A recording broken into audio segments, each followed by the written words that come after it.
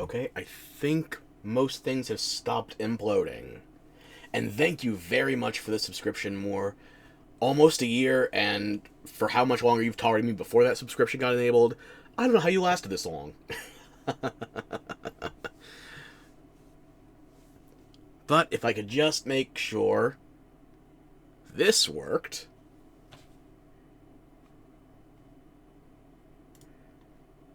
Eeny, meeny, miny, don't crash.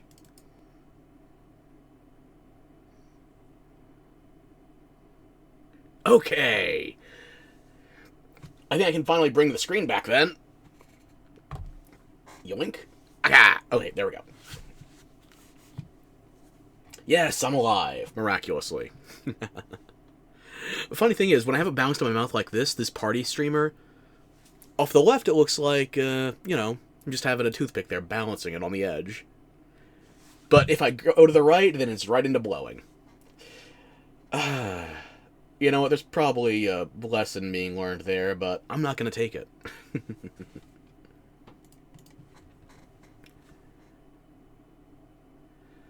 The Twitch overlay is still not updating. God damn it. The blow cigar, yeah. We call them streamers.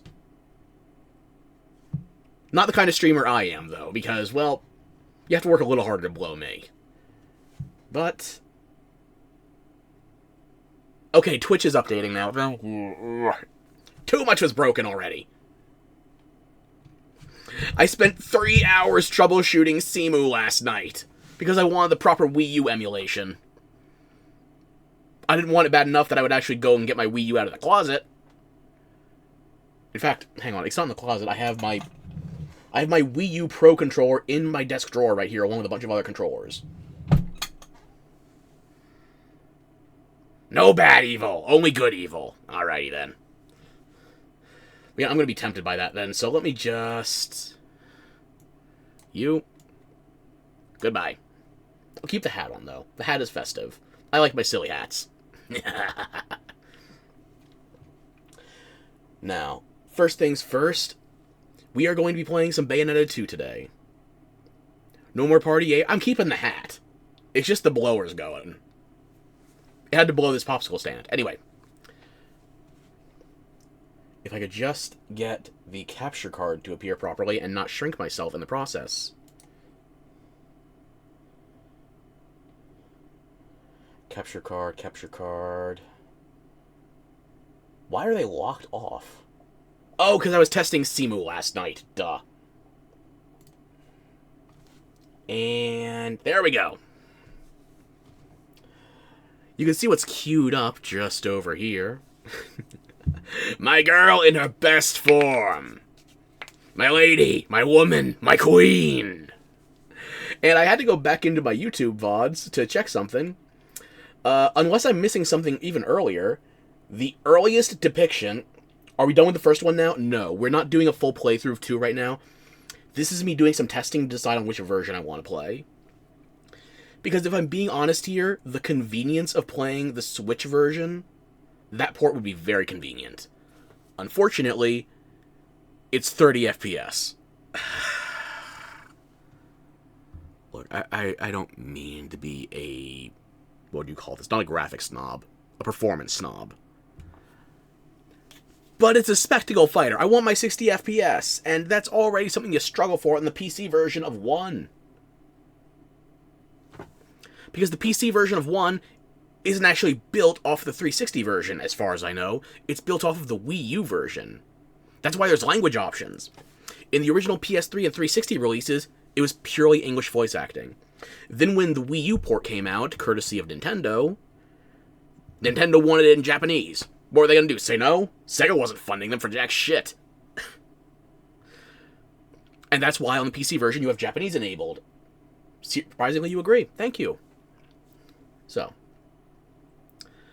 the decision is coming down to whether I play the Switch 2 with a Switch 1 port. I could play this on Switch 1 as well, but I've been changing things around with my recording setup, including my capture card. This one, I would have to change around 3 cables if I wanted to go between Switch 1 and Switch 2. which I want to do at some point because I still need to finish my original Pokemon Violet playthrough on the original Switch hardware. And then I want to do a playthrough of... Wait, no. The Switch 1 playthrough is on Violet, then I'm going to do Scarlet for Switch 2 to see if there's any meaningful differences in the versions. I've seen pictures and videos. I know there is a difference, but I want to feel if there's a difference.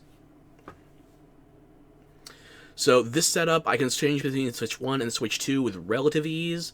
For most of my capture card functions, I have to keep my consoles in another room because of heating issues. So I've run a cable to my PlayStation 5 in another room. And I only need to switch one cable if I'm changing between that and the Elgato. Between that and the other console on the Elgato. I run an HD 60S. And I do believe I found a workaround. Don't time out on me. I believe I found a workaround that will allow me to use it for PS3 streaming as well. It is going to require that I get an HDCP stripper or just any kind of splitter that lets you ignore the copyright handshakes. So you can actually share a PS3. I guess they were really worried about their Blu-ray machine accidentally having a video game you could stream on it. In 2006? For $599 US. That's right, $509. My original fat PS3 is dead as a doornail. The PS3 is the only stationary console I've ever had two die on me. I'm on my third PS3.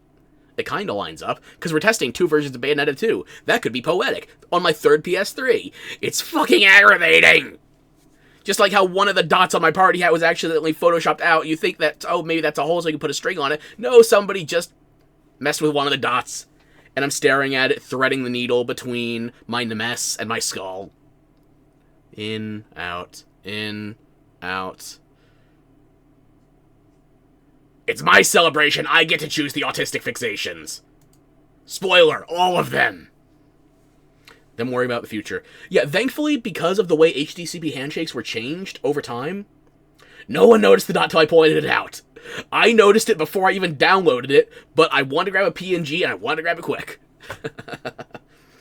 The way the HDCP handshakes for copywriting on external captures changed over time just meant that nobody was implementing them. It was an inconvenience rather than a necessary security feature. It ain't my party and I can't cry when I want to. Well, it's only like a week after April Fool's Day. I qualify there, don't I? Right, so the HDCP handshake thing I was talking about, thankfully that got phased out rather than outright circumvented. So I just need to get a relatively recent HDMI splitter, and then I can ignore the copy problems that were stopping me from streaming on a PS3. So we can go back to that. If you want to torture me for some reason, we can even play the PS3 version of Bayonetta 1. Oh, that was my original exposure to Bayonetta, but I gotta be honest with you, that version. It shouldn't be a problem, but unfortunately it does mean I'm gonna need to acquire something for it. I'll wait for a sale. I'm not planning on streaming anything with my PS3 in a bit. Maybe Asura's Wrath, maybe Dead Space 2. We'll see. Yes, let's torture me. God damn it, I just got here. Whatever. So that was enough about the HDCP stuff. And the other thing I was sorting last night was Simu. A sale, what else do I want? Don't worry about it. Simu, right. I spent like 3 hours on Simu last night. I was going between... Actually, you can't see this because of the way the recording thing is set up at the moment, but I can read it off to you. Files, options, general settings, show me, graphics... I was going between OpenGL and Vulkan last night to figure out the graphics API that was best for syncing up the cutscenes. Because Bayonetta 2 on Simu, I don't know about other emulators, this is the one I use for Wii U. The Bayonetta 2 cutscenes can be out of sync if you don't plan ahead with your audio delays and all that jazz. So, what I saw was the most common solution for this was to, for graphics, set yourself to Vulkan and enable async shader compile. For audio, enable Xaudio 2 with your API on TV as your primary sound driver. Seems simple enough. I spent 3 hours last night. The first hour was on Xaudio 2 and Vulkan, in tandem. Because my cutscenes were 3 to 5 seconds out of sync, and resetting my latency wasn't changing it. It's like, okay, if I can't just manually change the latency, I'm going to have to go into my NVIDIA control panel. I haven't touched my control panel ever since 3-4 months ago. Every time I try to actually use the NVIDIA app, I have to reinstall it. I don't know what broke on NVIDIA's side, but apparently I can't just boot up the NVIDIA app anymore. No. It has to be uninstalled, reboot the PC, and then reinstalled every time I want to update it. So if I have to go into the NVIDIA control panel, it's going to be a disaster. So then I started working with OpenGL. OpenGL is a bitch. And this is keeping in mind, even with... I can't see the graphics or can I see those before I load up the game itself? Yes, I can.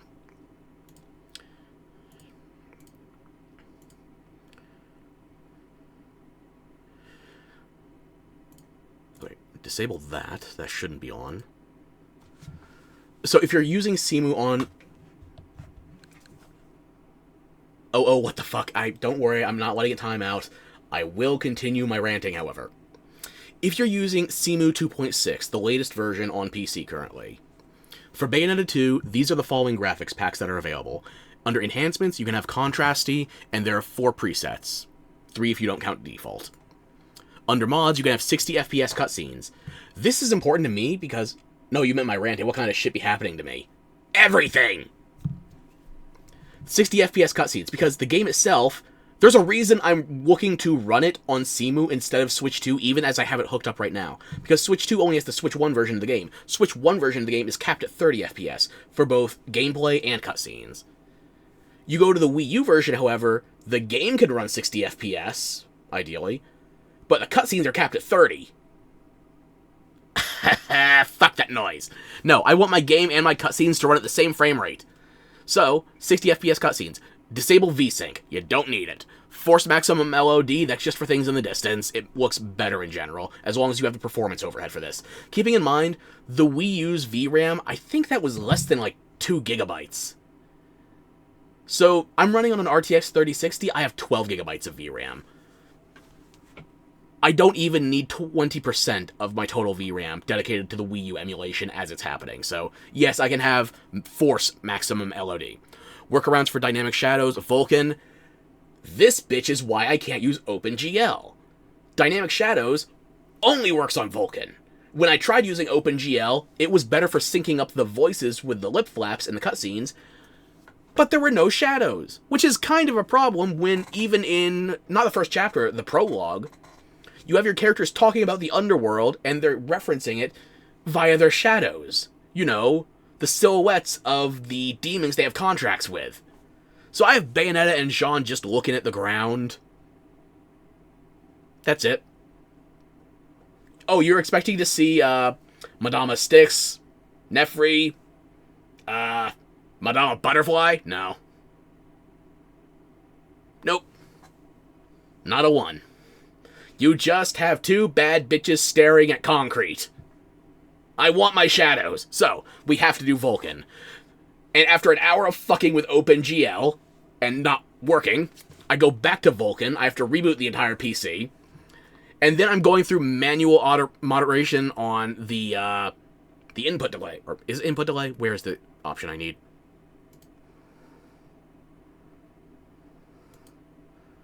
It's not input delay, it's audio latency. There we go.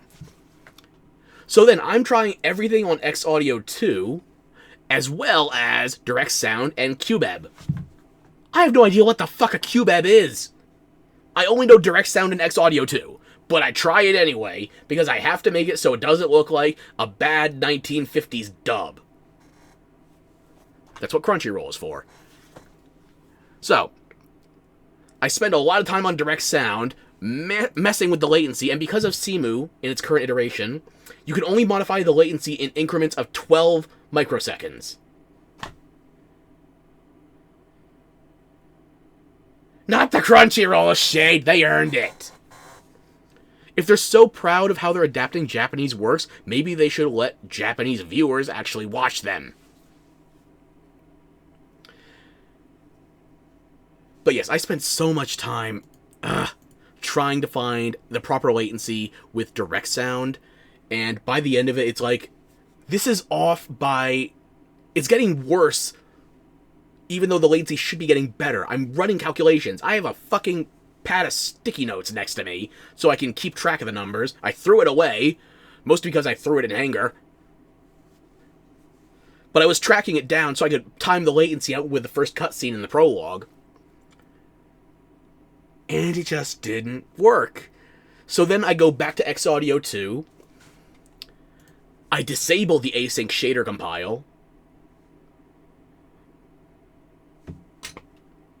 And then it goes to complete crap. Like, not even remotely close.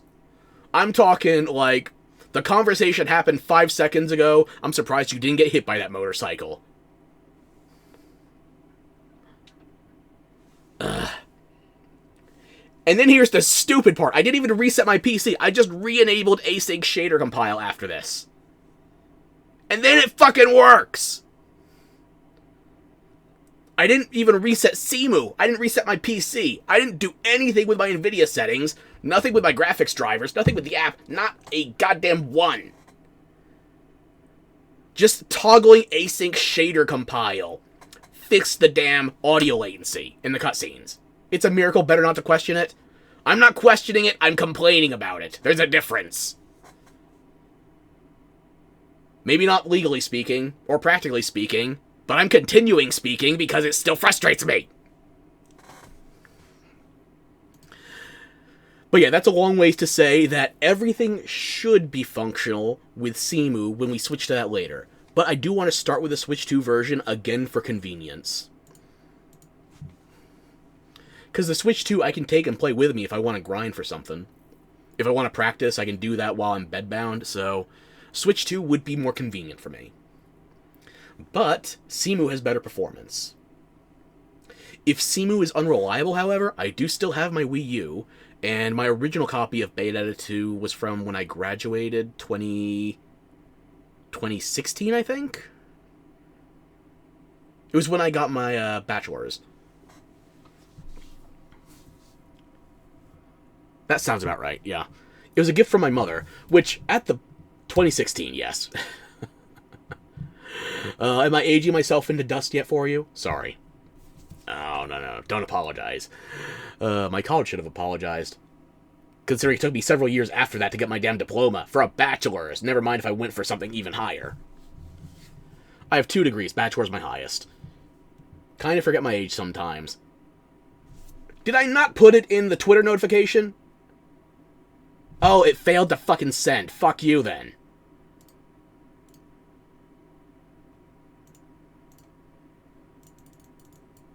Well,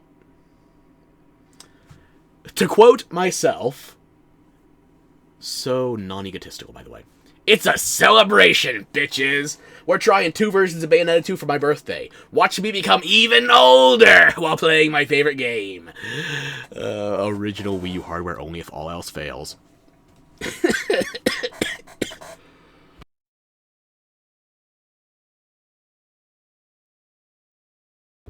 Ugh. Oh, excuse me. Sorry about that. Oh. Allergy season is still rough, even if I don't go outside. Ugh. There ain't no notification. Fix that. There it goes. Okay. Don't apologize for that. It's nothing. Social media is cancerous enough you do not need to participate. I'm only doing it because I've formed habits and... damn it, I don't want to give them up. It's like, maybe I should go back to cardio and lifting. Well, my arm's fucked up. I probably shouldn't be lifting. Okay, cardio it is then. Can I breathe? That seems like a necessary ingredient. Oh, well. I might have to skip that step.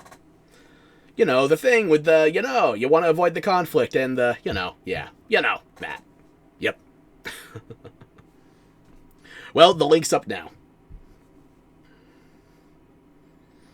No, you need to apologize because you actually feel... But you gave me a copy of Warhammer 40k Space Marine 2. Don't feel anything. You're fine. You're golden.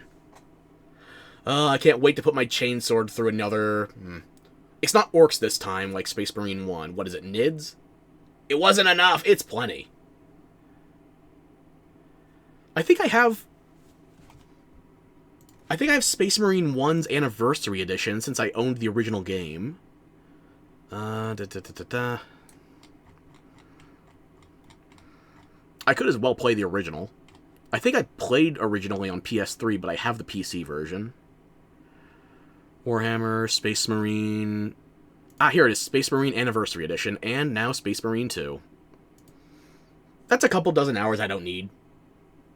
Yeah, sure, I can delete that part of my life. It wasn't enough! It's not enough to repay your betrayal! You didn't do anything. You got the middle-priced version for me. I don't know which that is. I don't know... You got me something other than just the basic version? Why are you wasting your money?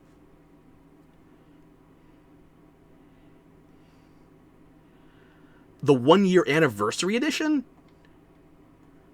I didn't even see it was a special edition. I just saw that was the game. What is in here? Oh my shit.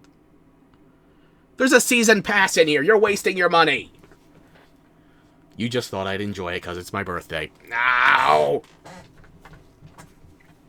Fuck. You were saying you didn't deserve it. Now I don't deserve it. Your Pookie gets special treatment. Fine.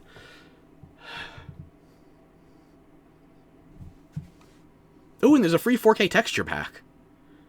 I'm already having enough trouble running Monster Hunter Wilds. Why am I even looking at that? Okay, I will look at that later. But yeah, I'm seeing a lot of blue in there flagged for the library. Okay, I'll have to look at that later. I should probably add Cemu to my Steam launcher as well, but I haven't added any emulators to my PC Steam launcher. I don't want to give Nintendo any hints. They've already tried shutting down, what was it? Yuzu, I think? One of the Switch emulators. That sounds about right. So yes, as I said, in far fewer words, I'll try to condense. I want to try the Switch version on Switch 2. It shouldn't have any upgraded features because, naturally, releasing a Switch 2 update for an iconic but criminally underselling game on the Switch, yeah, that's never going to happen. It's like, I want a Switch 2 version for Bayonetta 3. I feel like that game could be helped just with extra performance. It wouldn't be saved by it. I think there's still some fundamental flaws in Bayonetta 3. But the performance bump would help. Bayonetta 1 and 2, I just want my 60 FPS back. I'm not unrealistic in my demands. I just want the game to play like it did in 2014. Or in the case of Bayonetta 1, 2009. Well, technically I played when it came to North America, so it would be 2010 for me. But still! Honestly, though, it was so hard to pick anything from my fucking list. Like, girl, there's... I told you, my wish list is a dumpster fire. It is a glorified folder of bookmarks for things that, like, I'm going to look this up later. And then I never do. It's got to be over 1,000 things by now. Try signing a petition. I would prefer to kidnap a Nintendo corporate executive, but a petition's probably more defensible to verbalize. For legal reasons, this is a joke.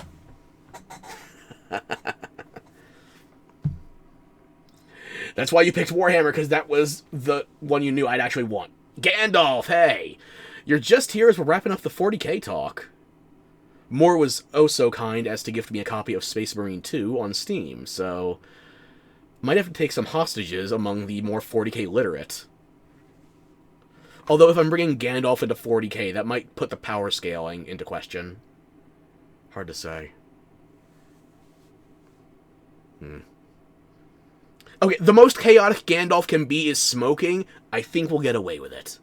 And that's canon Gandalf, not what we have.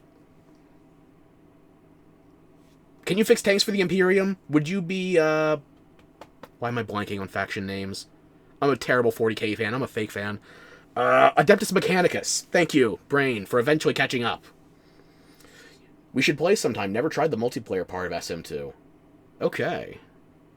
Hostages acquired. Good. Okay, just make sure that doesn't go idle. I need to minimize myself for a bit. Is that too big? Too small? You know, I actually have... I have a small cardboard frame I keep next to my PC so that I can portion out the space on my screen dedicated to, well, me. So I just put this right here next to where I keep my Bluetooth speaker. Make that a little bit smaller. We should be able to tilt without going off screen. Perfect. No way? Way. It's a cheap Bluetooth speaker. I think I got it off of Amazon for like 20 bucks.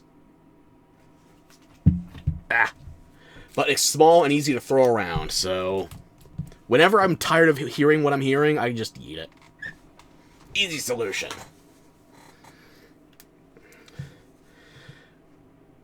Okay, now it looks like everything's in order. Simu's not currently running a ROM, so it shouldn't be impacting performance. Still alive. No Doomsday the White, then. Damn. Back in my day, it was just 20 bucks, just like the dang keyboards and the mics. I don't think I've ever seen a microphone for $20 that I could tolerate. Unless you were willing to go for a snowball, in which case, I think those were usually like 20, 30 bucks. But yeah, this microphone, I think if I tried to get it now, it's actually gone up in price compared to when I bought it. And keep in mind, I didn't pay full price for this thing. I got it on sale at a Best Buy.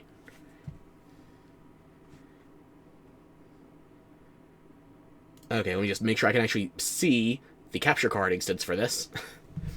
For Simu, I actually... we'll get to that when we get to that. And yes, I've updated to the Pokopia profile pic, even though I haven't played Pokopia yet. I kind of want to, though. Call it Cope. Pocope.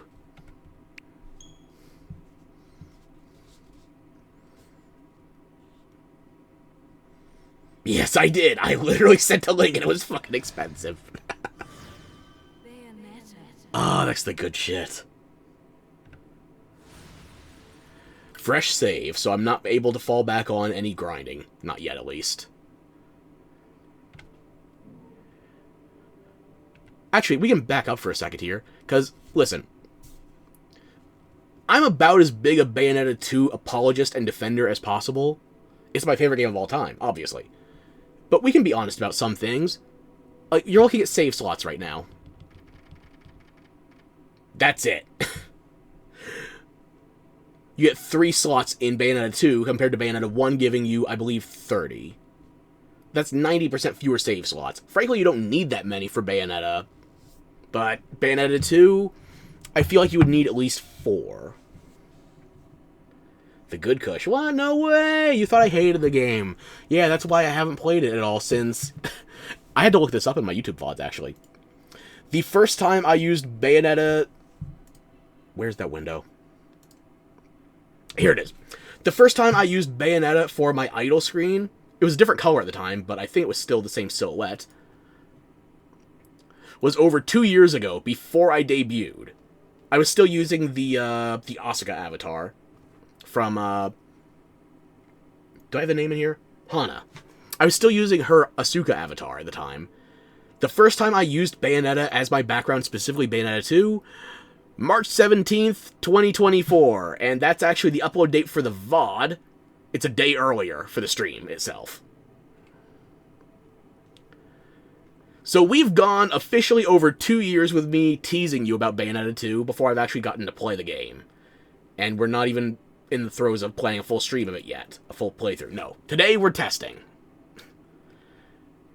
But yes, I'm jumping around a bit. I'm still disoriented. I might be slightly medicated. I've come so far, for real, for real. I can actually remember to disable the, what do you call them? The buttons, the GUI for Live 2D now. VTube Studio no longer has to have like 6 different pop-ups in the left side of the screen before I actually remember, oh yes, other people can see what's happening. Just go back to like when I was playing Diablo 4 or something. You'll see, it has actually seen at least 1% improvement over the last 2 years. Slightly? Bro, you haven't seen that much energy since the Great Wall of China was built. Oof, well, all the energy now is in trying to get some tourist photo ops on it. I've seen some people try to run its length. I saw one person even have a recording of a Mongol war horn. Very ambitious. Very Mulan coded, at least before the concentration camps and the new movie came out. I've gone on so many tangents I can't even remember what the original topic was anymore. Give me just a moment. How did I get this far? Okay. Oh yes, the concentration camps of the Mulan live-action adaptation. I think that was 2020, 2021? Yes, Disney was ever so kind as to thank a town that was hosting, well, I won't go into details, because I'm already on tangent 11 billion at this stage. Just look up the Uyghurs. And if you can spell that, you're already further along than I am. I don't like the live-action Mulan. I prefer the cartoon. And not just for Szechuan sauce memes. But first things first. As I was saying, Bayonetta 2 needs more save slots than Bayonetta 1, at least relatively speaking, because of the way characters are unlocked and how it's actually saving your progress. Because, as you noticed, when we go into this menu here, you actually have to access your save before it takes you to the main menu. In Bayonetta 1, it takes you to the main menu and then your saves, so your progress is able to be saved account-wide on more factors. For Bayonetta 2, and Bayonetta 3 by extension, your account is save-based, and then you go into the menus for things like character unlocks. In Bayonetta 1, you unlock Jean, and then you unlock Little King Zero. In Bayonetta 2, you unlock Jean, and then Rosa. I would say Bayonetta 2 has a wider gulf between the characters, if only for the way Umbran Climax works is. If you want to say that Little King Zero is a bigger gap between it and Bayonetta versus Rosa and Bayonetta, I understand where you're coming from on that, mostly based on health. He's Little King Zero, after all. He can't take 0 hits for a reason. You didn't watch that one? Dang, glad you missed out. It sounds like shit. I hate that version of Mulan basically made her a Dragon Ball character. She did not need chi. She did not need superpowers. She just needed to be brave and cunning. But no, we have to cut the dragon, but we're going to add a sorceress. You know, that's so much more realistic. Having Eddie Murphy occasionally offer her some motivating words and puppeteering a fake soldier, I think that counts as stolen valor, but who's going to sue a dragon? But no, we clearly need to have the sorceress and Mulan have superpowers. That's much more realistic. Yeah. I need to take like 5 steps back. I already lost my track of thought again. Damn it. Right, character unlocks. Okay. Here's the thing with Bayonetta 2 versus Bayonetta 1. I think Bayonetta 2 needs more save slots than Bayonetta 1, not just for the matter of characters, but because of the fact that you don't manually save to the same way. In Bayonetta 2 and Bayonetta 3 onward, you're reliant on autosaves. So, let's say you want to try, I don't know. Let's say you want to try spamming items to see how that impacts your items versus item lists on certain weapons. Okay. You want to know what's like have the extra magic for your Umbran Climax versus whether you're actually doing twists and such. You better be able to copy over.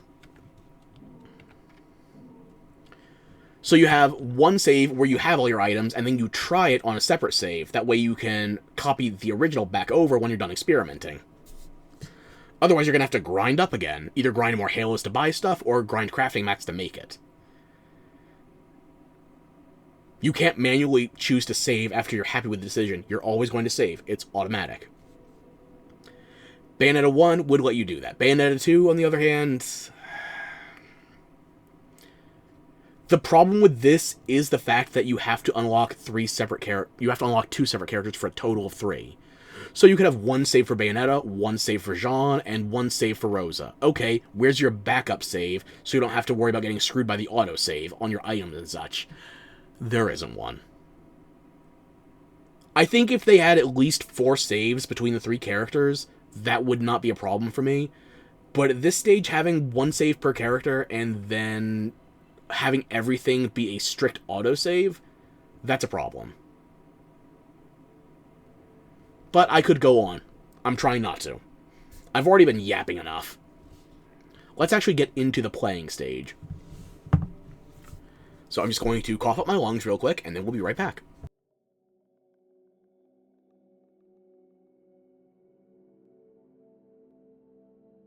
For those of you playing the throat game at home, hydrate. Hydrate as well. I did. And now it's time for the vestibule, which is like the prologue to the prologue.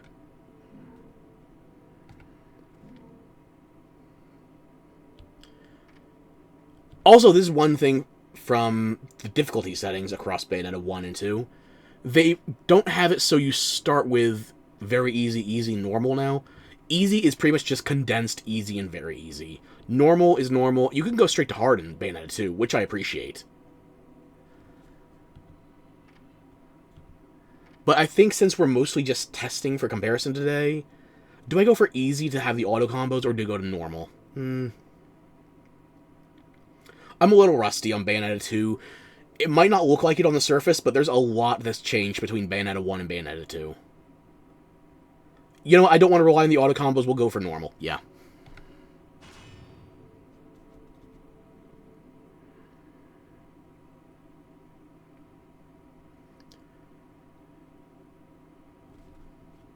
In a universe of light and dark, where time reflects infinitely. We're going to steal the moon? No, we're going to steal a gratuitous cleavage shot, and then trace down the abdomen.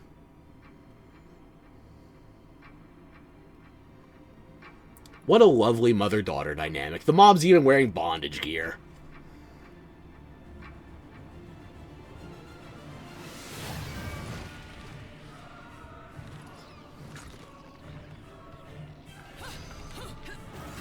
The legend of Ace. A legend from the dawn of time. There's not much you could really do here aside from listen to the monologue in the background. Why they had Luca give it this time? Don't know. Darkness and chaos. Obviously, our world was the one born from chaos. Obviously. The three worlds all needed rulers. Most of all, ours. And the one that ruled the chaos became known as Ace.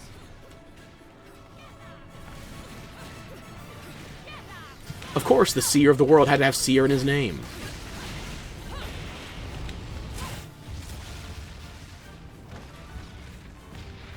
And now it's time to get in the robot, Shinji. We get witch mechs. Aesir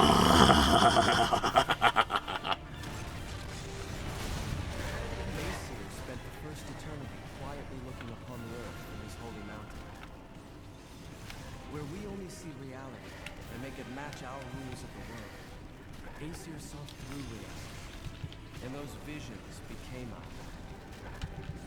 These observations became. We might not have Beast Within yet, but we have rocket boosters. Drifting witches.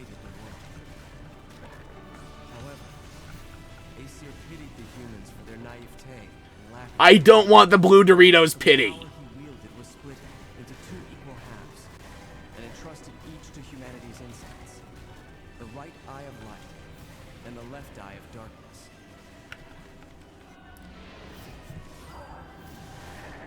Get that protagonist energy out of here. Apparently you have to take my mech along with it. Damn you. That's it, I'm kicking you in your remaining head. Power of the eyes of Aesir. Humans gained free will. They could now choose. With control of the eyes of the world, the eyes that determine destiny, humans could choose their own paths. They awoke to their own identities. You got one shot in, you're lucky. That's it. The most feeble thing in nature, but now we were thinking gods, and we took our first big step towards grand prosperity. The inheritance I'm missing every dodge conceivable. have been granted the power of creation. But I weaved that together.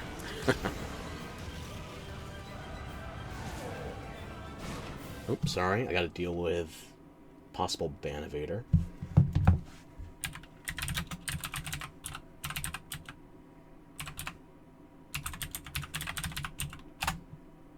There we go. Keep the chat clean.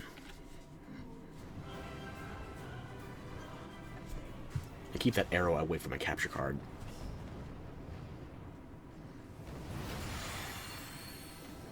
Nah, don't worry about it.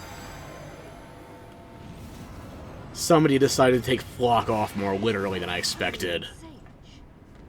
Cheeky. No one bothered telling me any of your kind survived. Oh no, it's Cow P from Dynasty Warriors 5. But he has bullet time! Excellent use of hole.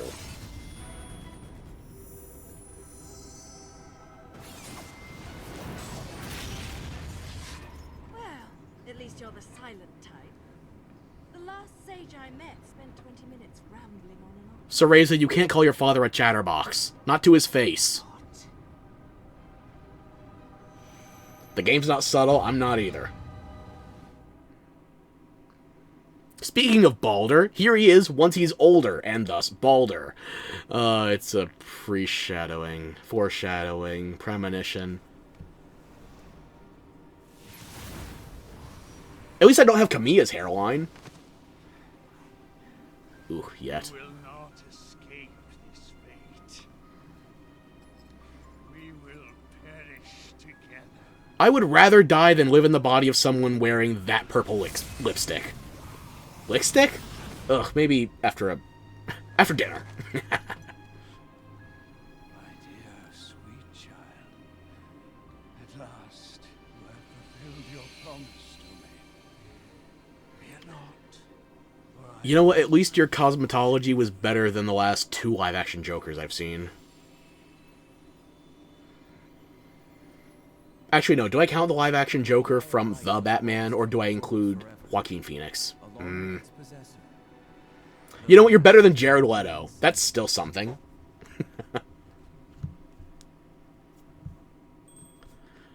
After the end comes.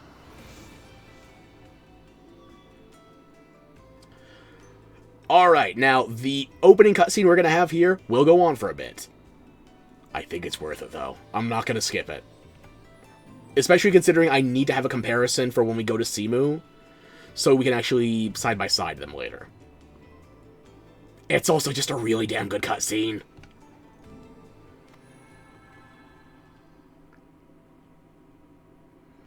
Also, even though Bayonetta's not spawned into the loading screen yet, you can still move around, just like you could before and after in Bayonetta 1.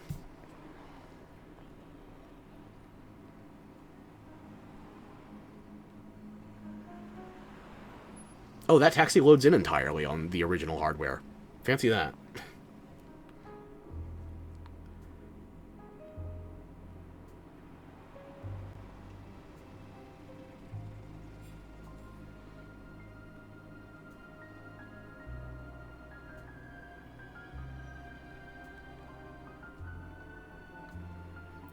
Shimomura, you are the reason we have so much treasure in this game. Cutscenes carry hard.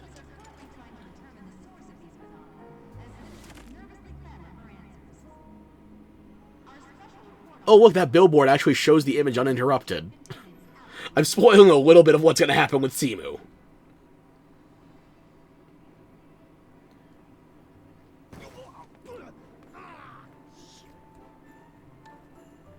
know what I need?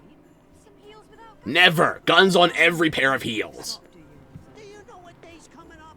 Here I was shopping, minding my own. And so go back to the cemetery, find your original voice actor. Okay, maybe that's a bit much. You still haven't paid me back for the car. Hey, whoa!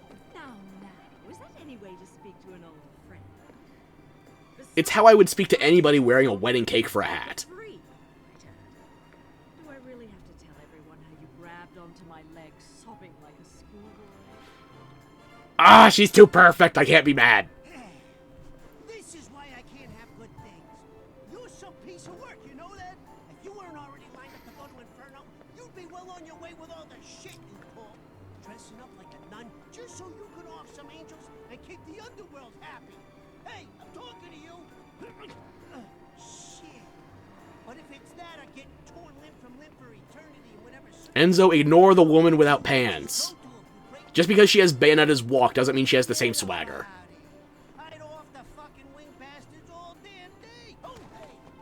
speaking of swagger, you might have an attack boost, but you're clearly confused. But what the fuck you wasting your time trying to send some schmucks off to the afterlife for? Oh. Done and done.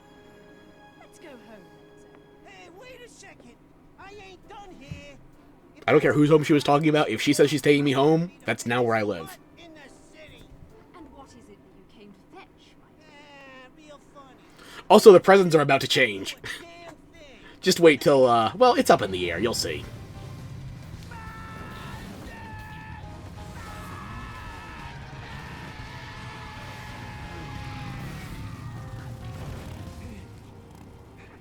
It's funny that Kamiya's ideal waifu in the form of Jean is basically just Dante with long hair. You always know how to make an entrance, Jean. And she's got the English accent, considering Dante was originally supposed to be punk as well. That's something I had to look into. Yes. Teresa, you haven't felt an Bayonetta's girlfriend and Jean's wife, together at last. I still haven't quite figured out how a broke, bumbling wise guy managed to turn himself into a semi-respectable family man. Also, when I was testing OpenGL, Enzo, for this entire sequence, when he's on the ground, it's like the Speed Force was flowing through him. I can't explain it to you, and I don't want to show you because I went back to Vulcan. Weapon, and it turns out she really But had a kid's nickname. he was vibrating as hard as all get out. I'm glad we have this version. Paradiso are far too quiet. I'm sure you've noticed. But they aren't the only ones. Oh? The neighbors down south, too? Our friends down south seem to be a bit upset as well. You figure the friends would do better down where it's wetter. But blood rivers aren't quite the same as ocean real estate. Oh, we get shadows, too! I forgot! Another reason we're not using OpenGL.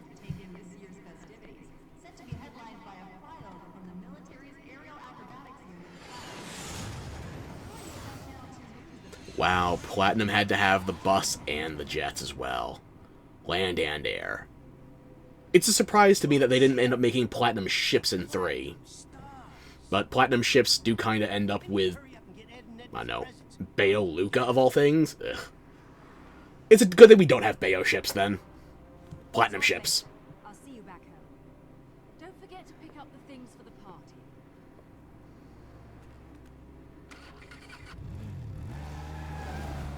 Go! Ride into traffic.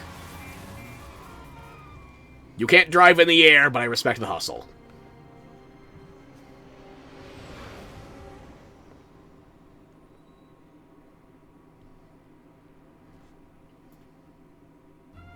What's the matter with you? I told you what I'm after. This may or may not be one-to-one with me going shopping. The kind with wings.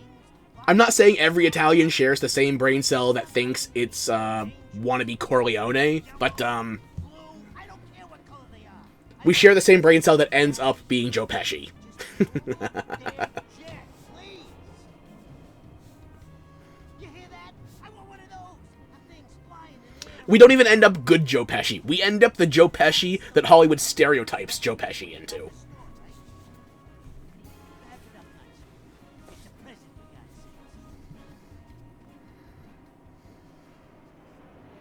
Yo, you know what? Screw the pretty ribbon. Fuck that. Bayonetta's ribbons has her name on it. Do not screw those. Fuck the damn ribbon! Oh. You know, I try to avoid doing this in my Sunday bed. Do it in your Thursday worst.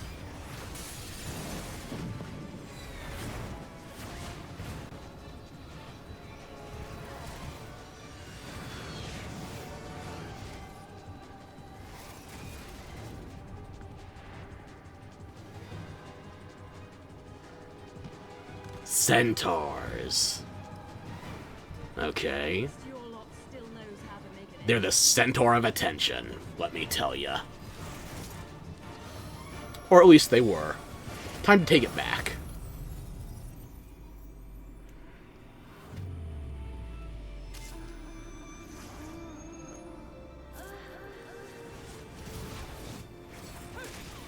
Do not slow that down to look frame by frame.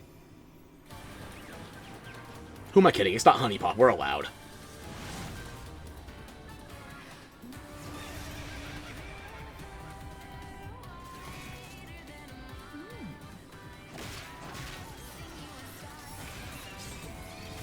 You were spanking that pony a little too vigorously, I must say.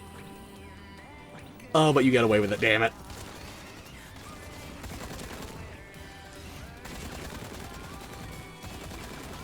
Okay, there's nothing under it. We're safe.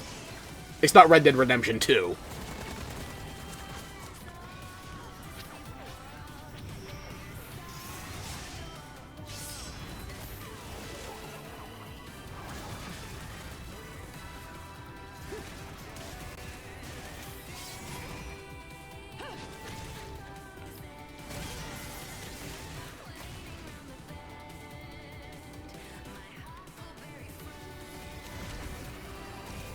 Okay, let's kick things off. Right, tutorial stuff. Okay, what? Okay, let me just turn this noise machine off.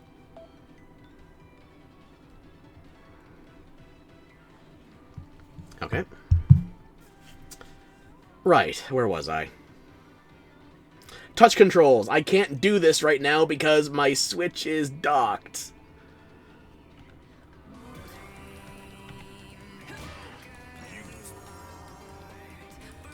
And also, I went for the Y instead of the X there. Cockbox by the tutorial. How unfortunate. We can continue, though. I went for the Y button instead of the X because for the Xbox controller versus the Switch Pro controller, the X and the Y are reversed, as well as the A and the B are reversed. Which is why I'm not playing with an Xbox controller right now. I've tried. I have it registered on Cemu, but for now, I just have to try and remember where things are. Like the next button.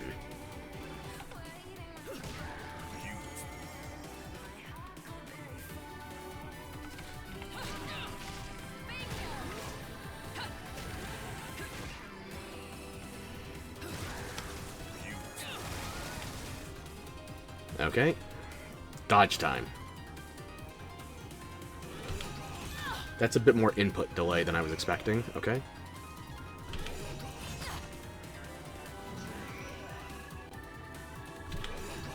Is that all you've got? Almost. Okay, I am viewing through the capture card as well. That's adding a little bit more than I'm used to.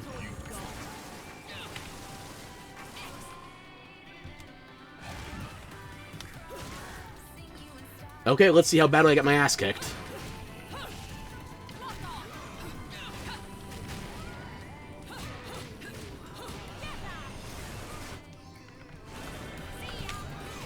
Yeah, that's not good. What's the taunt in Bayonetta 2 again? Down on the D-pad, okay.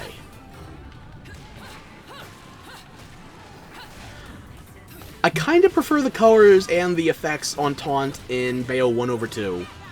Bayonetta 2 makes it more obvious with the colors, but Bayonetta 1 makes it look fiery, infernal. Which probably makes more sense for the angels as they're being taunted versus the demons, which would also need another color or particle effect. I understand why. Why would they do that? Blame Xbox! Like, right now, I think the big update that's going to save them is going to be a refinement to the achievement system on the Xbox Series X. I don't have the news to tell them. Santa can't save your soul even if you are willing to make a bargain. Oh, fucking wonderful. Bro, Don? But I don't believe in Santa. What you mouthing to? This is my Santa. I know a lot of people will like the, Don't want anyone offering me for more classical depictions, but you can't beat this. Unbelievable, Doc. If Santa tells you to ride shotgun, ride shotgun. It's the perfect demonstration of the dyslexic joke, Santa versus Satan. Enzo, do you want to lose another car? Or your life? It's okay, Santa can ignore gravity. Anyway, here's a Valentine's box. It's my birthday, we're celebrating a Christmas game, and the gift comes out of a Valentine's Day box. You know, it's a perfect clusterfuck.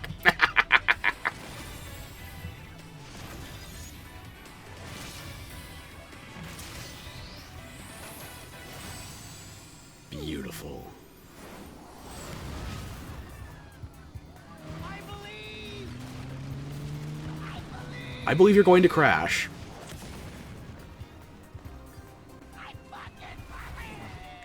You're on the naughty list, Enzo. That's not going to save you.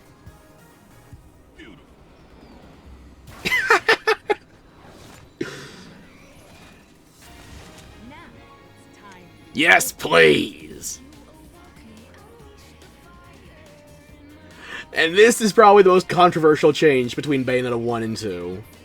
There is a reliance on Umber and Climax when it comes to actually getting golds and plats. Before you get adapted to Umber and Climax, I was seeing silvers even when I was doing properly just because my combos were not within the new systems. But I think we'll be able to get away with it.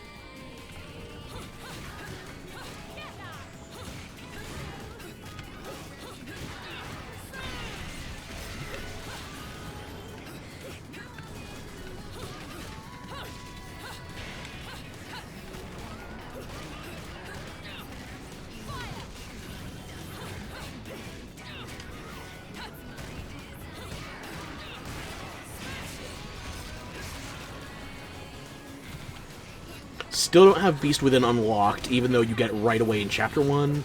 You don't get it for the prologue immediately. Nor do you really need it.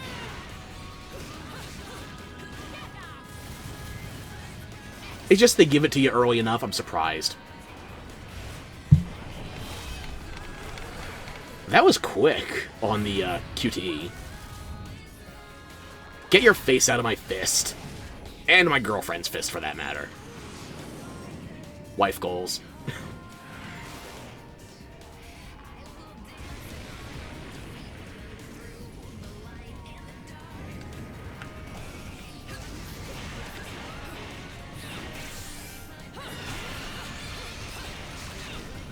Oh, free health. I'm gonna need that.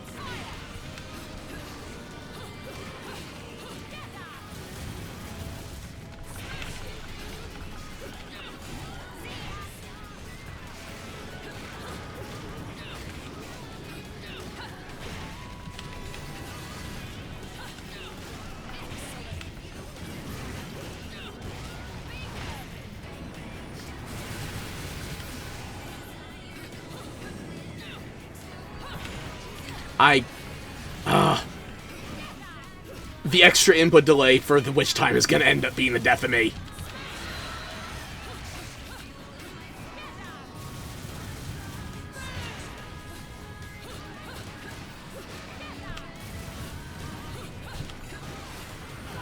But at least I can get my climactic and...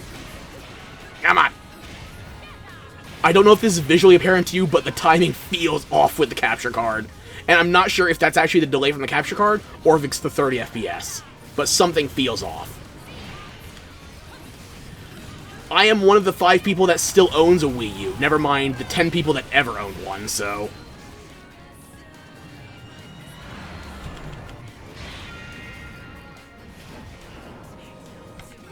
I still have memories of how it should play. I'm surprised that was even a gold. This cutscene changes depending on whether or not you dodge into the opening sequence, so I'm actually going to not dodge here, and not just because I probably would miss the timing anyway.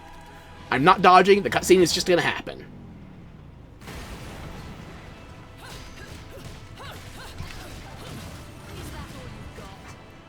You'll see the difference when we go to the Simu version. Ah. I am missing every dodge now.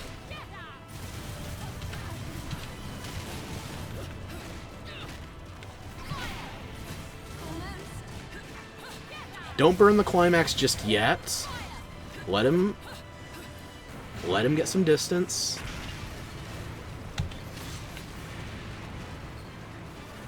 Now burn it.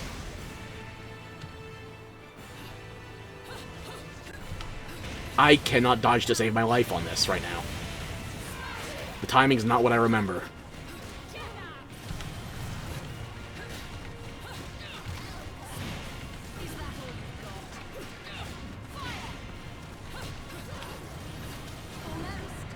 I don't think I should have dodged that. That was either too early, too late. There we go. That makes more sense. that Shota bullshit away from here, god damn it. Whipping out that big sword like you think you're Cloud fucking Strife. But you got the you got the aerials of Izuku Midoriya. Forgot the cat. MHA's over. You think they're still open? But don't worry, I can still lay an egg on these dodges. It's not Christmas without caviar. I would not choose that particular salty flavor for Christmas, but hey, who am I to judge? Oh, free heal. Nice. Needed it. Wipe your nose.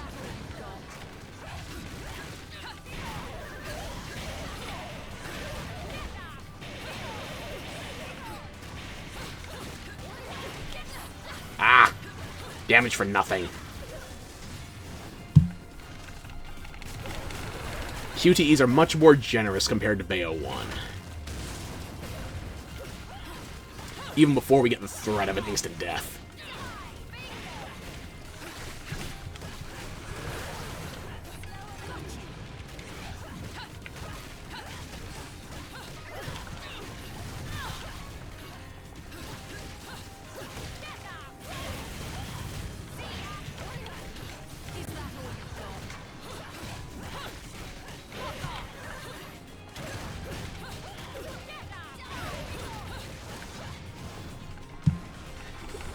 Let's get some free points, and then we go in for the climax.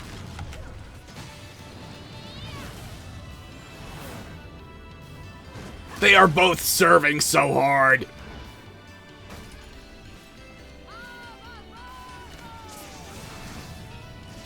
I don't know how you're witch walking, there's no moon right now, but... Oh, it's cool enough. You get away with it on a rule of cool. Power creep for the gigatons is also real, because that's a 2400 right out of the gate. Ah, Trunks and your elephant roar, what would I do without you? I'd probably survive.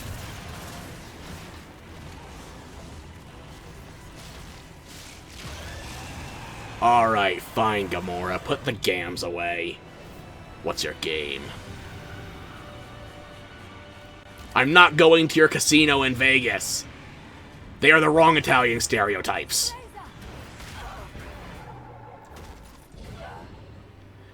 That's it. I'm giving you the Guardians of the Galaxy Gamora treatment now. You are getting transformed into a Soul Stone, and you are going to like it. Unhand my girlfriend's ass. Also, I'm so glad that Hell is at a 90-degree angle instead of going straight down, because, you know, we're on the side of a building. You are going down, even if I have to throw you there.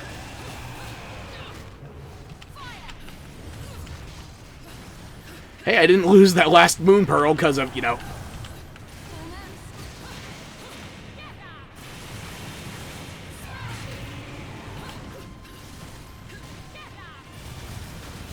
Boy, I told you to get down. You're going up. You are cruising for a bruising. Ow.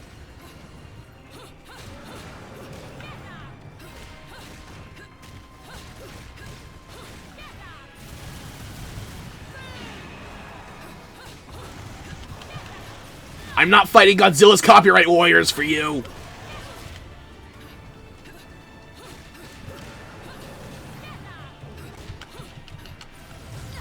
I might actually have to fight the game over screen, though, Jesus.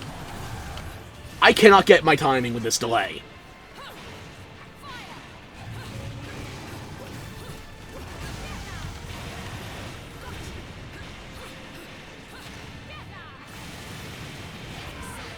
Thank you, Madama, for headbutting my dog.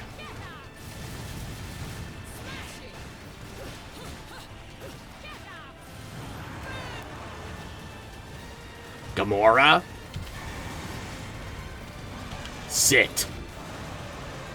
Get down from the skyscraper. We're not reenacting the Peter Jackson King Kong movie here.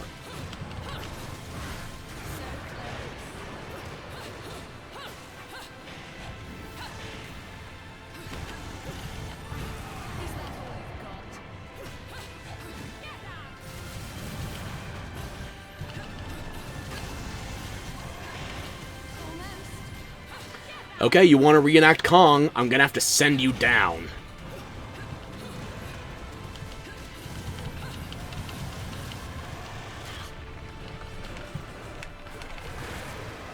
Unhand me, dog.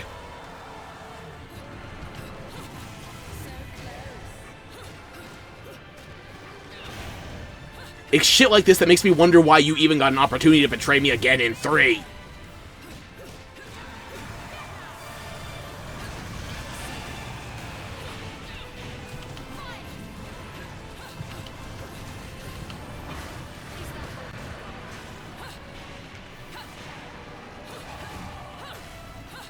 Sit, boy. Heal.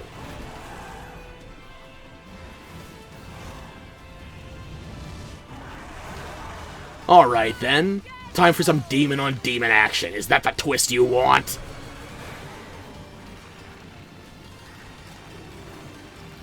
Fine then. It's a cat-eat-dog world. Good thing the second demon I summoned didn't betray me as well. Because, Lebolus, he doesn't have an elephant trumpet. He might actually bite back.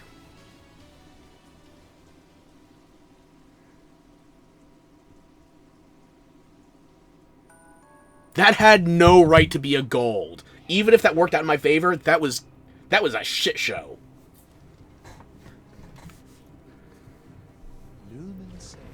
Why are we hiding your face? We already had a crack in your mask in the opening. Destroyed your world. I know the one who destroyed your love. Who?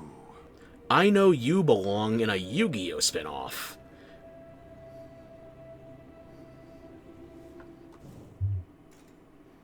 That Pyramid of Light looking motherfucker is unfortunately going to be a recurring Dorito in our lives.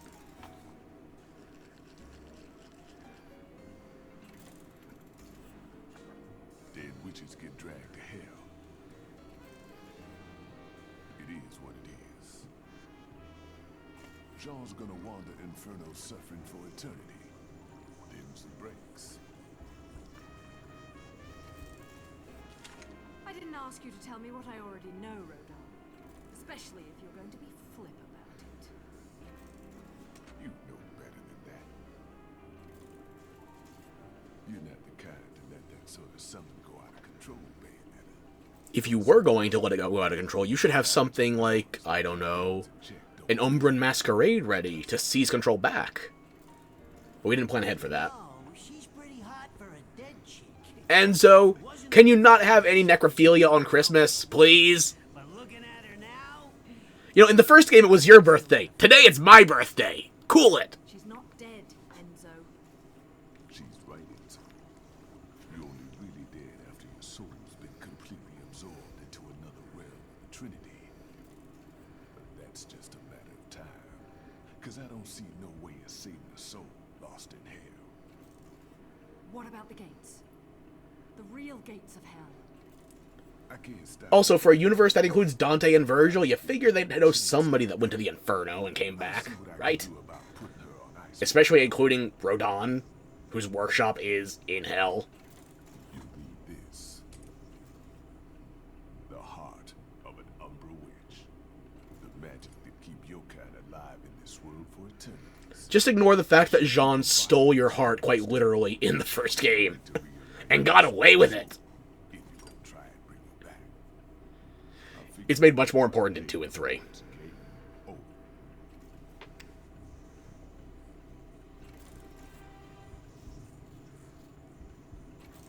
Enzo, you've got a jet, right? what? No. No, no, no, no, no, no, no, no, no. I do not know. Listen, I appreciate the situation. But you know what today is? My kids got cookies baked for me at home. They're waiting for me. And I still gotta play Santa tonight. Is that what was supposed to be the Avengers? To take care of. Happy coincidence. Now let's go. Hey, I said I believe. And I believe you are way over your head. Put one over on those cute little fuckers, let me tell you. Hey! Let go! Let go of me! Why do I always get wrapped up in this shit? Enzo, if you keep this up, they're going to turn you into a Lego. Maybe then they would fit in the jet, too.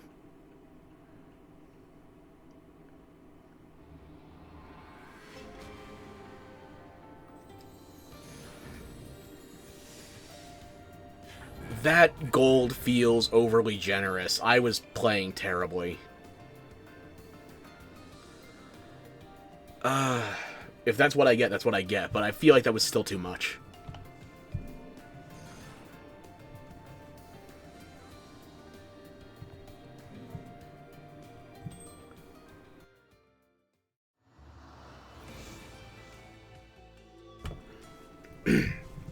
Excuse me.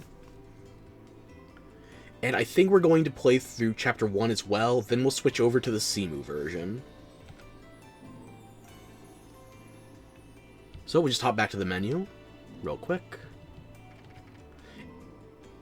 And you'll be able to see very soon.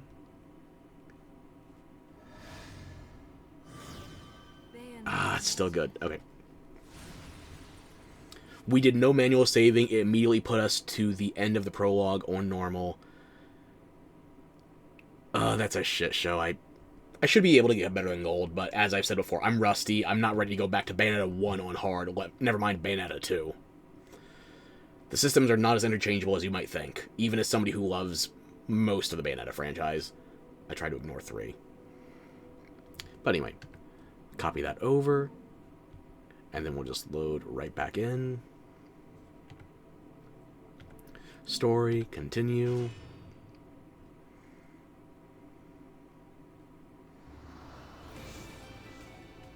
Actually, let me see if I can make one more thing work, given we are, I think I need to get into the game itself, though, into the overworld. Then I can try something.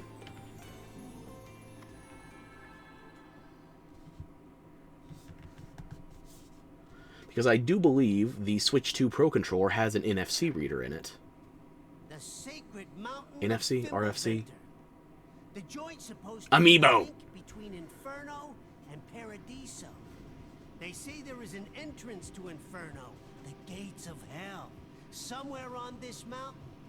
No one knows where, though. Wasn't Vigrid already freakishly close enough to the borders between the Trinity? Now we gotta throw Norse mythology under the... Oh, yeah, sure. Is that no one's ever been able to get close to the damn thing. It's like it don't want you there. Every climber ends up stranded or worse. And don't even try to fly a plane near that place or bada boom! But at least your soul doesn't have a long walk to whichever afterlife you got lined up, right? I'll wait for you in Noah at the foot of the mountain. Just hurry up with whatever it is you gotta do and get back there, alright? And the hotel's going on your account. With a minibar, too. Gotta keep myself busy while I'm waiting. Forget about it. Enzo, you've used up your entire forget about it allowance for the year.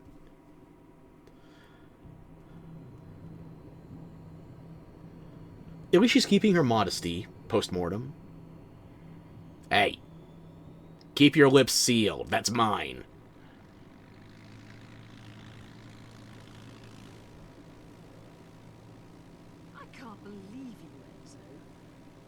The in-flight service was exclusive to fat Italians. Man, the plane ain't free, you know. Also, I'm not even sure she could fit in there. Unless she went horizontal.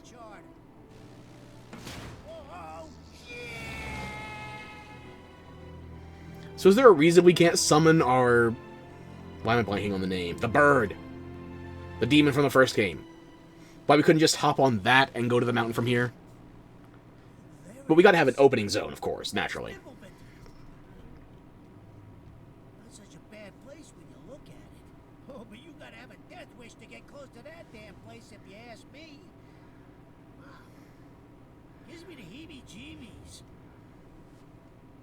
Enzo, wrong religion. Don't be anti-Semitic towards these angels.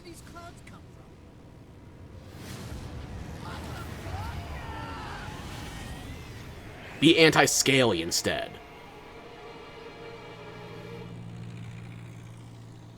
Sorry, Enzo. This is where I get off. I've been getting off the entire time.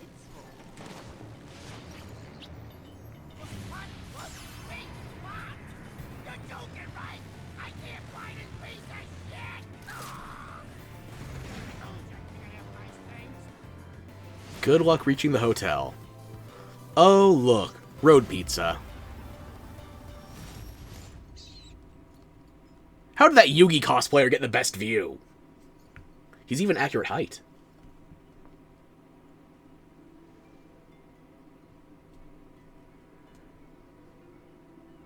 John, I'm on my way. Just behave yourself for a bit longer.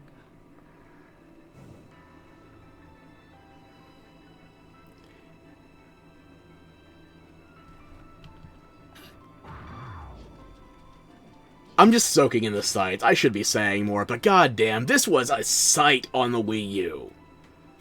This is why when I've seen so many games on the Switch, and even some to the Switch 2 as well, like, Pokemon Champions came out a day ago, and when I say that looks like a Wii U game, keep in mind, I'm not even saying it looks like the best Wii U game.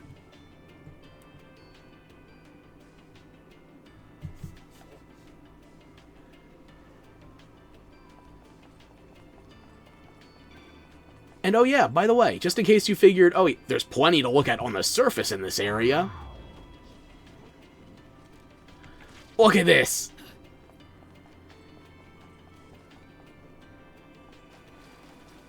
Oh, these reflections. Nobody was trying to cram an RTX into a fucking Wii U, I'll tell you that much. We don't get our own shadow, but we get our, we don't get our own reflection, we get our own shadow, naturally. And that's why we have to run Vulcan when we go switch. We could just run forward right to the objective, but there's still more to explore around here. I probably won't do the whole thing. Let's just get an idea for what we're working with.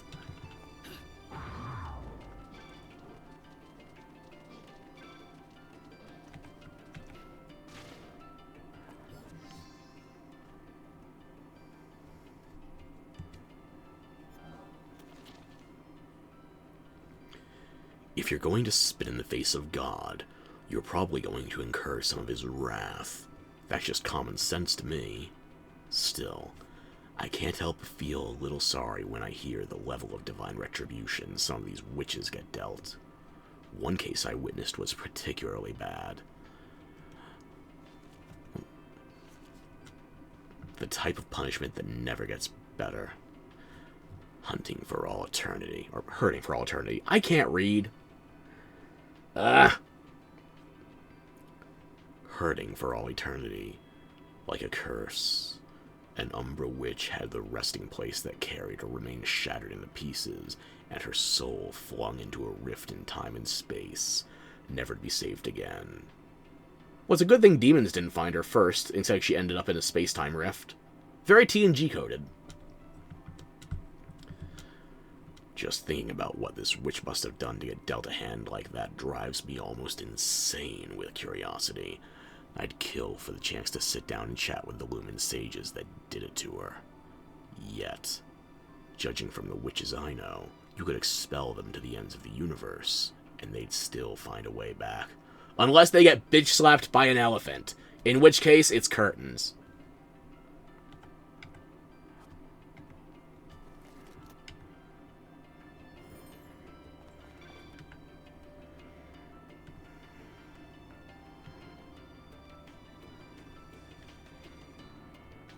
Welcome to your Panther Within tutorial. It's mostly just a race.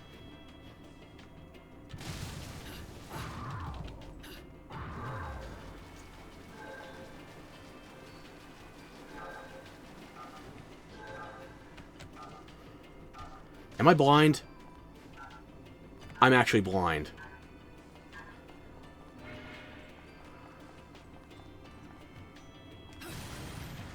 Well, we can still get some crafting ingredients, and we can go back and try again.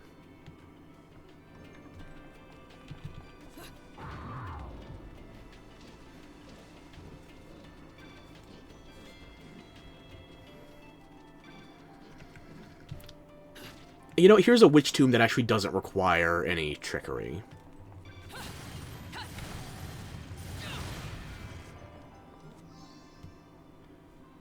They had to seal away the lolly. Damn it.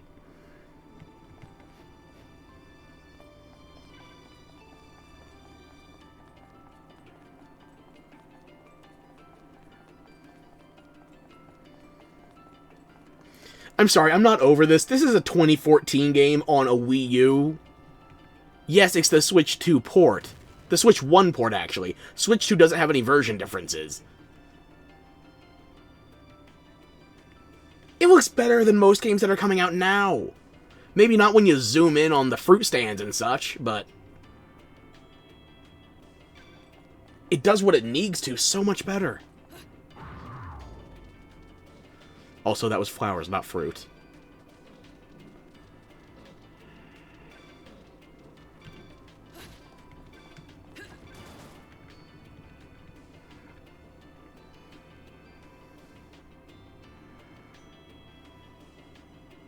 There we go. That's the last one.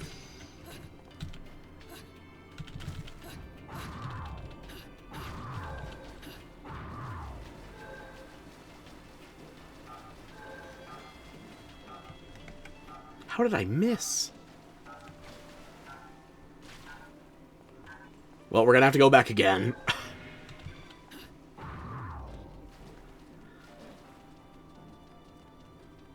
If this can't just be a frame rate thing, this has to be input delays or something is messing me up.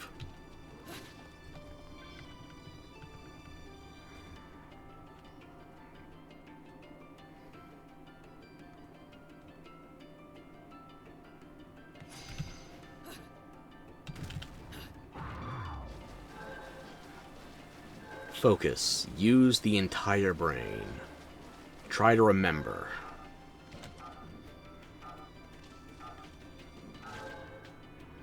There we are.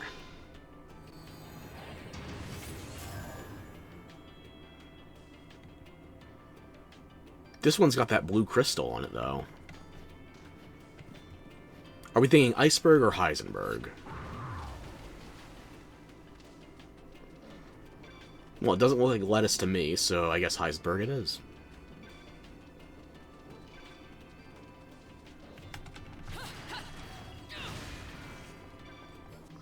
First broken moon pearl.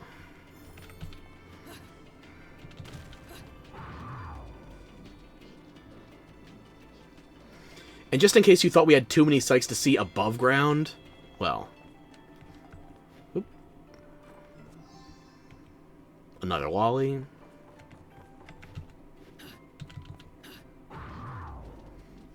And now we can pop over here. Oop.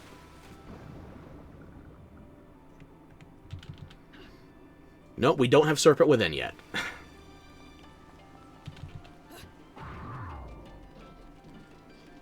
We don't have Serpent Within, but we do have some walkable terrain. As you can see here. Who needs to swim when you can just strut your stuff on the ocean floor? And by ocean floor, I mean ruins floor, because the ocean itself, not so hospitable. But hey, we're not in a fight. That fall didn't take any health, right?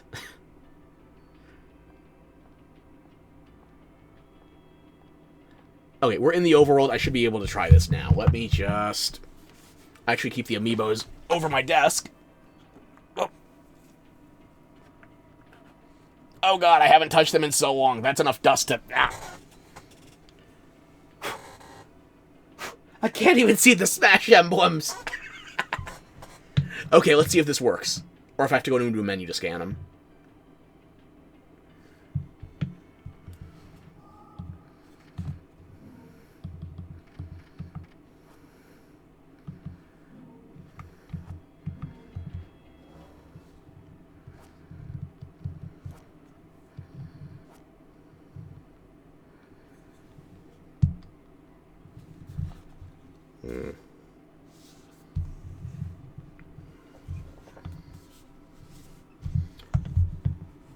I think I'm misremembering something, so I'm just going to go to Google.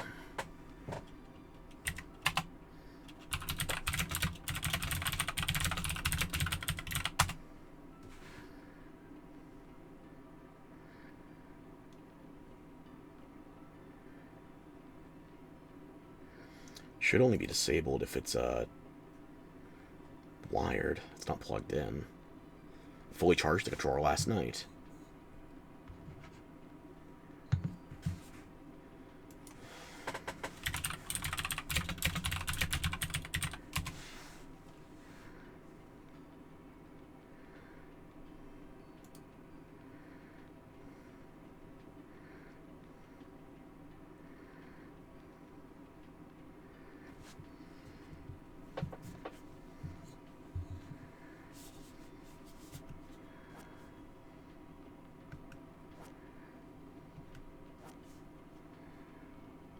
I just want my chain chomp. I don't remember what I'm doing wrong.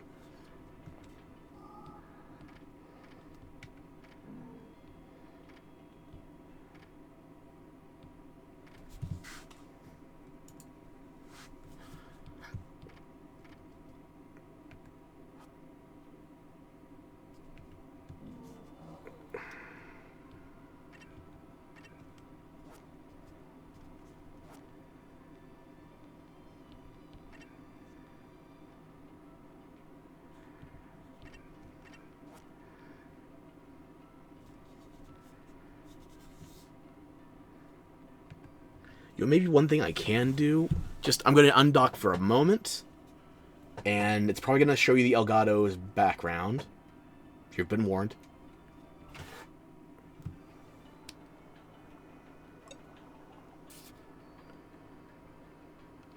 Oh, that's unfortunate. Ah. Well, shit.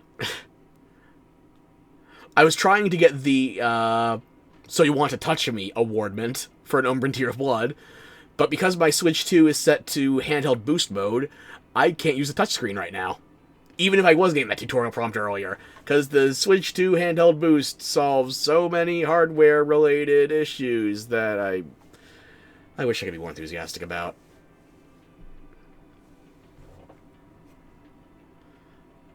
Okay, you know what? I need to figure out where it is in the Switch version that I can scan my amiibos.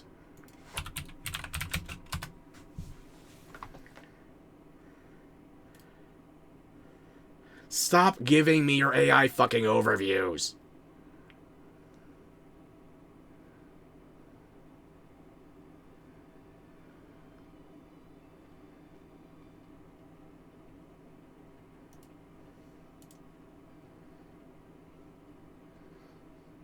Oh, it's in Rodon's shop. I'm dumb.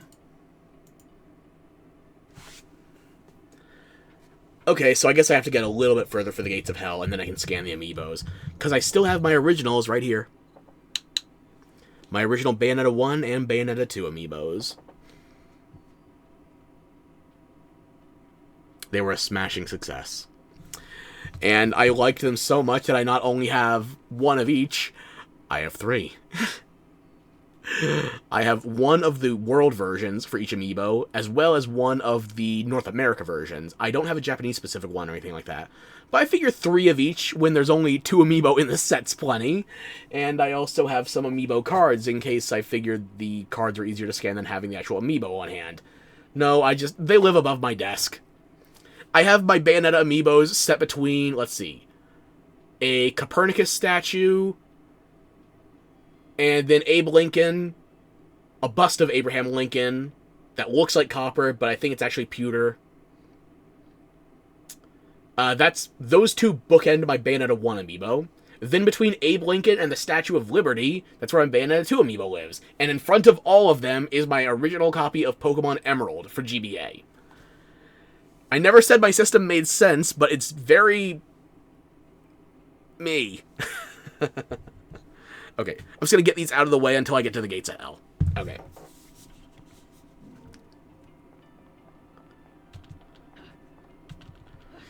Can't summon the Panther within underwater. Cat's water, you know the drill. And unfortunately, we don't have the Serpent within yet.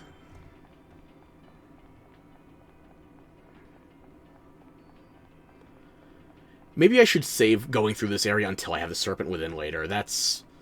is it this chapter, or do I have to get it later?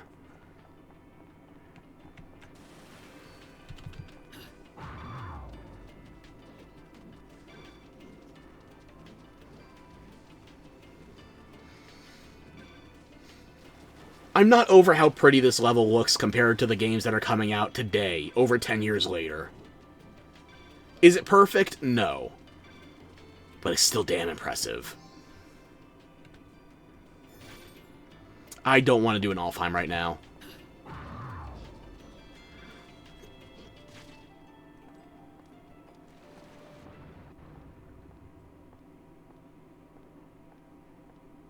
Oh, free chest.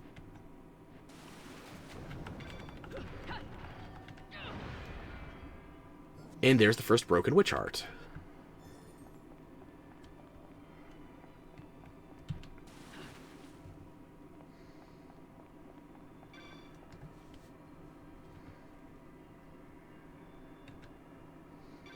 Well, if it fades with the slightest touch, we might as well go all the way.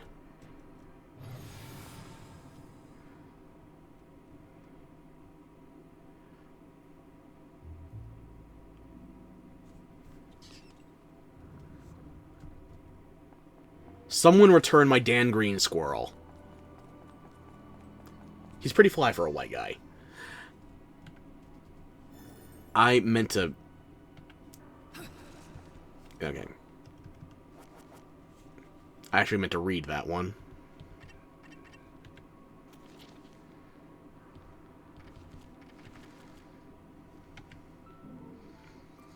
Strange events sometimes work their ways into our everyday lives. Stories abound. Flashbacks from places you have no memory of.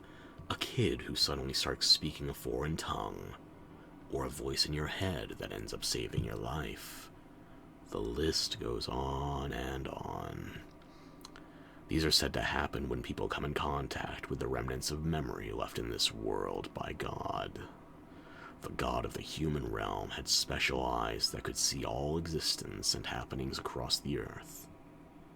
They could see the fate of whomever they gazed upon, their present, past, and future. Everything. God loved the human world, and his kind heart began to feel sadness for mankind. He decided to commit to memory every detail of their fleeting lives, almost like you'd take a photo. He ended up doing it so much that eventually, even he forgot about them, and these records were left scattered across the earth.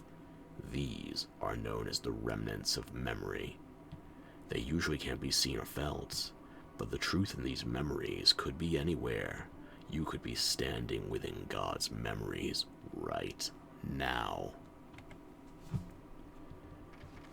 Okay, that's enough flourishing language, so... Describe whole. Have you ever heard of gates that connect worlds? It might sound like strange fiction, but the truth is these gates exist all over the world we live in. The gate that connects the three worlds and makes the foundation of your own is relatively well known. So, if you're reading this, I'll just go ahead and assume you know of it. However, there are stories of doors that lead to the secret layers of the supernatural, and I've got a great source who just gave me the information I need to bring things to light.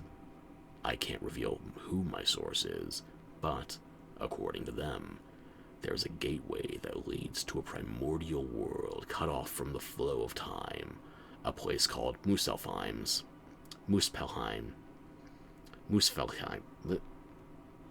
I still call them Alfheims, okay? I know it's wrong, but it's what I'm used to. The place is full of demons, angels, witches, and sages who spend their days pursuing nothing other than battle. This limitless world disregards the wounds and deaths of yesterday, always breathing life into its warriors so that they may live to fight another day. You know the stories about some guy who just suddenly disappears, is gone for months, then reappears out of thin air, as if nothing ever happened.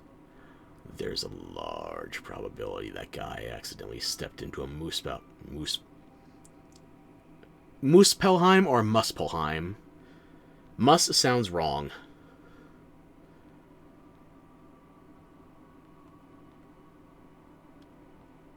Muspelhime? Muspelhiem?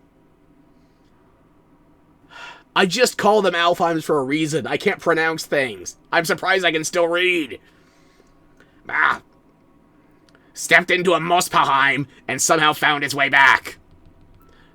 I know it's the job of a journalist to explore and uncover the truth behind rumors like these, but as far as traveling to other dimensions in a state of endless war, I think I'm good for now.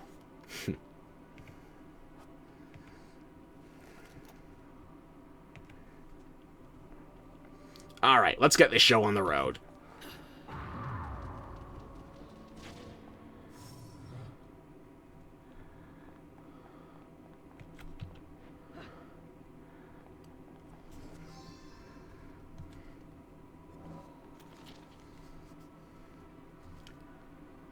Sometimes you come across something you lost long ago, and it's been untouched, found exactly as it was when lost, almost like ancient towns frozen in time after volcanic eruptions. Sometimes children even discover these ruins while playing. When I arrived here, I was circling around the harbor, doing some research, and happened to hear the story from some local fishermen. There seems to be these large pools of water about the city. These are ruins containing statues of witches and sages, and the god that gave them their powers. They say there was a devastating tsunami that hit the city long ago and cracked its very foundation, causing water to seep in and creating the vista you see today. I'd be interested in taking a peek at these ruins before they completely crumble away, but I'm not going in the water at this time of year. Freezing cold. You are fucking bitch made. Cold water is best. Fuck hot showers. Unless you intend to be more proactive in the shower with companions, in which case, fuck hot showers.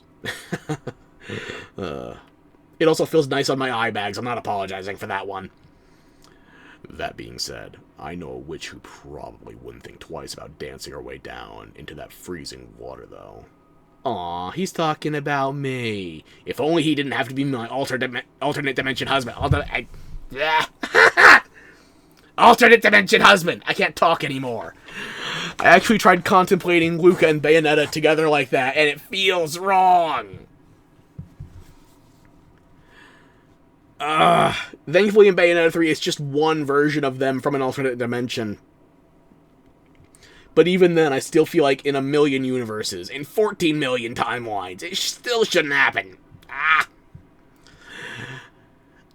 I might come back after it warms up a bit. Make a little vacation out of it. Yup.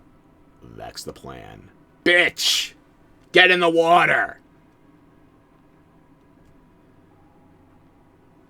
I'm not doing the Poseidon song. You can insert that if you want. I'm not doing it.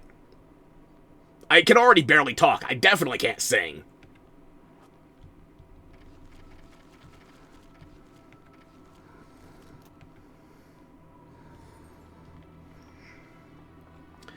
I think we could skip the next fight if we timed our dodges and jumps properly. I would prefer to do that with Serpent Within, though, so we're probably just going to have to take the fight.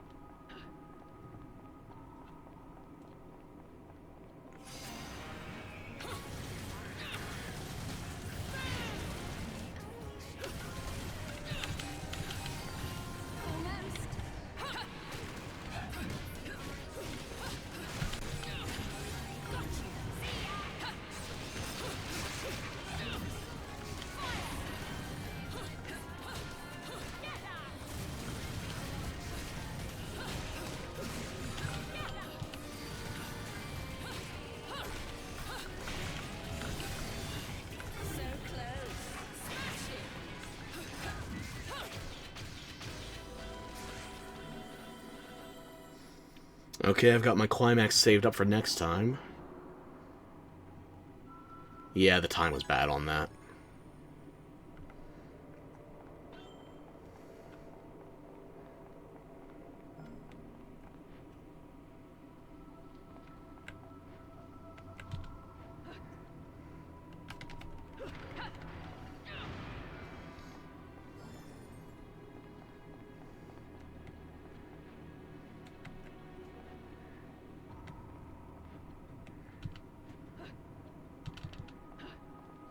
Still no Serpent Within. My autopilot is not doing me any favors.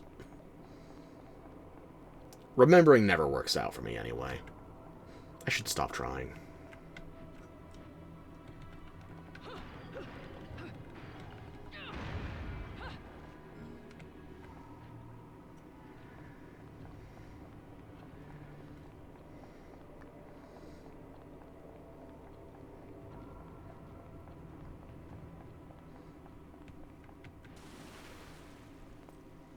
Finally, I can scan some amiibo. Rodon, we were just at your bar. I'm familiar how to use the return. The back doors, if you will. Santa don't get paid enough for this shit. When Ed and Edna found their daddy wasn't coming back, made me stay all the way through dinner. Aww. Don't pretend you weren't delighted. I hear Enzo's wife makes the... I hear his wife is also the newscaster in Bayonetta 3. Damn good. I give you I actually don't remember. Anyway, tell me how my babies are doing. They're behaving quite well.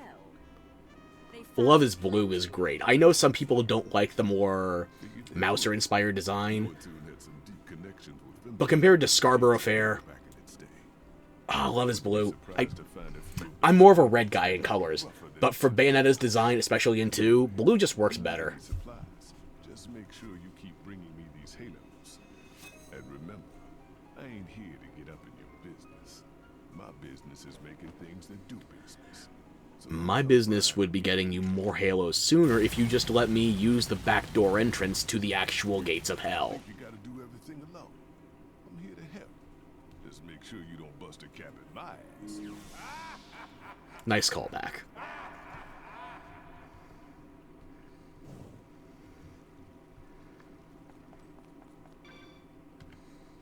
Well, as long as we're here, might as well do a little shopping. And it's much easier to toggle into and out of practice mode in 2 compared to 1. At least compared to if you're playing 1 on a more recent bit of hardware. The load screens give you more time on PS3 and 360. Everything after that, however, it's a bit finicky. We've lit our prices on fire, so there won't be hell to pay. Come on, I gotta say some cheesy shit Respect. sometime. I would do the exact same thing. There's the amiibo menu. Now let's make sure this still works on a Switch 2 Pro controller, shall we? I'll start with the Bayonetta 1 amiibo.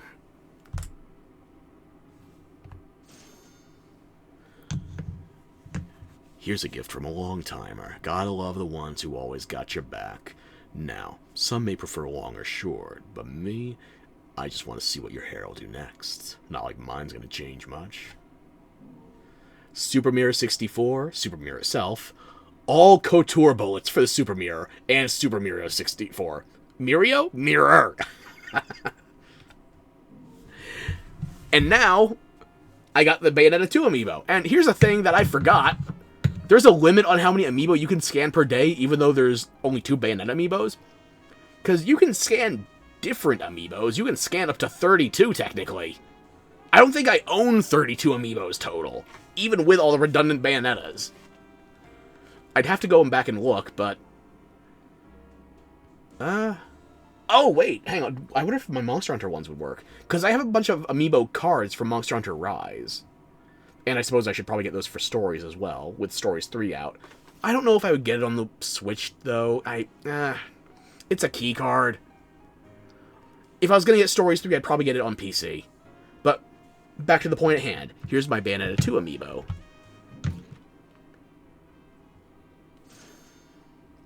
Hey, Bayonetta, looks like you got yourself some fan mail.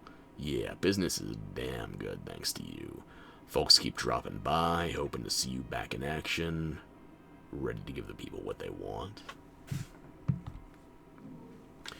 Super Mirror 2 and all couture bullets for Super Mirror 2. I keep these girls nearby for a reason. The only reason you would be scanning the other amiibos would be for, I don't know, crafting materials, halos. I just scanned these 2 the first time around, make sure I got my chain chomp.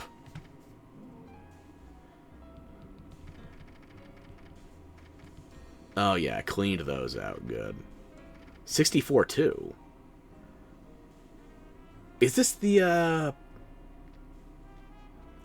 Daisy and Peach, or what am I forgetting? I mean, I'll get there eventually. I'll take more stuff to unlock. I'm just surprised I don't remember.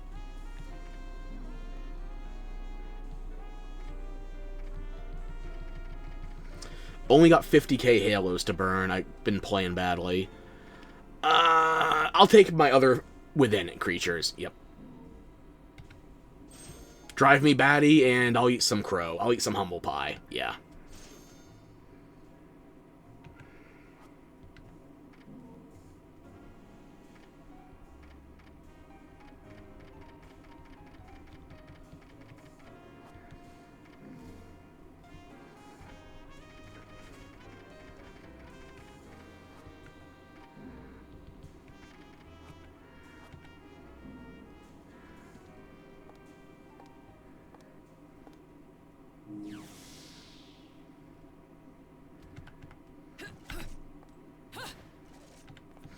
I'll worry about getting new moves another time. For now, let's just get through chapter 1.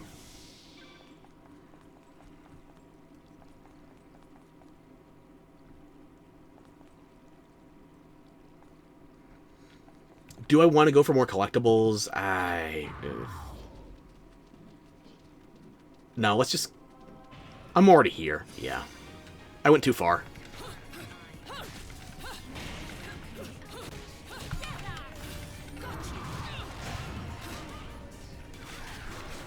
That was an accidental torture attack. I didn't want to waste my meter.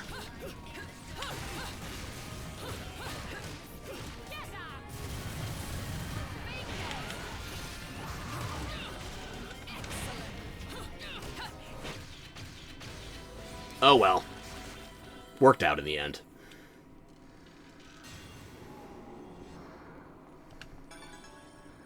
Still bad time, though. If I was gonna burn meter, I should have done Unburn Climax instead of a torture attack.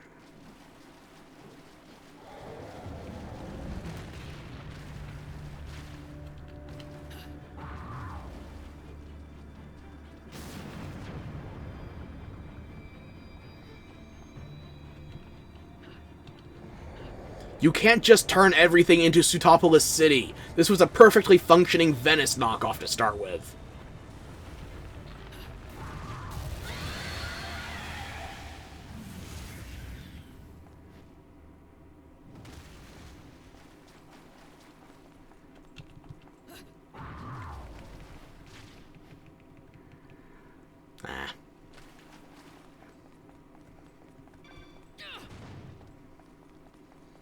We could go underwater for more action. Let's just keep going for now.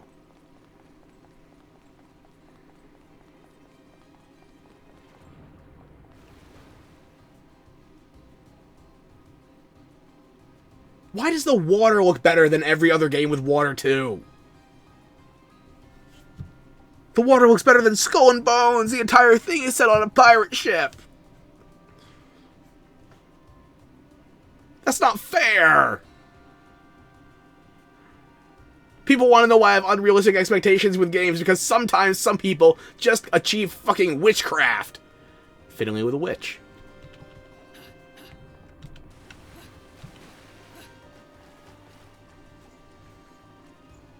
Okay, I'll get to the point. It's time for that flying squirrel to da-da-da-da-da-da-da-da. Dip and weave. You thought I was going to say die, didn't you? No, this isn't Orichalcos era Yugi. This is Season 0 Yugi.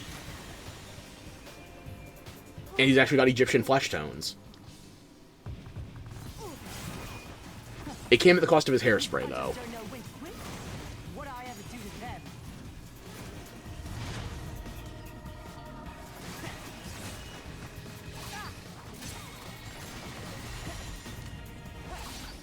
It's not just the Millennium Puzzle, by the way. He's also weaponized his cards. Although that's more of a Kaiba thing. Shit. I'm never going to reach Fimbleventer at this rate. Well, at least it won't be a boring trip.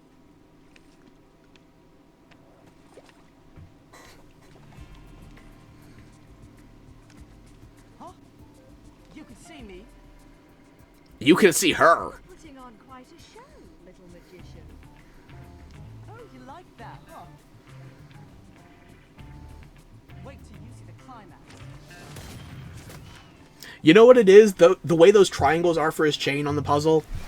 It's like if the X-Parasite from Digimon tried retreading Season 0 of Yu-Gi-Oh! That's what I'm thinking. You'll have to do better than that to earn a tip, my dear. That tip wouldn't even reach! His head barely reaches your belly button. Girl lost in Wonderland, suffering at the hands of the Queen's trumped-up troops. Cute one, huh? I would say he's more queen than Alice in this situation. He's the one playing cards. Because we're both in Purgatorio, you see.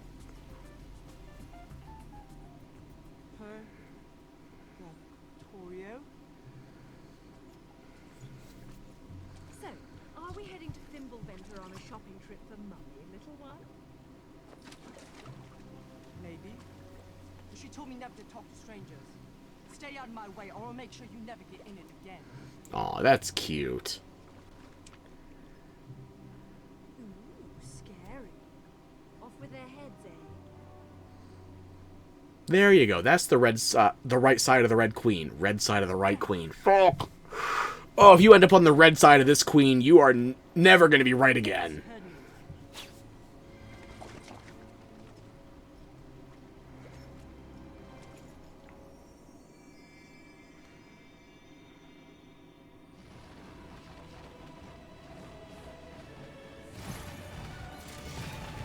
There we go. A return.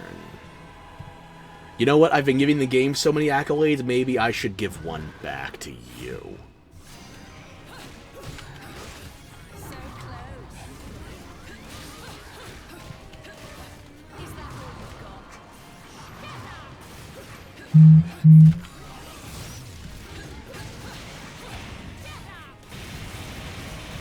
I didn't even see those arrows. I'm blind.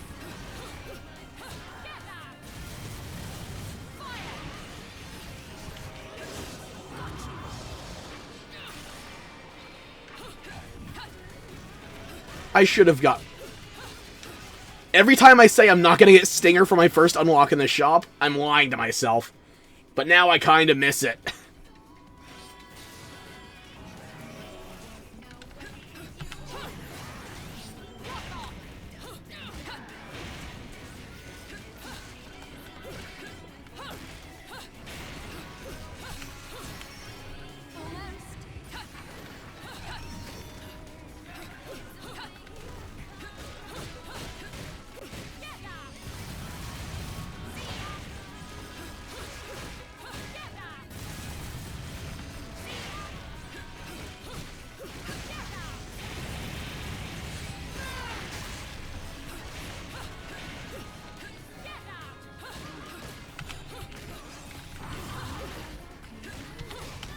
I saw that coming a million miles away and still mistimed it.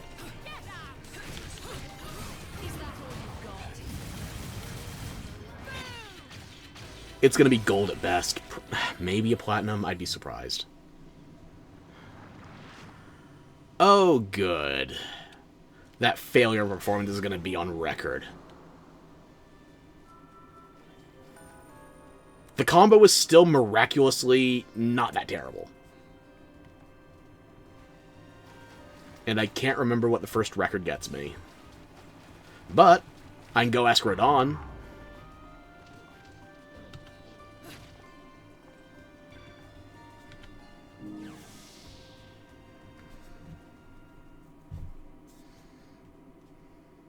Well, now, looks like you found a good reason to visit. You know, I'm all about them Angelic Hymns gold LPs. Angels in Agony are pretty much my slow jams. Yeah, straight to the top of your Spotify rewind, huh? Will be lined up to get down.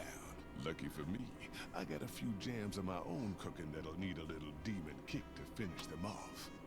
That LP is just... Oh my god, you're sampling them. And I'll go get my swerve on.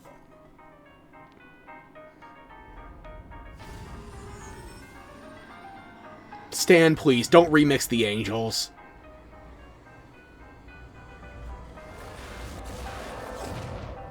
Never mind, I could stand for you if you're bringing me free stuff. What do you got? This motherfucker did not want to listen to reason. But it's all good, because neither did I. Put him to work. Rakshasa. Okay, straight to the dual blades.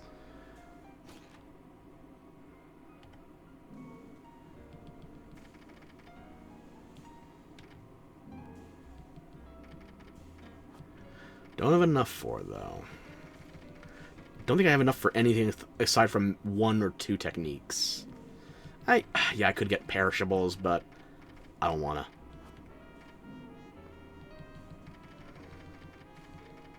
No. Not even the cheap techniques. And also, just in case there's any confusion, the elegances are not full-on costumes like you would expect from the couture bullets. The elegances are accessories that go on top of your current costume that are tied to whether or not you're using the corresponding weapon. So these are accessories, they're not full-on costumes, and not accessories in the sense that actual equipment accessories. I'm describing things poorly. No more badly than usual, though.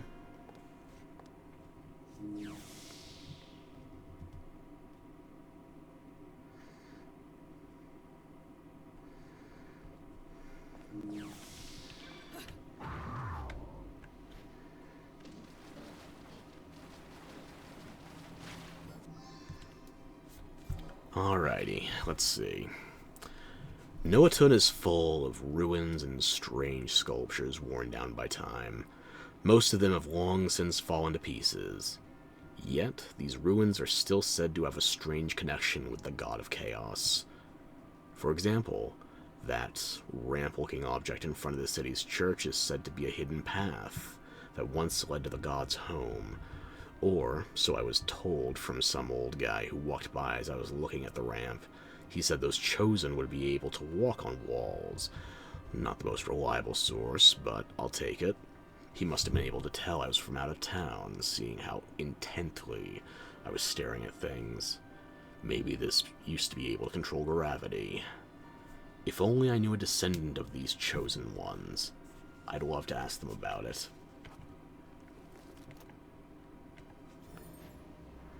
Right, so this is how we get away with witch walking without needing to change the entire environment's, well, time, generally speaking. We need some fake moons from Dragon Ball Z. I don't know if we would go to Bardock or go to Vegeta, but just something that was a bit more ambient with the overall change in gravity. But don't let that weigh you down.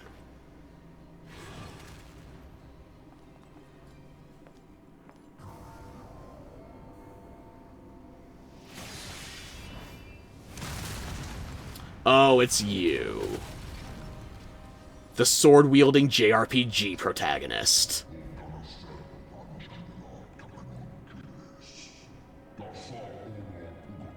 If you're not gonna go back to Fire Emblem, go back to Smash. Preferably Smash 4, so I can still kick your ass.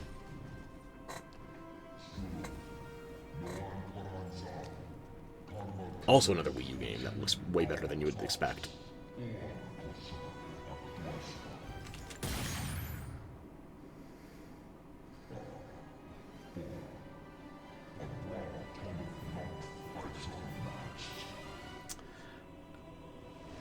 The headless dick rider here is way too yappy, so maybe I need to reintroduce you to the sharp end of your sword. I'm afraid I don't have time to dance too long. A friend is waiting for me.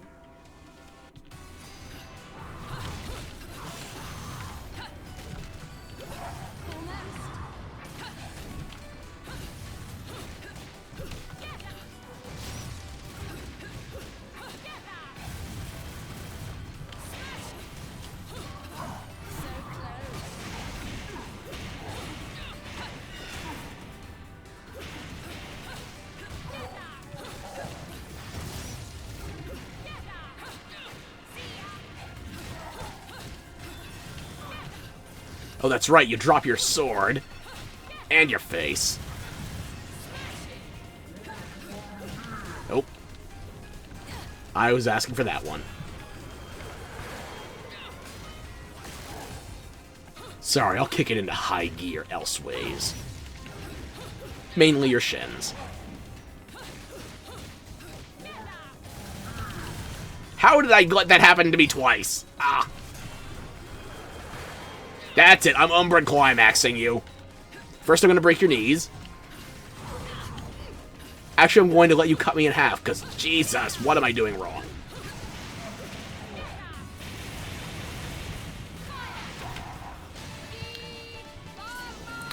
You know what? Your throat is looking lonely. Maybe I don't attach your head. Maybe I just vigorously reintroduce it over and over again. Oh, oh, that's my favorite climax.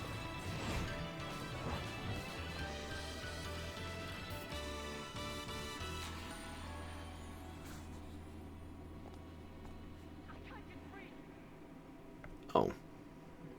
I'm sorry, did you hear a certain bird brain?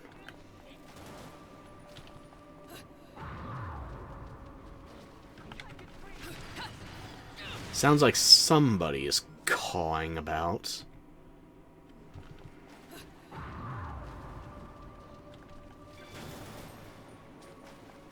Free bird. I'm not going into the Muspelheim, but... Oh, look. There's a bird I cannot change.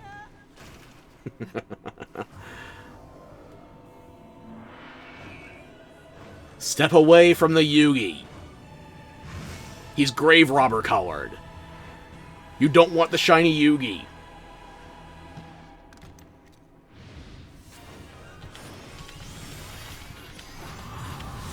I missed the timing by a country mile.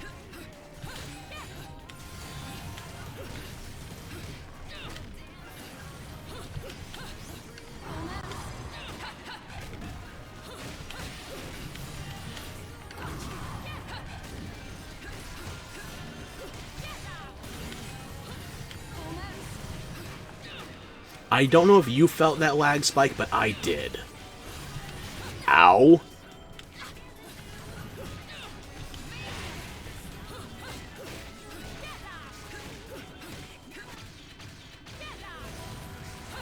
Okay.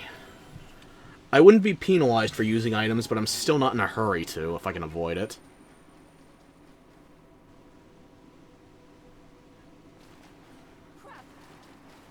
So, they're after you too, then? Have you been naughty? Keeping secrets from Mummy? Nope. Nothing comes to mind, love. Sorry. But since this is your bloody mess, do you mind hurrying the fuck up and getting rid of this thing? Now, that's no way to talk to a lady. No wonder your guardian angels are trying to give you a good spanking. Whatever, love. You've already been following me, so let's make a deal. You save me, I'll show you around this joint. Heading to Fimbulventer, aren't we? That makes two of us. And it'll take two of us, won't it, love? What kind of tour guide can you be when you have no memory? The day they taught basic negotiation skills. You're supposed to negotiate from a position of strength, little one. Not just being Oh, and the merch stuff for, oh, the new Egypt. There's a, it's not even a tarot deck anymore. It's playing cards, a full 52 deck card. I can't talk anymore. There's more Bayo merch. Bayonetta 2 merch specifically. And my ability to afford it went off as her ability to throw it. Ah. See? You need my power too. She has the power of lead. Or if we want to Americanize it even more, I cast iron. I don't have time to give I will steal that joke as many times as it's still funny. you you're going to the mountain. Blame Dungeon Nomeshi. Take me there and make it quick. You stay with me, and I promise you'll end up in Or you could blame Samwise Gamgee, actually. How many fantasy settings actually have someone bringing a frying pan into the fire? To a little condition. Do we need to go over my lesson again? First, learn to talk to a lady. We don't react very well to being insulted, little one. Well then, I don't react to being called little one. The name's Loki. And what should I call you, love? I mean, man. Do I look like a man to you? Bayonetta or Cereza? Take your pick. Cereza! You don't look like a Cereza to me. Bayonetta it is. Bayonetta it is. Let's move, little one. Hey! I just told you my name is... You'll earn your name when you become a man. That means dropping the Marvel references. Try to keep up.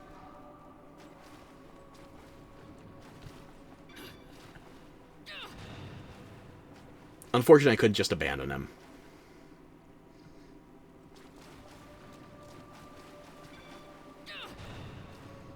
Two-way doors. Nice. Not a given.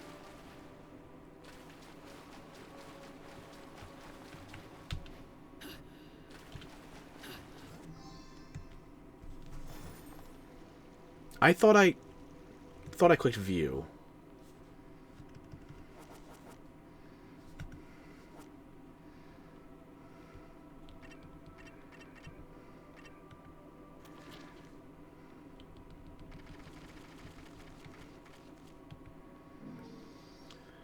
The brilliant church in central Noatun has aged gracefully, maintaining its beauty as if it were unfazed by the passage of time.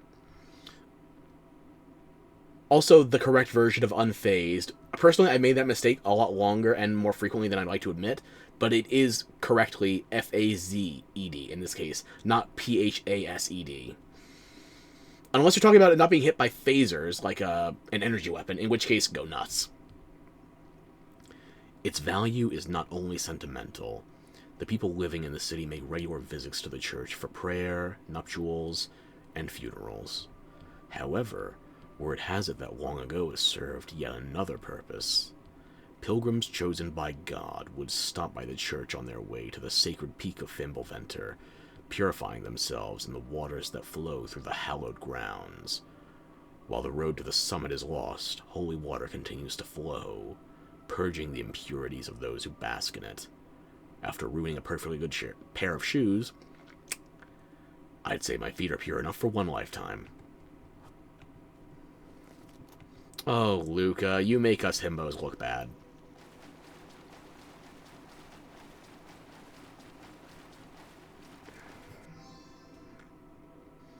Recipes, okay. I guess we can mix something up then.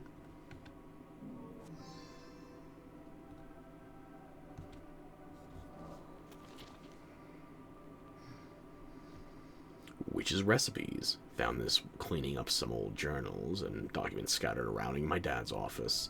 Actually, note to self, I'm gonna try to be I'm jumbling words. I'm not trying to on purpose. I'll take that from the top. Reading. Witch's recipes. Found this cleaning up some old journals and documents scattered about in my dad's office. Actually, note to self, I'm going to be a little proactive and try organizing these things by number. Just came up with that now. It'll take some time for me to parse everything that's written here, but according to my dad's notes, it seems to be talking about something like alchemy, working materials in different combinations to create something completely different than what you started out with.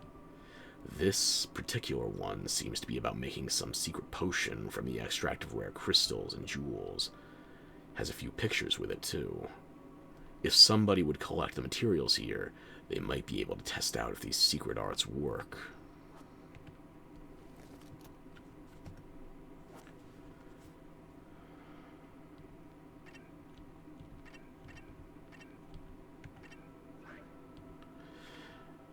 Well, we only have one thing we can craft right now, so...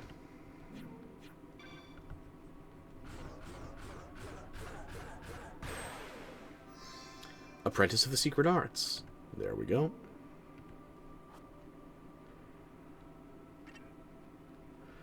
I guess we'll try to continue on without using a healing item, but we'll see how well that goes.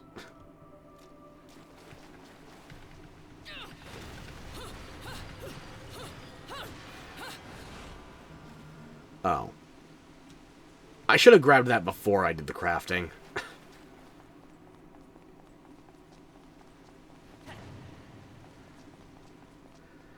And I know this battle arena. I might need that healing item.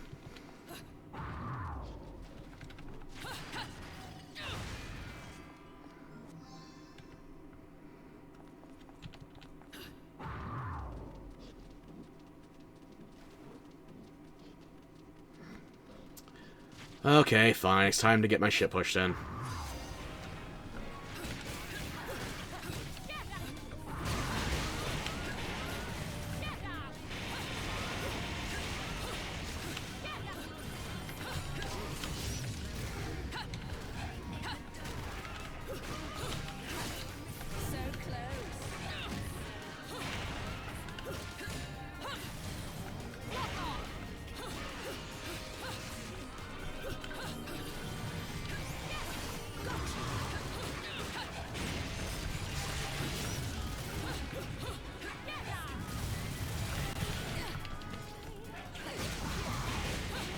I don't remember everything, but I remember enough.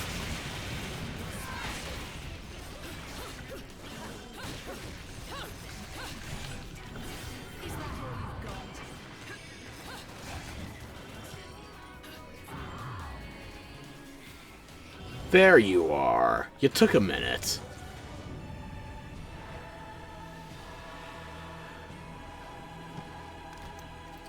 Alright. Well, if you're going to be Urbane, I'll be the bane of your urban solutions. Just take this shot, won't you?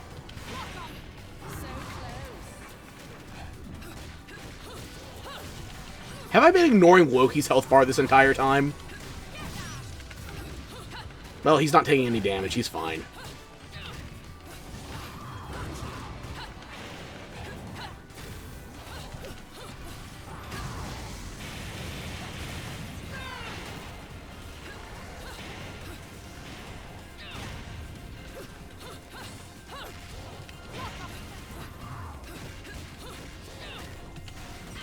How did I miss?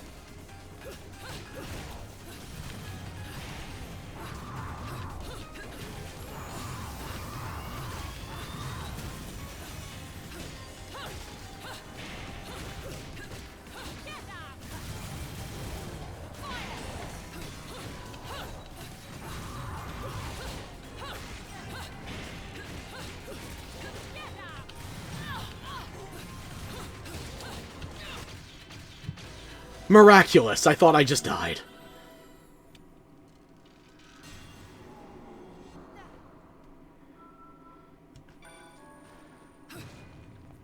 Oh, that's a bit...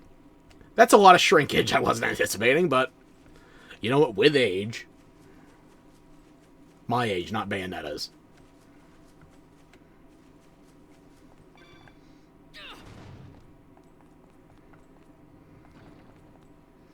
We don't need to go shopping right now.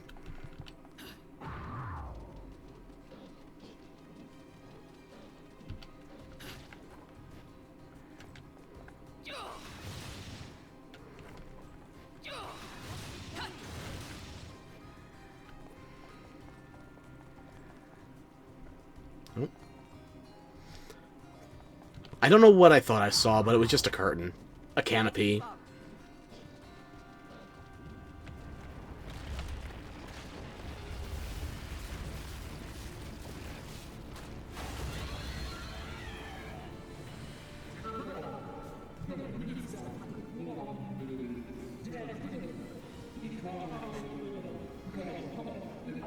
I auto-completed that prophetic into pathetic. It's not that glib. Okay, tall and ugly, sure, but not dark. That's an angel.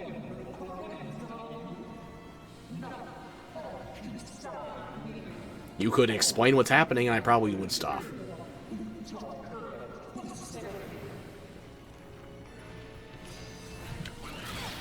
Mistimed that completely.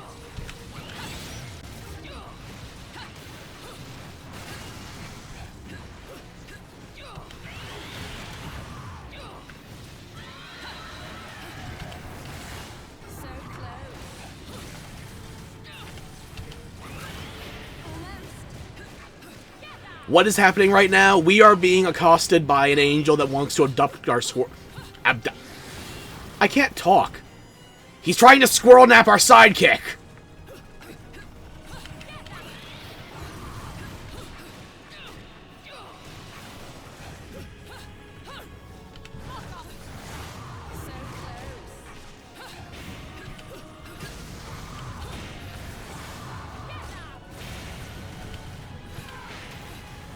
We've adopted a Marvel reference. His name is Loki.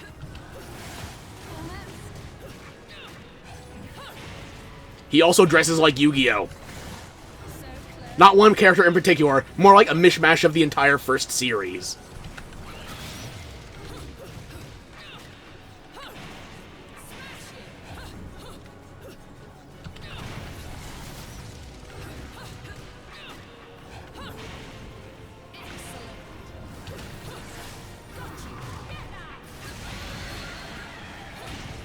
You're going to put me down now?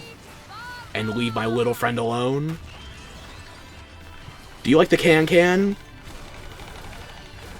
I hope so, because I can do this again. I can and I will. Stop interfering with my travel plans. Huh? What the? You just woke up? Well, it looks like you woke up to the end of Chapter 1. Which means we're about to hop versions.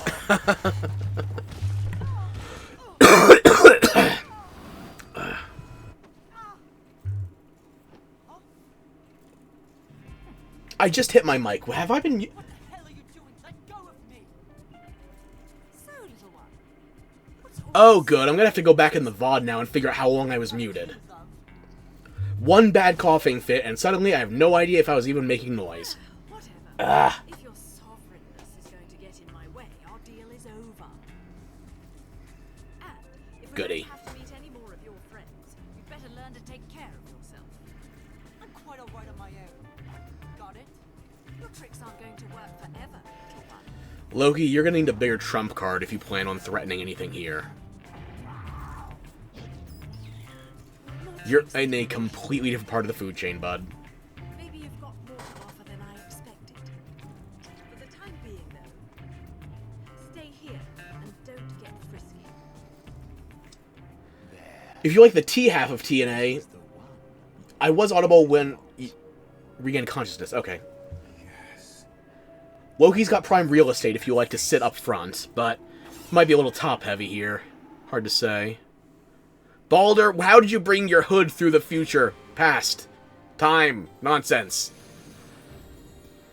Silver, that makes sense with my performance currently. Ugh. And we also skipped 6 verses.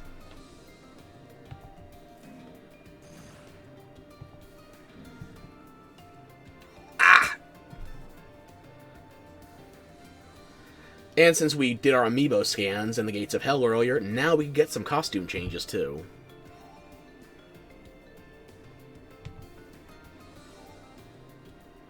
Leaders of the Umbra, alrighty.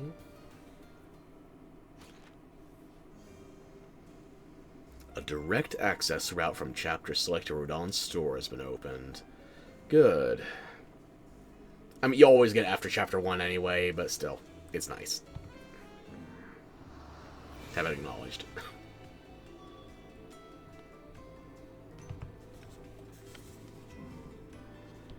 Menu. Character settings. Are you ready to find out why Bayonetta 2 will never come to a non-Nintendo console? Oh, what am I doing? It's, we'll start from the back. And you can also change the visor on this one as well to knock it up and down. Not only during gameplay, but during cutscenes too. The Link costume is actually a case of Nintendo specifically having discussions with Platinum about how much cleavage was acceptable in the costumes. And Nintendo told them to go deeper in the cleavage. We're not getting back the early 2010 freaks at Nintendo, are we? Now it's all corporate suits. Sarasaland Princess, in case you prefer Disney over Peach. I don't know if I prefer Daisy, Peach, or Rosalina, though. There's a process to the madness. Yeah, you can't see the cleavage in the Link costume that clearly, but it was originally less of a plunging neckline when it was presented to Nintendo to get their approval.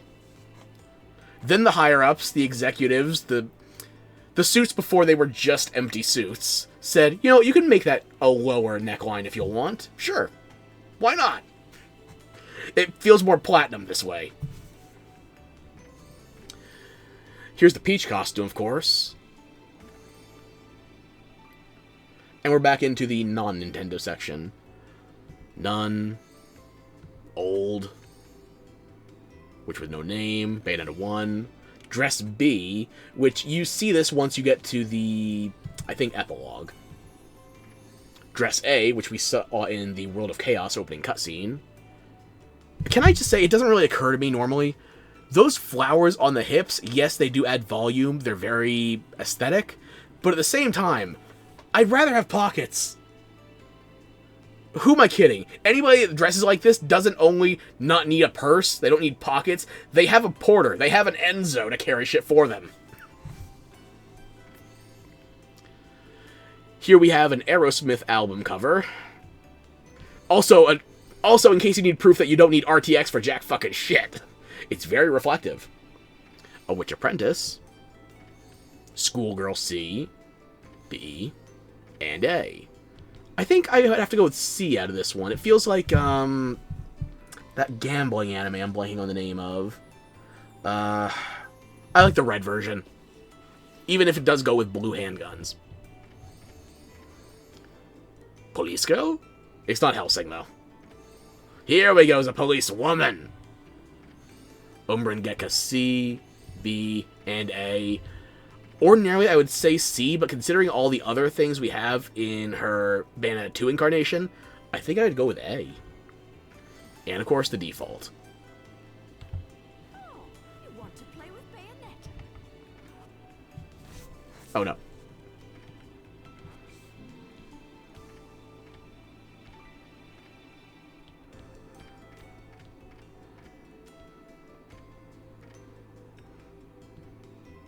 We can change... Wait a minute. Oh, I have to have one of the Nintendo skins on, right, don't I? I will be right back. I think I have a Bowser amiibo somewhere. Let's see if I can get this unlocked.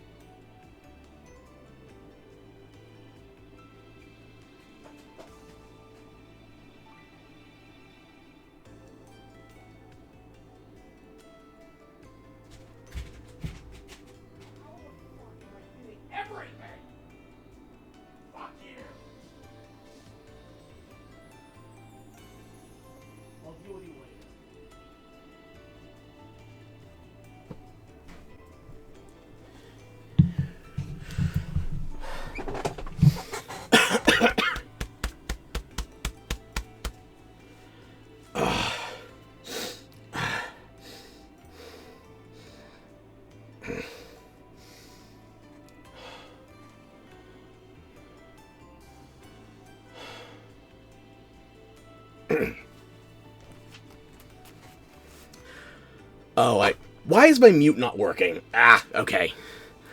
If you heard anything fall, I'll deal with that later. If you didn't hear anything fall, that's still my problem for later. Fuck. Okay. Yeah, don't apply any changes. Let me just go to the shop. Not fall, but yell. Okay. Ah. The world-famous Rhode Island, where demons and gunsmithing go together like chicken and waffles. Sorry, I'm mad hungry. What can I do you for? Well, apparently I need to feed you some more amiibo scans, so... Let's see if we can't get... It's a me, Mario, to do something useful. Special delivery from the Mushroom Kingdom. Even with all the golf, tennis, and go-karting, these folks remember their manners. Got some tea I picked up in Kyoto. I wouldn't mind splitting with them. Okay, that's some cash and some consumables. Brain, why can't I remember how to get the Chain Chomp? Bowser, you're up next. I keep most of my amiibo sealed, so I don't have that many open. I have 2 Bayonettas, a Bowser, a Mario, and my Monster Hunter Rise cards. And my Bayonetta cards, too.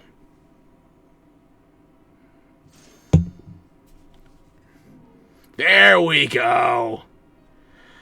I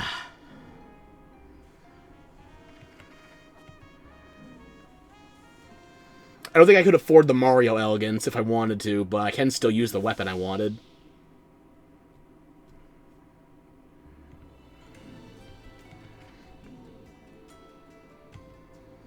Character setting, if you'd be so kind. I don't think I can use that on my arms, can I? It's a leg-only weapon, yeah.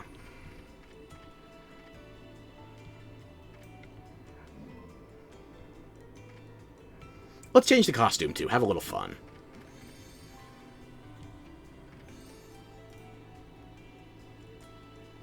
Sarasaland. Yep. Or, hang on. Play with paint's got the right eye for talent.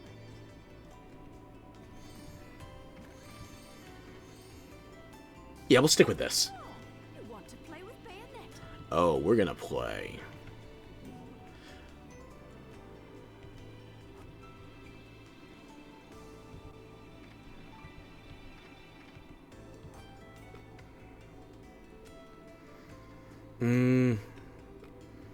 We're just starting Chapter 2. We're not really going in there. I want to see the costume and the chain chomp in action. It's been a while for me.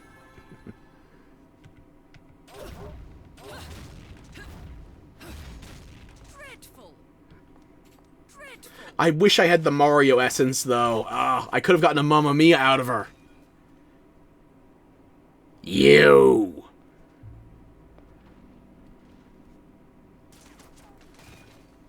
So, our fates and our paths cross once again.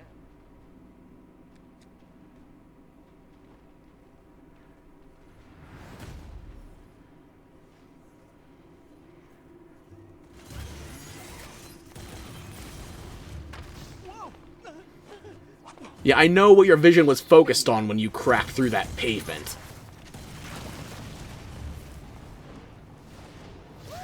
Don't get too handsy with this. Man, are you glad you woke up earlier and not to this inexplicable stuff.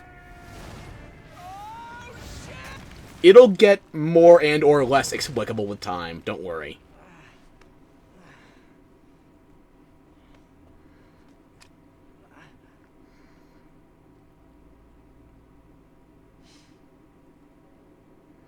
Stop smelling her! Maid of Nerine, also known as diamond lilies, I think. The name Nerine is derived from the Nereids, or sea nymphs. Quite appropriate for this city. Why is it that you get more into your journalism and you have to adopt Western fetishes on your outfit? I'm not a pet or a cat. Oh wait, you. Congratulations, your ears work. Use those first and nose second. No matter where I am, you always know how to make an entrance. Nice glasses. Oh, these? Rodan has a soft spot for Shinshu sake from Japan. It was an easy trade to get him to make these for me. And don't get it twisted, Bayonetta. So not only was I wearing that hat through my bouffant, I was wearing it on top of a crown. Look, I know you've got nothing but secrets. Hell, that goes for anyone, right? Any woman that knows you, yeah, they'd want to keep everything secret. But if there's one thing I've learned... The pants slaying, though? It's when I found you. You know what, sure. Keep him locked into those pants. He can never take them off again. Don't act dumb with me. You know the story better than anyone. The Umbra Witches and the Lumen Sages, two clans that wielded incredible power just 500 years ago. Clans of the Overseer, watching over us all with the eyes of the world. The power to govern light and darkness. But now I know that there really was an Overseer. And this Overseer is the one who created the eyes of the world for humanity. The same ones that the clans held on to so hard. Overseer, A-seer, B-seer. He's Z-tier compared to me. I got a Luigi plushie. The god of chaos. The god of chaos? Hate a man all you want. I gotta appreciate style. Not when it's on him. I can be a full-time Luca hater. That's why this place has gateways to each realm of the Trinity of Realities.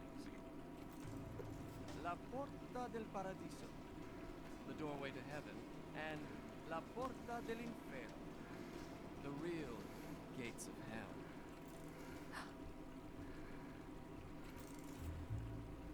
Listen, I heard about John. Stop zooming in on her tits. Okay, fine. It's a storage situation, I understand. You're a lucky little fella, huh? Never took you for an There's not as much to grab onto as the fan art would make you think, but yeah, there's still plenty. I took a liking to one of the locals. So he's your little tour guide, huh? Look, I know this isn't the time to chat.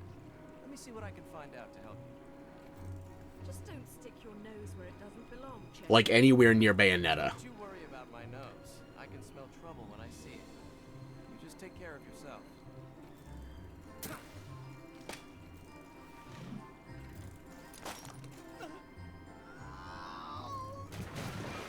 And we never saw Luca again. It was a tragic grappling gun accident. Chomp, you can't kill him. He's already dead. Please.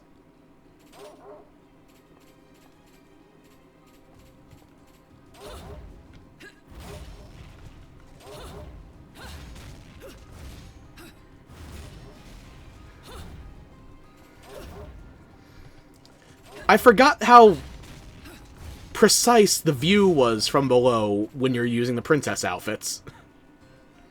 You can't pull a 2B and just zoom the camera down in there, but with the right kicking weapon, you get to see everything.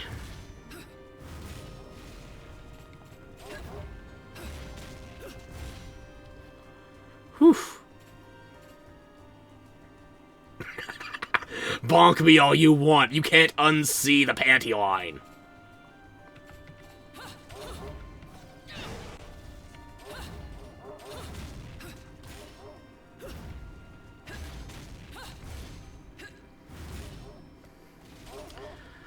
It's a fun weapon.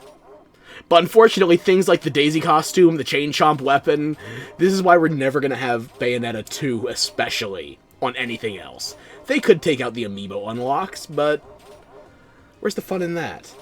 You can also unlock them by just spending halos once you're far enough in the game, but this is an amiibo situation. I'm speaking as somebody who was there in 2014. You didn't even see it in the first place, you were paying attention to Dog. Well, to be fair, Chomp is a better dog than Gamora. At least he's obedient, stays on the chain. But I think the vestibule prologue in Chapter 1 is going to give us enough of a control that we can go back to looking at the Simu version now. So, we got through a little bit of the normal version on Switch 2, technically. It's the same as Switch 1 in terms of performance. I don't know why they aren't going to release a Switch 2 upgrade, or at least uncap the frame rate. I don't even need uncapped frame rate, just give me 60 FPS, that's all I'm asking for.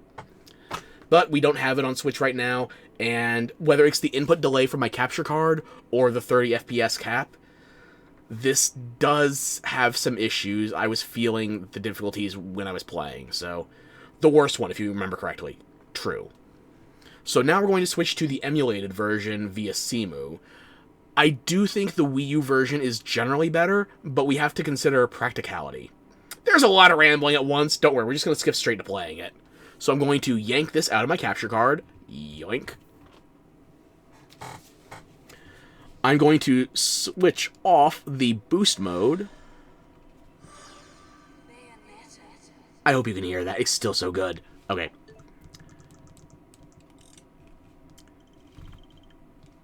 System. Where do I disable boost mode? Nintendo Switch software handling system. There we go. Handheld boost mode is now off. Still looks damn good to me.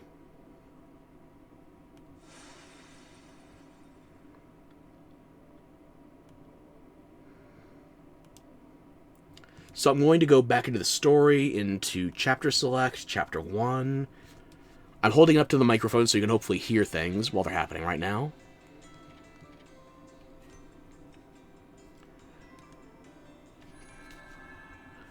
I do believe the skip cutscene button is the same in the Switch version as it was previously. It's just different buttons now. So it should be ZR, B, and minus. No?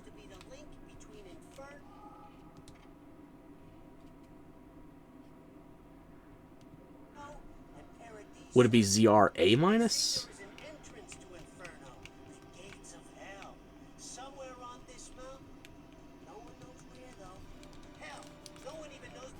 No, I can't remember the shortcut for the Switch version, so... Skip the cutscene. Skip that cutscene as well. Don't know why they had to be two separate cutscenes, technically. And I'm going to try and drop this back into the Switch dock as quickly as possible to make sure I can get the bewitchment, as they say.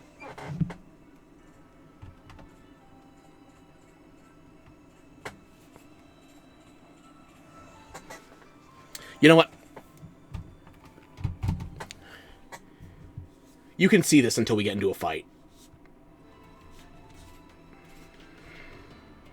Oh, wait. Do you get to see the Chomp snoozing? Just idle for a bit.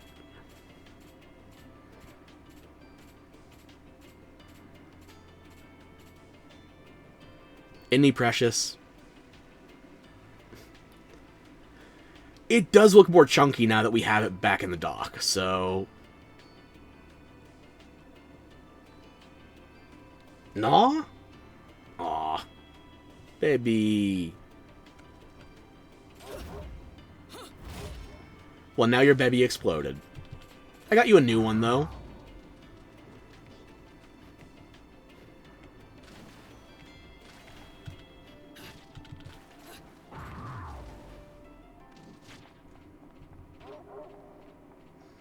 If you catch it, you can keep it.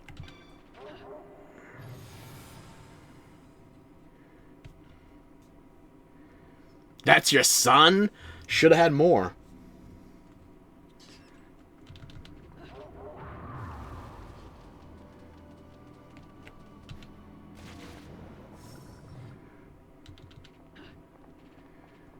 No snake within, right. Serpent within, whatever it is. Should probably have been an eel.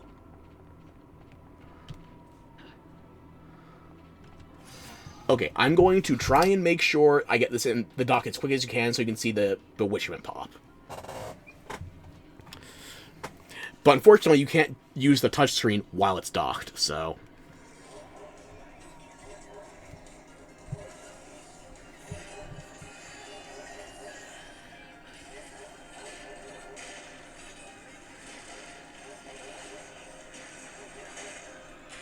I'm holding up to the microphone. It's not popping yet. Oh, you can hear, however, the halos. Those are Mario coin sounds. Because... why is it not popping?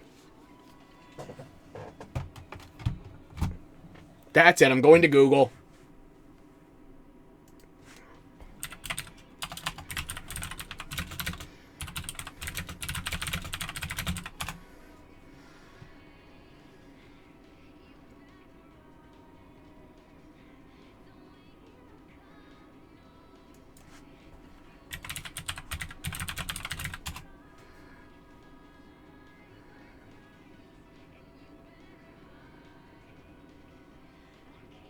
Oh, on Switch, it's in the loading screens. What the fuck?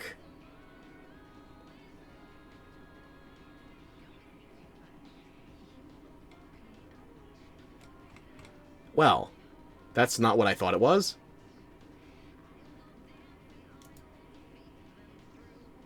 Okay, what you were missing was, instead of halos, the enemies, while you're dressed up in a Mario costume, drop coins. And they sound correct as well.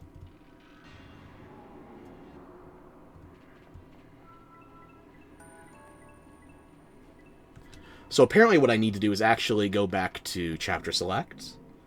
I'm going to try and get this as we're loading in, and I'm going to try and get the timing right.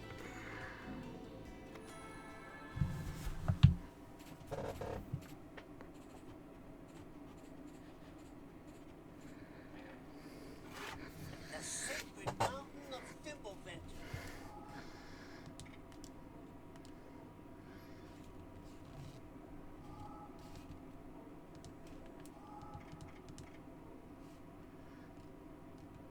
Just skip the cutscene.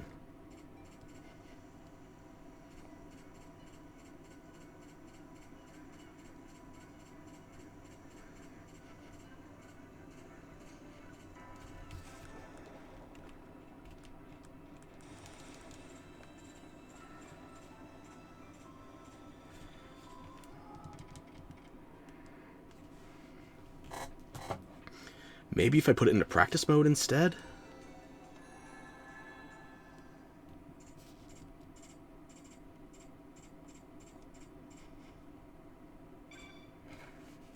No, it skipped straight through that.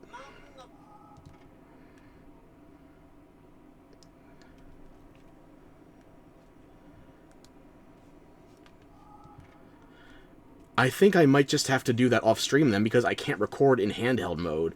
it'll switch the behavior to docked, and then I can't use the touchscreen again. Well, you know what? What better time to leave off the Switch version than when we're having tech issues, so we can hop straight into the Cemu version.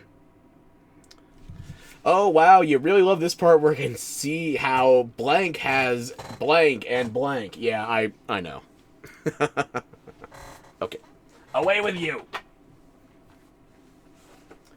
Actually, I have to be gentle with you. Everybody's worrying about the Switch 2 prices going up. I already have one. I don't want to gamble.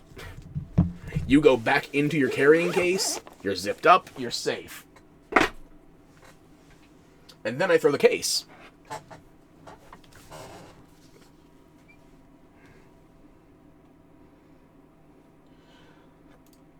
So I can get rid of the capture card menu now.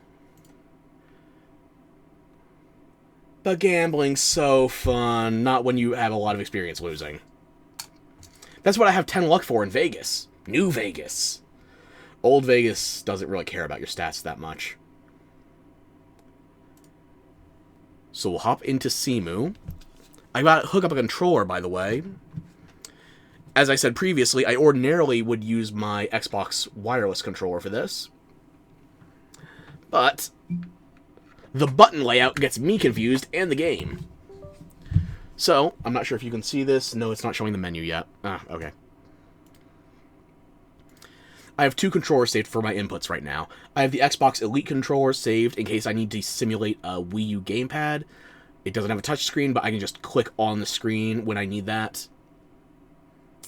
And I have the 8-Bit Do Pro 2 controller. I was originally looking at a Pro 3, but this was on sale and it was over half off. So I got an 8-Bit Do Pro 2.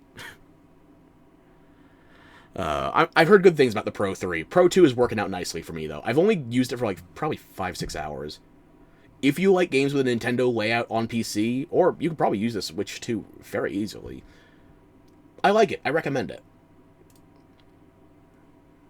Save that money. Absolutely. Here we are cheapskates. I mean thrifty. I mean financially responsible. Now, here's the thing.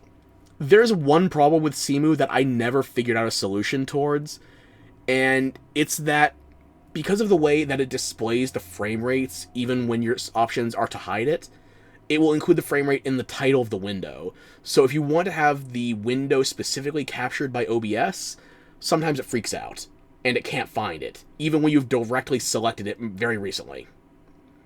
Was that your cue to leave? Not at all. It's my cue to start yelling at OBS. And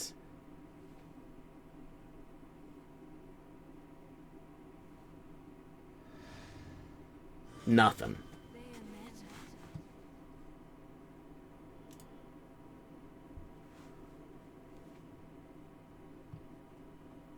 Okay, we're going into properties. Here's the naming format for the titles, by the way, when I'm trying to get this to work in OBS.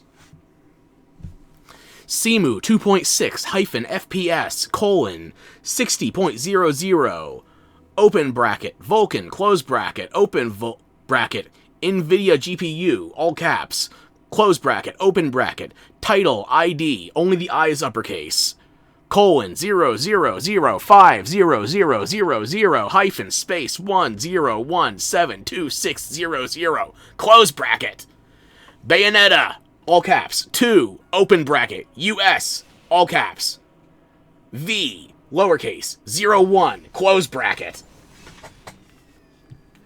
Fuck you and your naming format, it makes capturing the damn window impossible. At least you could get rid of the FPS in the counter, goddamn. Because there's a counter, you can see it on screen right now. But they keep it in the title, the window, so you can't actually just... Yeah! It's working now.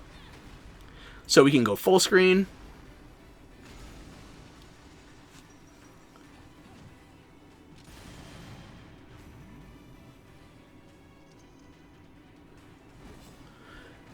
If I'm not mistaken, this is from the start of chapter 3?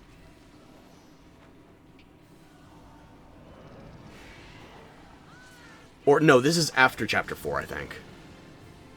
My order of operations is off. So, as you can see, I'm pushing buttons on the controller, which is registered as purely a Wii U Pro gamepad. So, it doesn't have a touchscreen enabled. If I do try to click in the window, that's going to be registered as using the touchscreen. Even though I don't have my Xbox controller hooked up, it will respond that same way and treat it as a gamepad. As you can see. So, if there's a bewitchment I can get for touching Bayonetta during cutscenes or loading screens or whatever it is, it's a lot easier with this version, because at least I can record it. There's a slight delay, however, if you're switching back and forth between the two control schemes. Like, it'll instantly accept a touch-based input.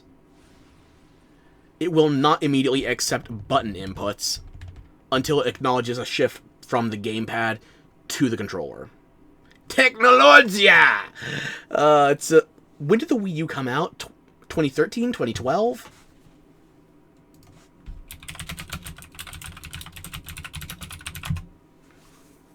November 2012. Yep. It's only 13 and a half years old.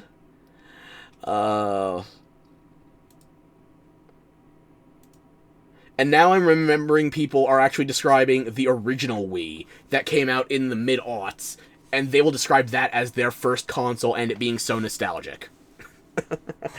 Oh. Imagine having nostalgia for a 20-year-old console, and then realizing it's still the 21st century. I'm nostalgic for stuff like the NES and the original Game Boy before it had color. I didn't have an original Game Boy, I had a Game Boy Color as my first console. My first handheld, period. But I would steal the one that my best friend's older brother had. And that was a big gray brick, too. It took like 4 batteries, I think. My nostalgia goes back further than it should. The only way I can solve that is to die. And frankly, I'm not in a hurry. So I'm taking you with me. Yeah, you get it. I'm a dinosaur. Well, I showed off the Bowser amiibo earlier, though, so... Oh, I'm gonna have to pick up all that crap that fell in the other room later. Damn it. I don't even know how it's... Whatever. Doesn't matter. I'll deal with it off stream. Let me just erase this save. Don't need it. No. Don't copy it. I'm still Xbox brained at the moment. Because even though I'm holding a controller that is specifically laid out for Nintendo consoles, I know this game is installed on my PC right now. So I'm thinking, oh, it's installed on the PC. Default Xbox buttons. No! It's literally a different controller shape. And I'm still getting it wrong.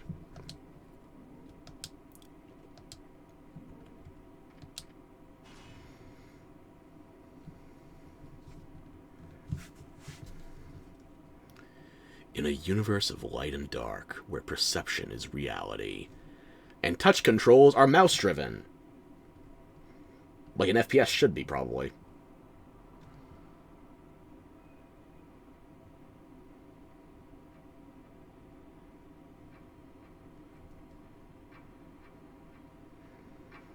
Oh yeah, that's a good family bonding picture.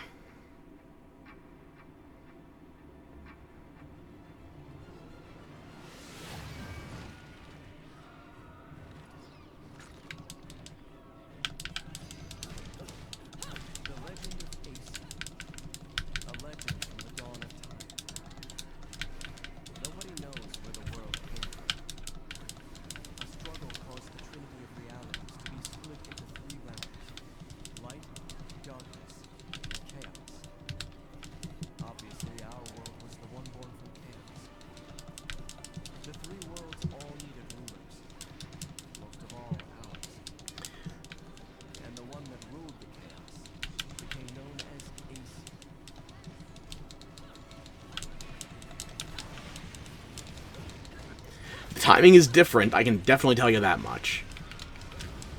It might not seem like much on a viewer side thing, but with the controllers in hand, you feel the difference between 30 and 60 in this. I don't think it's purely a delay-based issue.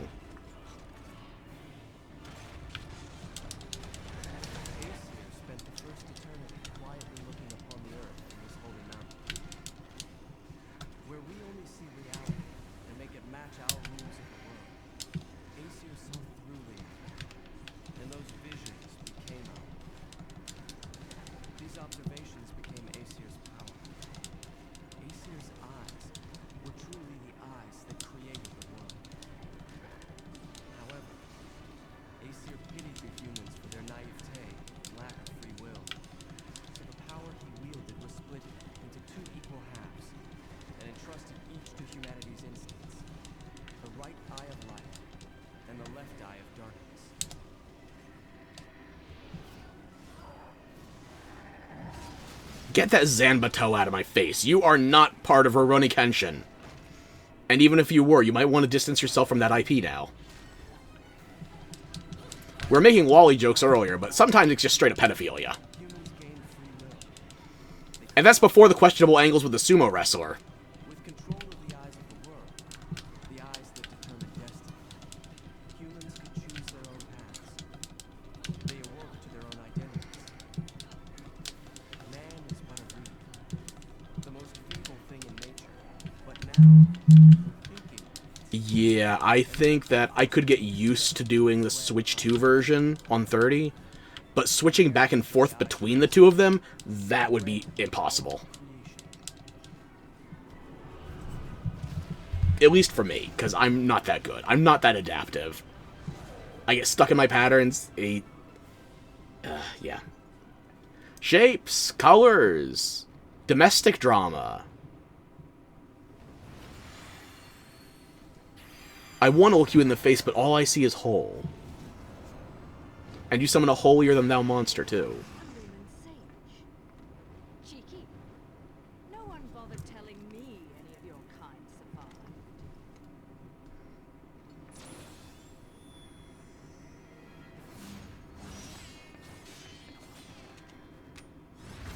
And keep in mind, this Baldur, this Sage, this is when he has 0 kills to his name. This is just training.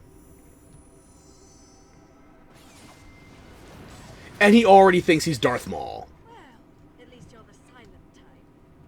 The last sage I met spent 20 minutes rambling on and on. We are holding steady at 60 FPS in the cutscenes. It might be like 60.5 or something, but we are still holding 60.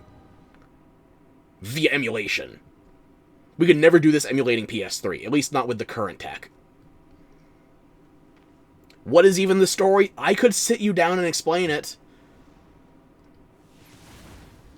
But I think it's more fun to experience it. You swear to God you can't follow. You will not. You're not supposed to know what's happening with Baldur right now. We will perish together. If you remember the ending of Bayonetta 1, we kind of beat the snot out of him and his god. So, Jubileus went back down to the earth as shrapnel, and Baldur went with her, all cadaverific and shit. Sweet child. At last, I fulfilled your promise. You actually do want to understand. Okay. Fear not, for I am always Okay, well, you want me to explain? I'll explain.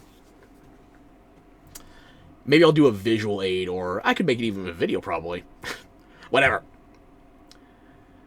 The story of Bayonetta 1 is effectively that Bayonetta 1 is awoken from...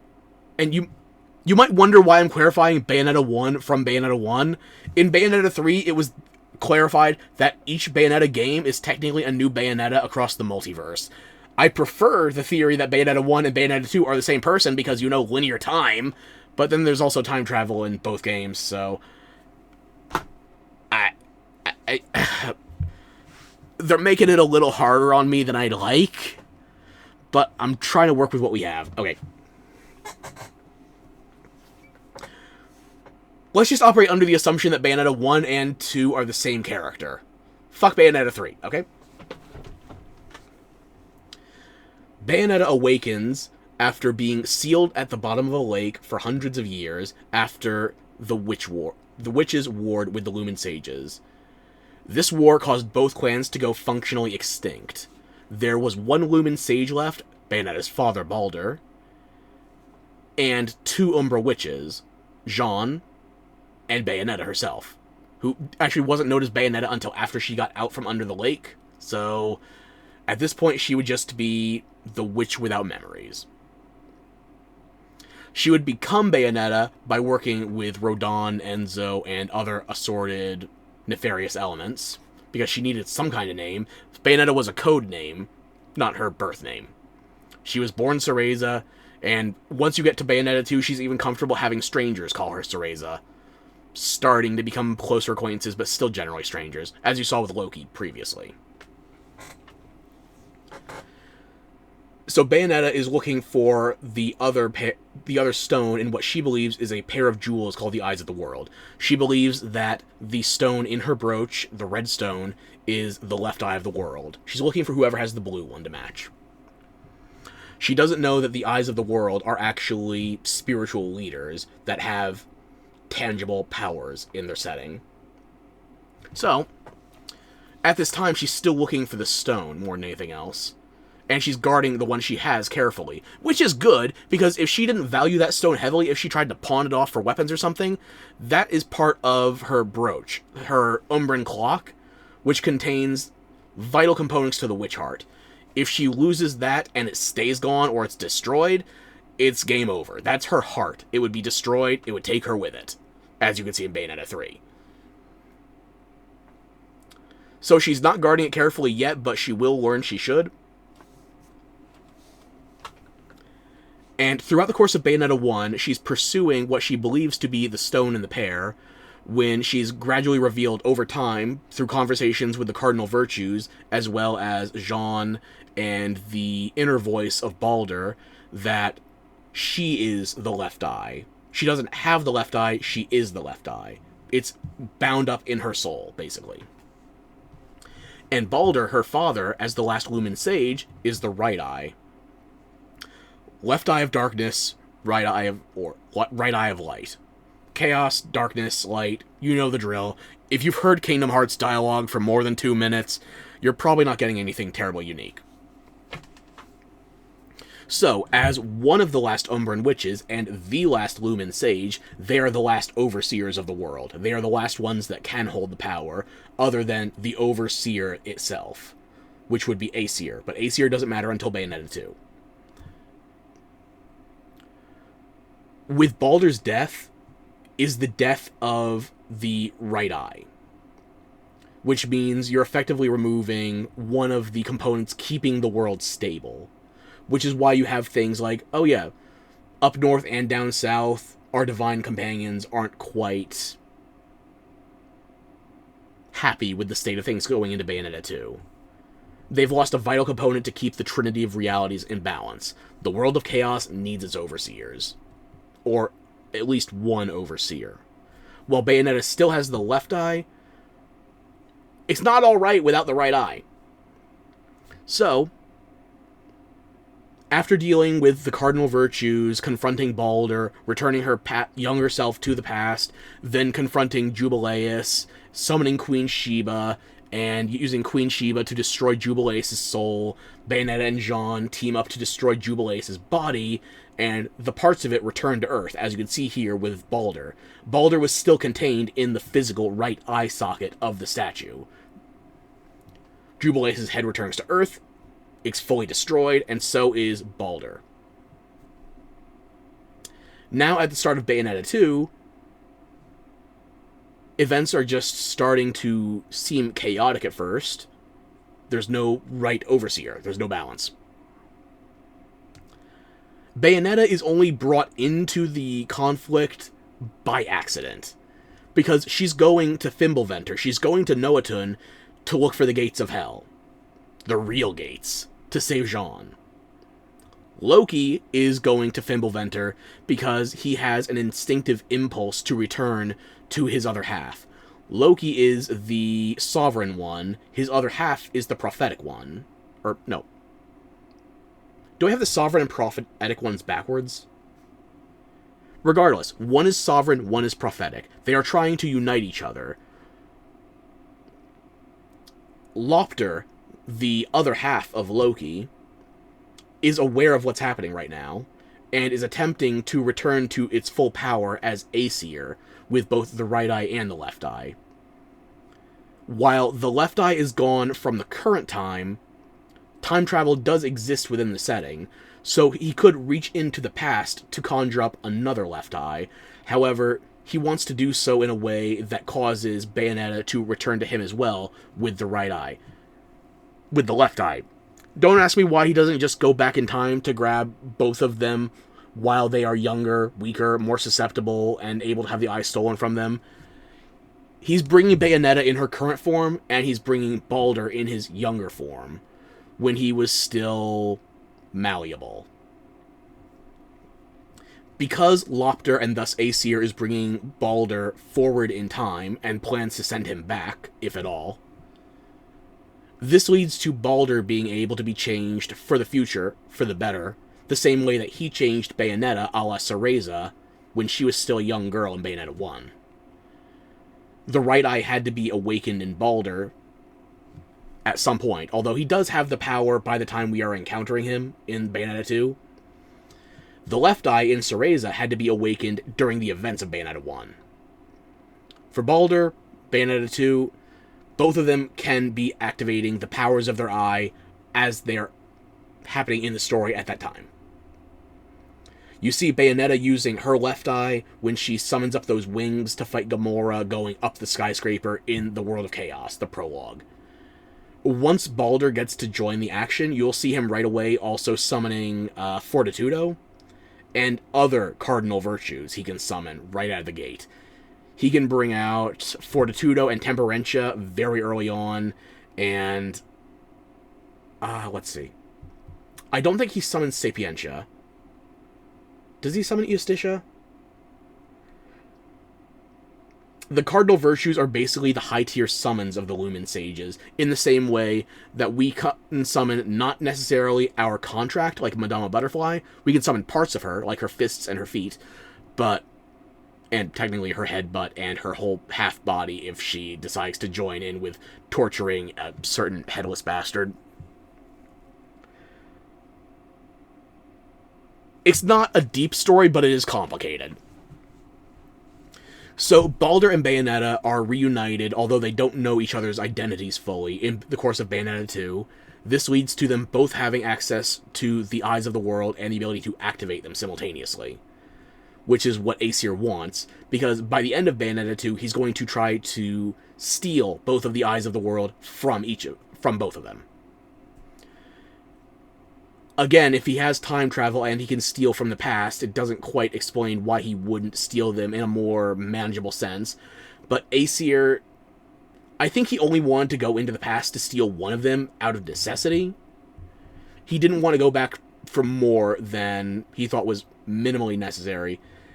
Out of pride, out of ego, it's like, these are still humans that are using the Eyes of the World. I don't need to do anything more particular. I just take them back. I'm that powerful. And needless to say, Aesir gets his shit rocked. And this is even before Loki reveals his true powers that are his courtesy of being half of the Overseer, Aesir. Loki versus Lopter, each having their own abilities.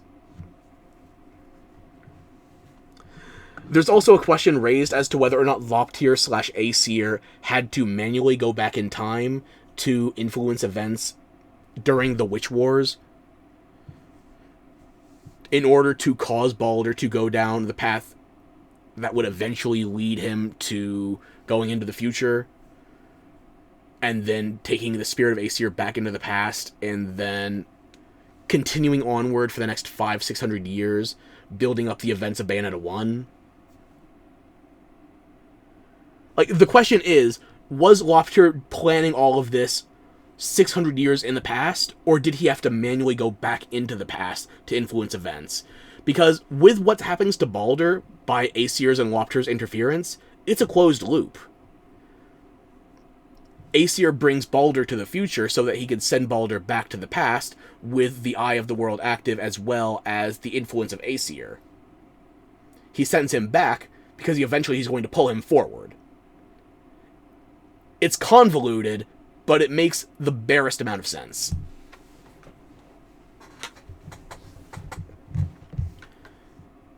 And if you want to know why it is Loki still has power even removed of Aesir/Lopter, when Aesir/Lopter has full control of the Eyes of the World, Loki still has his own hidden trump card.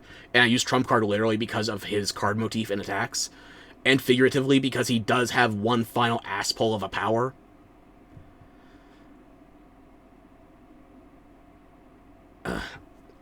It's all about cosmic management and time travel manipulation.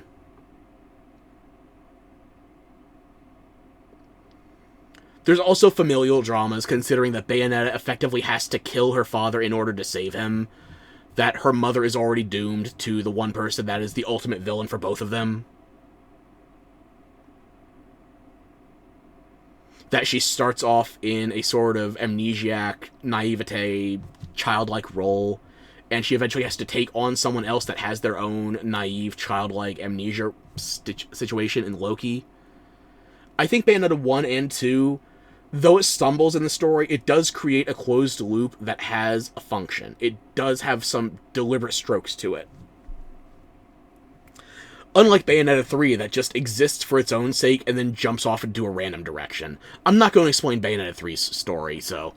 Bayonetta 1 and 2, there you go. Bayonetta Origins, I feel like that would also be a radical departure, because it relies so much on, and also... it informs so much of, and is then inspired by, / reliant on 3 in return. You can tell that when they were writing 3 and Origins, that the two stories were interwoven, and that they fucked up because they couldn't even tell which one would come first. I don't think Bayonetta 3 would have been saved if Origins came first, but it definitely wasn't helped by Origins coming second.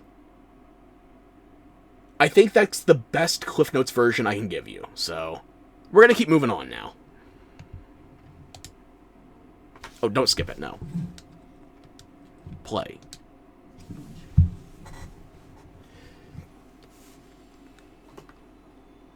I'm sorry it was such a snooze fest, but I tried to explain as best I can. And I didn't have any notes prepared ahead of time. That's just off the top of my head.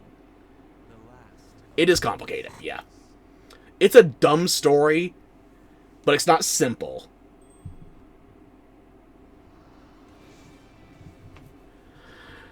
Okay.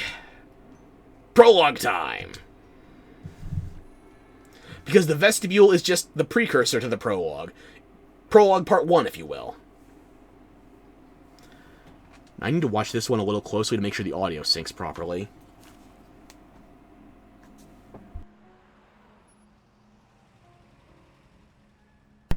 Also ignore that one taxi that only had half its textures loaded.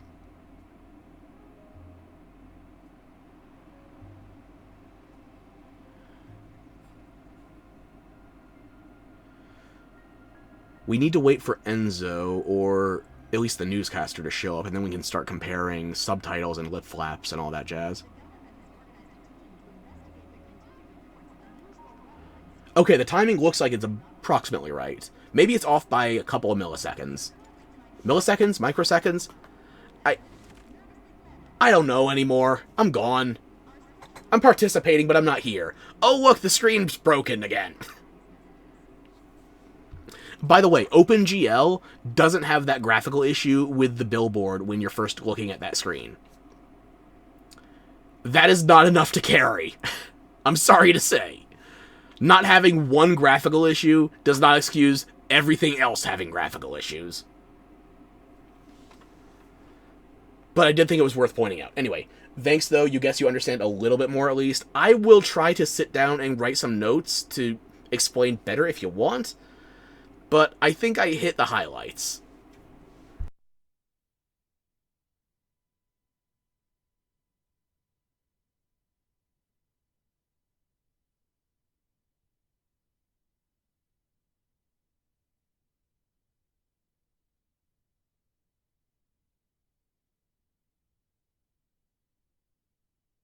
Also hydrate!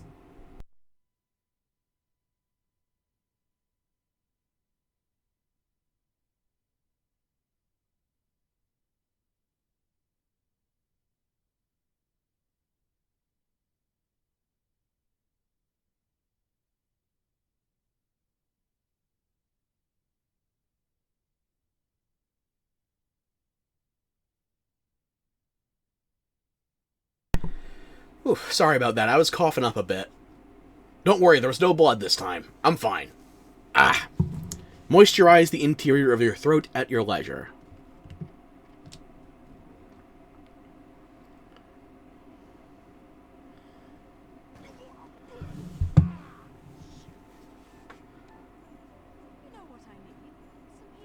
Never! More guns on more body parts. Also, I forgot to point it out last time. Pay attention to the gifts he's carrying this time. Excuse you, this time... don't worry about it. I'm fine. Now, was that any way to speak to an old friend? Besides, I did that job for free. Just imagine if all nuns could dress this fabulously outside of work hours. And this one's even older than most of our nuns IRL. I did point that out, but I didn't point out when it changed. Because it will change. I got distracted by a motorcycle last time. Never gonna stop worrying, well... hopefully I can outlive that concern.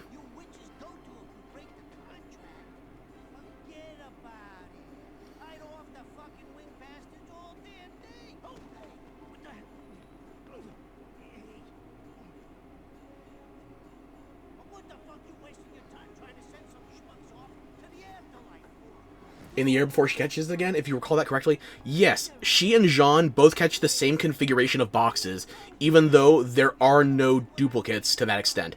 There's similar wrapping papers and shapes, sure, but there's no... like, it's not a 50-50 split of the exact same thing twice. Like, neither one of them catches either of those wrapped pouches. So, now that the girlfriend is here...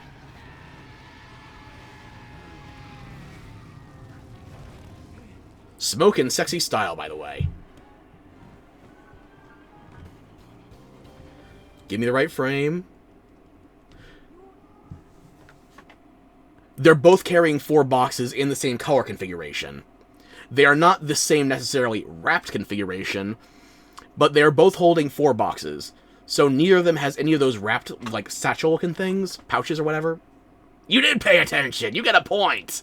I don't know what you can redeem it for, but you get one. So they're both missing presents in this cutscene, and they will get them back by the time Enzo stands up. Sorry, you haven't felt anything strange recently. Now that you mention it, I still haven't quite figured out how a broke, crumbling wise guy managed to turn himself into a semi-respectable family.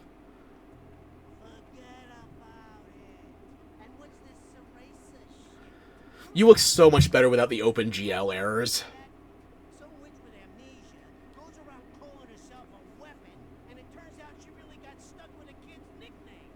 That shit's rich, I tell you what. Ceresa's not a nickname, it's just, Latin for, what is it? Cherry? Which means Bayonetta might have accidentally ended up with a stripper name. Just removed of one language barrier. We still have shadows, that's why I'm running Vulcan.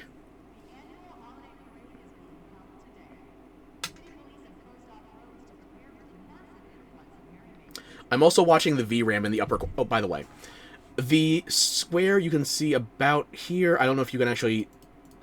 you should be able to see what looks like the touchscreen impacts. My cursor's hidden. But yeah. This square off to the top, I can't do it in full screen, but I can bring up options, general settings, etc.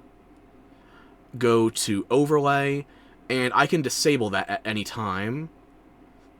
Top right is overlay. Right now I have it displaying FPS, CPU, RAM usage, and VRAM usage in that order. As you can see here, for RAM, I'm only using about 2 gigabytes. I have 128! RAM is never going to be a problem. VRAM is where you could have issues if you were running CMU at home, though. So, frankly, I don't know anybody that's running less than 16 gigabytes of RAM nowadays, and you should be aiming for 32 or 64. RAM is not going to be an issue if you emulate CMU for this game or any other Wii U titles in particular. VRAM, on the other hand, this goes up to, I'd say, about 2 gigabytes pretty regularly. So the VRAM you can see there is 1090 MB right now as it's paused. My 3060 goes up to 11896 megabytes, which is approximately 12 gigs. VRAM is not going to be an issue as long as you have a relatively modern card, and I'm saying this as somebody with a 30 series. So I figure if you have anything that's like even a 1080, you should be fine. 1080 or later, let me clarify. CPU usage, I'd say the CPU usage is probably the biggest worry, because when that fluctuates, it's probably going to go over 20%. But the FPS for the cutscenes with the CMU mods for the graphic packs enabled, it's holding at a reasonable 60. Some fluctuation, not much. When we get into the gameplay, though, given my current settings as well as my hardware, I've had that fluctuate to as low as, I believe, either 43.5 FPS or 38.5. So it can drop, but it's not going to go below 30. The lowest the CMU emulation for Bayonetta will go is still higher than the maximum you get off of Bayonetta 2 on Switch. I'd say if you're going for Bayonetta 1, you'd go PC on the the PC version, especially the Steam version. But for Bayonetta 2 and 3 and Origins, Origins is not as specifically reliant on performance as 2 and 3 are. So I'd say you're fine with the Switch version of Origins. Bayonetta 3 I don't particularly recommend at all. But Bayonetta 2, I feel like it's got a Wii U version for a reason. The Wii U goes up to higher performance. I'd say the only thing holding you back from reliably emulating the Wii U version over the Switch version is just availability. Like, when Bayonetta first got announced for Smash Brothers, the Wii U version was impossible to find. My mother somehow managed to get that for me as my graduation gift. I'm tremendously appreciative of that. Like, Bayonetta 1 was already in, like, my top 5, top 10 favorite games of all time. Bayonetta 2 took the number 1 slot, and I feel like it's in no small part because it was a gift from my mother.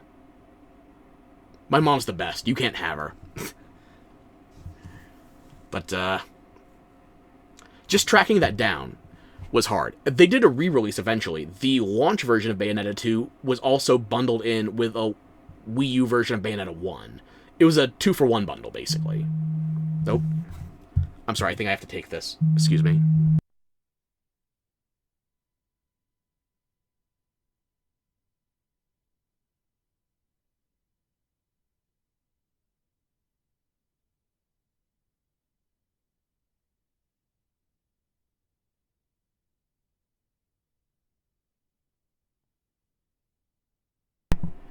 Okay, that was...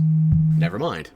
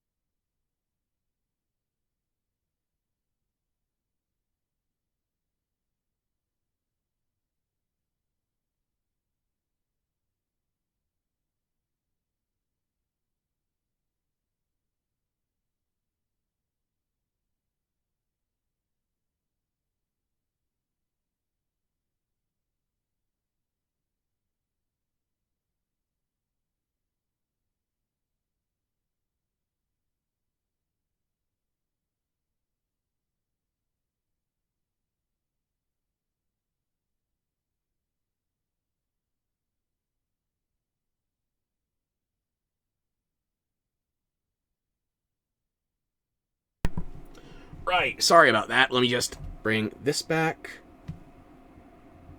Okay, there we go. Okay. I had to take that. Sorry, that was my mother. Speak of the devil, and it shall appear. Or she, in this case. You know, we have 2 witches that have demonic contracts anyway. I'm fine with saying she's the devil. Sure. Demonically... infernally... No, there was a segue somewhere in my head, and it's gone now. I'm just gonna jump back to what I was talking about beforehand. Everything's fine. Yep, everything's good. As you can see here, I should be able to fluctuate on the fly. No, I have to close out of this menu first, and then it will respond. There we go. Okay. Also, it didn't appear for us because it wouldn't show the window automatically on load, but I can also use this same section of the overlay to change whether it previews my controller profiles or shader compilers. So, really, the only reason I would keep that on is for testing purposes, but since we're just using it mostly for a video comparison at the moment, I'll disable both of those. Okay, and I'll put it back to full screen. I do not have that hotkey at the moment. I probably should set that later.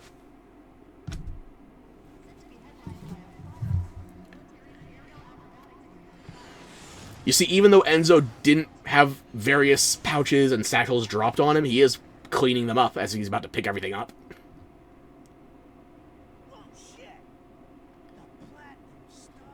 I don't know why he's still so fussed with all of that, considering half of it's probably Bayonetta's, but he's got to go get what he's got to get for his kids. We'll talk later. I'll see you back. Don't forget to pick up the things for the party. Mostly salty fish eggs. I don't know why 2 lesbians would need that extra salt flavor, but hey. They got their customs.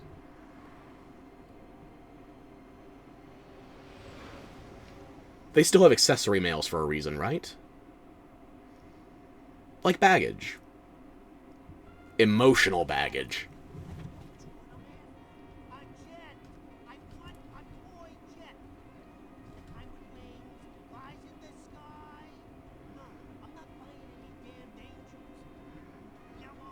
I don't even see any angels in this store. Maybe on the tree, and I'm missing them?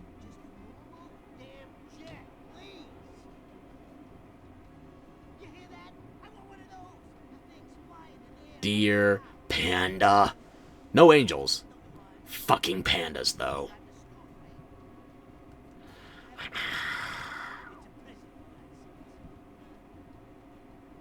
Penguins. Who would offer you an angel when there's a perfectly good penguin there?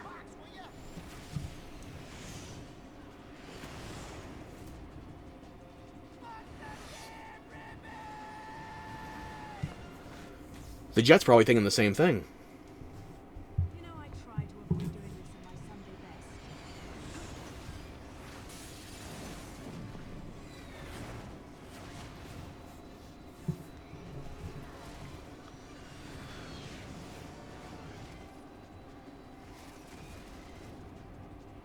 That was an odd flicker. I'm not sure if you saw that, but I did. I have 4 buttons on this controller that aren't bound. I don't think I'm hitting any of them. That shouldn't be causing anything either way. If it's unbound, it does nothing. It's almost... We've been going for a bit, then. Yeah, we've been going over 3 hours.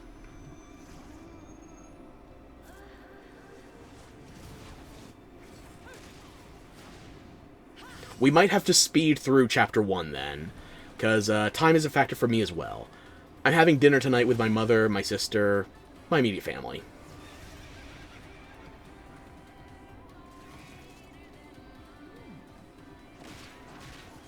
You're going to need to sleep, won't be chatting then probably, so you're going to say your bye-bye right now? Hey, thank you very much for hanging out, for chatting so actively. Tremendous thanks for the gift as well. The sub, the game, you are a terrible spender, but hey, I benefit from it. Thank you very much. See you tomorrow, and you have fun too.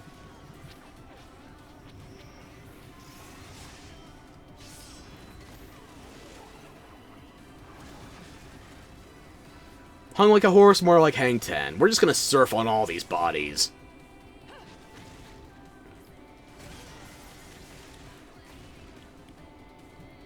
Popped like a pigeon, too. Fine, then.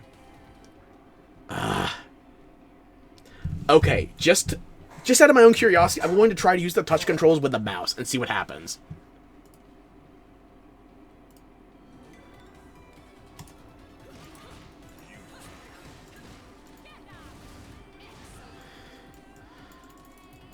Right click is doing nothing, it's all left click based, unless... I might as well have the Immortal Marionette equipped at this stage.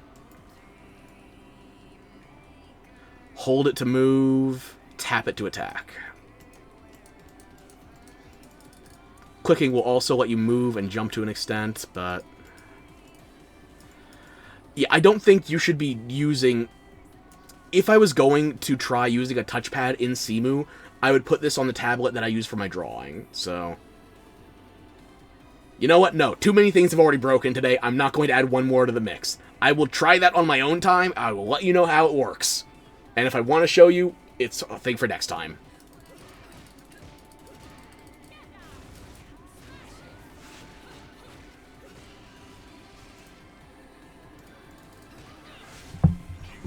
Okay, that's enough of that.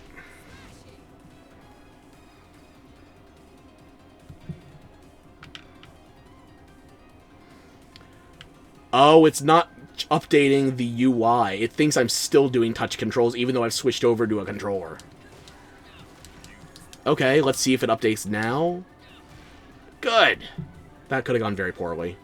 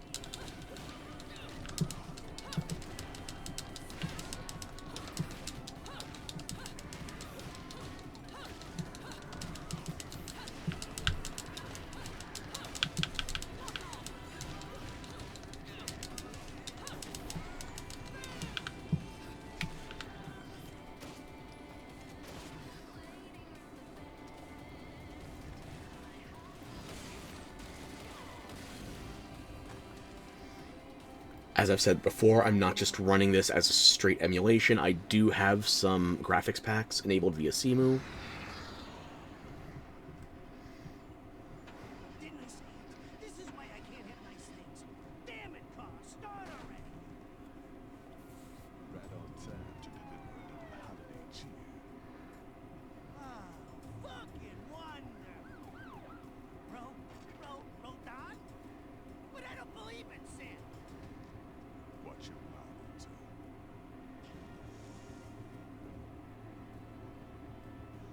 Don't want anyone offering you for sandwich. It feels like there might be a little bit of lip sync problems, but Unbelievable. very little. It's like, I feel like it's a 12 or 24 millisecond issue. I could just fix that in the latency.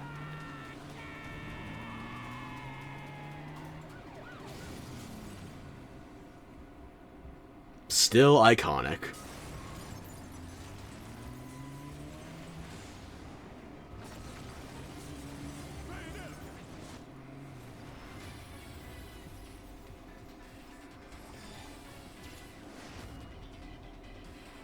The Wii U has no right to look this good.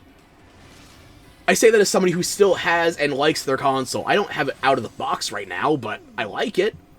Criminally underrated. It was sent out to die, unfortunately.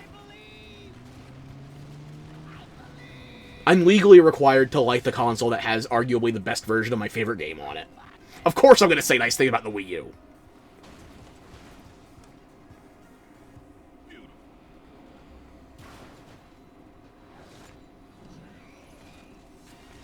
Now it's time for your turn.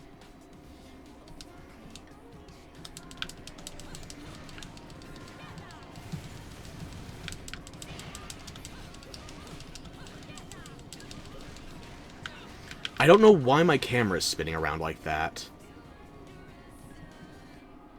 Let me just, check the connection of my controller. Windows noises.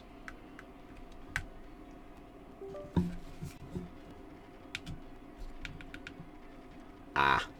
Okay.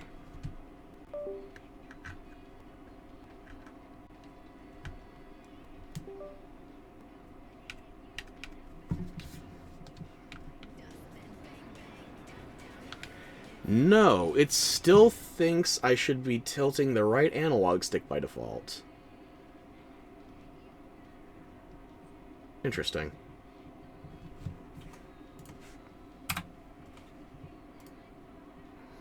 Options, input settings, controller 2. Ah.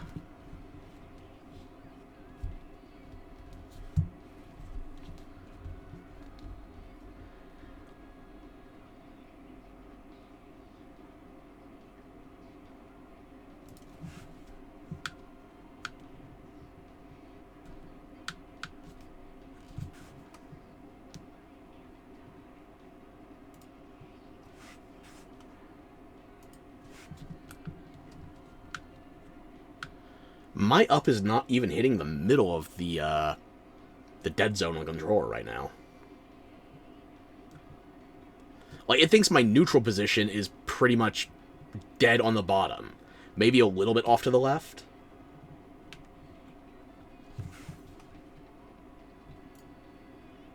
Odd. Let me see if I can recalibrate that quickly. Okay, hopefully that sticks. We'll find out. Okay, that did it.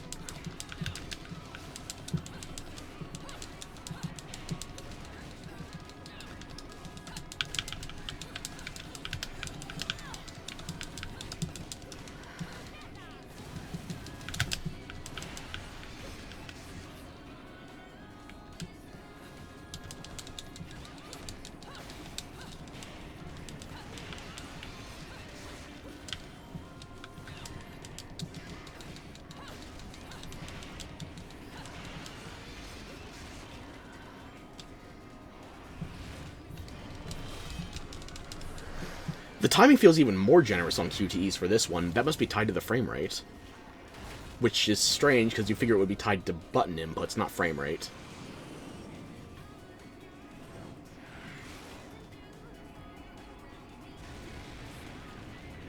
Ah, yes. What were you from? Transformers Dark of the Moon? Well, you can't eclipse this action, unfortunately.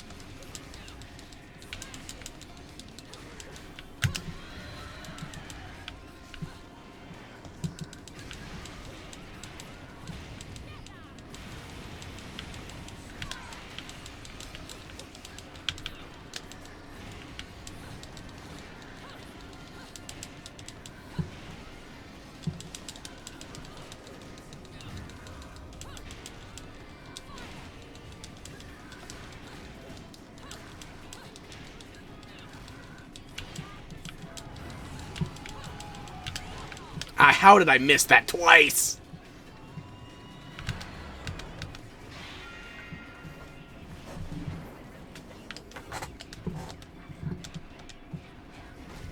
Now, there's a cutscene coming up that seems interactable, and we're actually going to interact with it this time.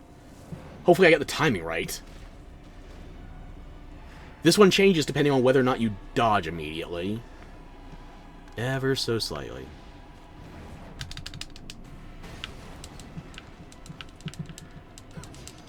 Free witch time if you dodge.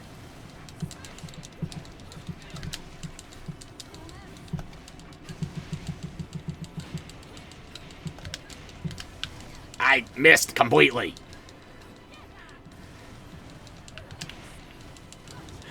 That one cutscene giving me the most obvious dodge is the only one I'm getting today, isn't it?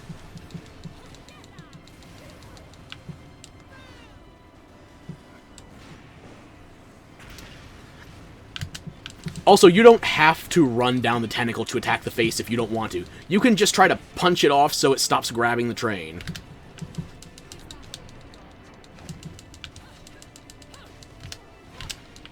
Damn it!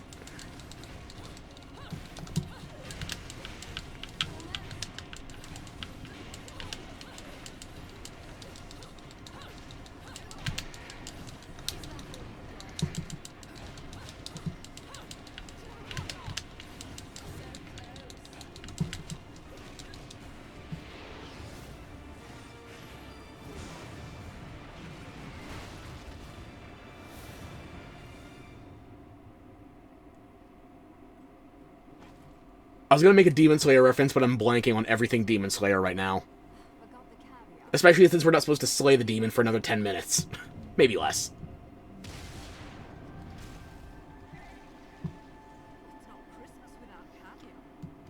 It's not Christmas without Bayonetta. I can skip the caviar, though.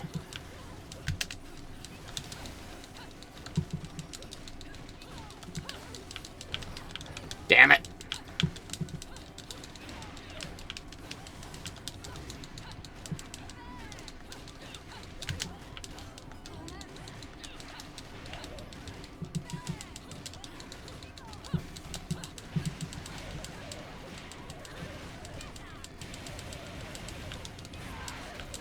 Nice headbutt, Queen.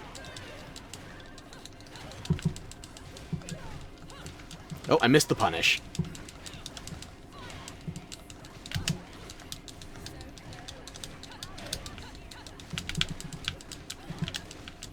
And I missed just dodging in general there.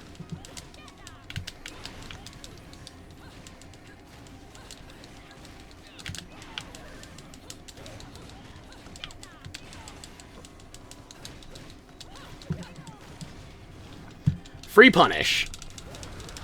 Oh yeah, the QTEs are much more generous. Even compared to the Switch version, which feels easy, the QTEs in this are instantaneous. It has to be tied to FPS in some regard.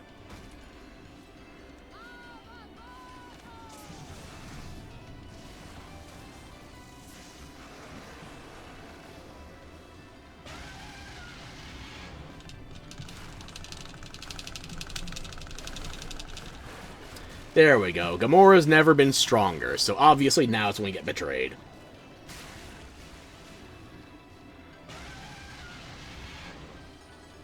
Platinum somehow, miraculously. It does feel better than the Switch version. And I'm hard-pressed to explain exactly why. Is it the input? Is it the... I don't know. Something is different. This feels better. Unlike how this feels.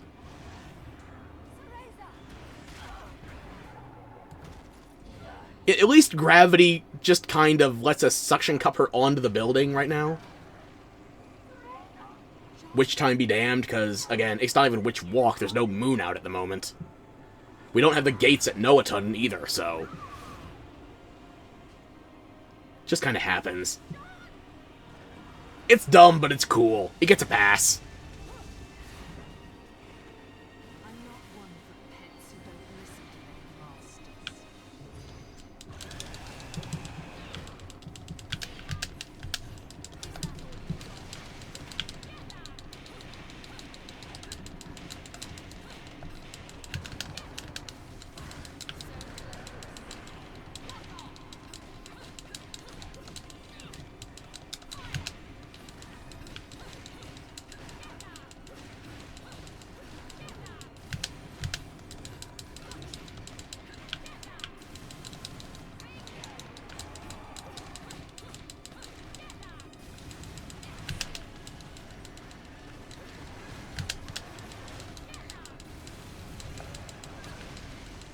Oh, you're too dizzy to keep climbing.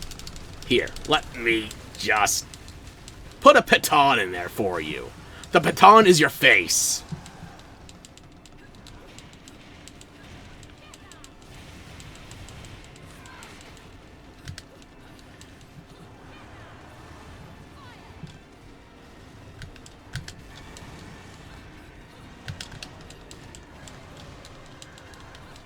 I'd like to be able to choose a target, please. Thank you.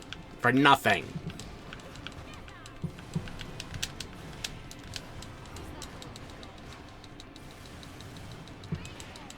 The flying sections of Bayonetta 2 are not exactly...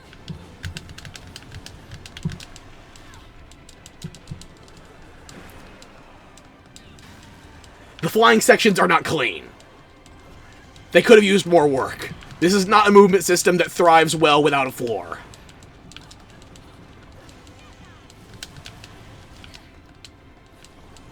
I take one hit, and suddenly the doors open to take every hit.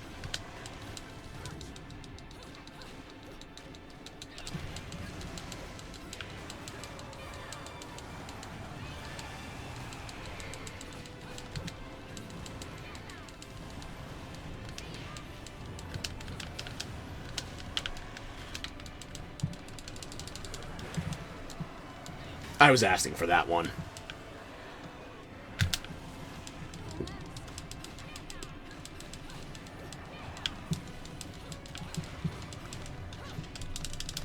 Another punish. There we go. Let's see you scrape this off of the sky.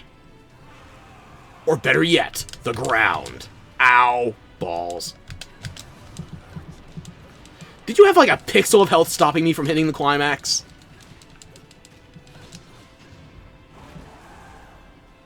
It looks so damn good.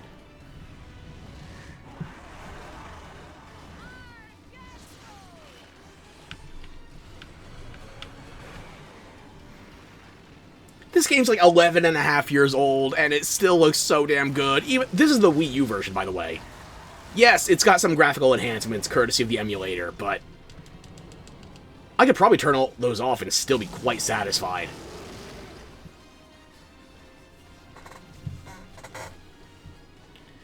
So I'm probably at like bronze or stone from the amount of damage I took.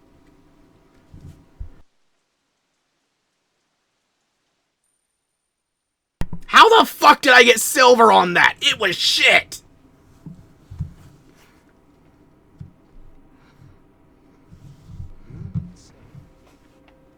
Is revenge not all you desire?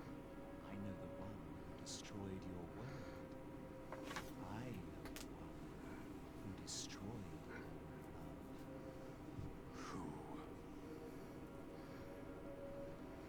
Nice lipstick. I bet it's not purple.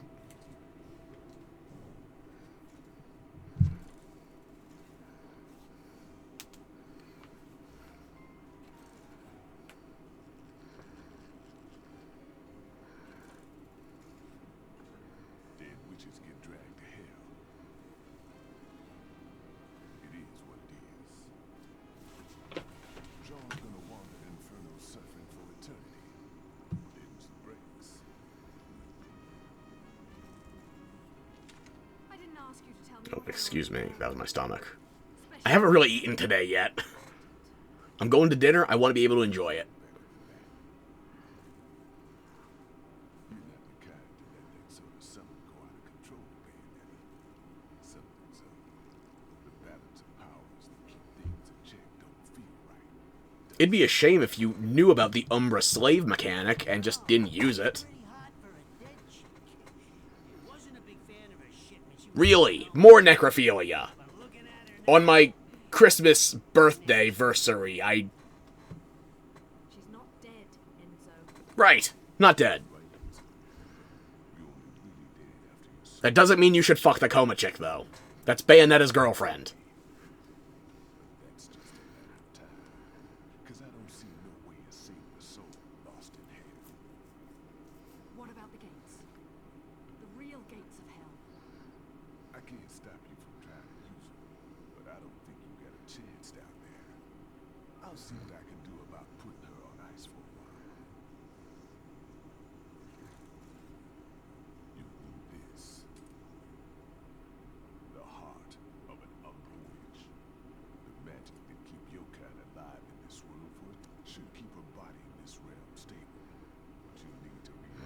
It's a good thing you can put her in a... Well, I was going to call it a bar bath, but it's already kind of a dive bar anyway.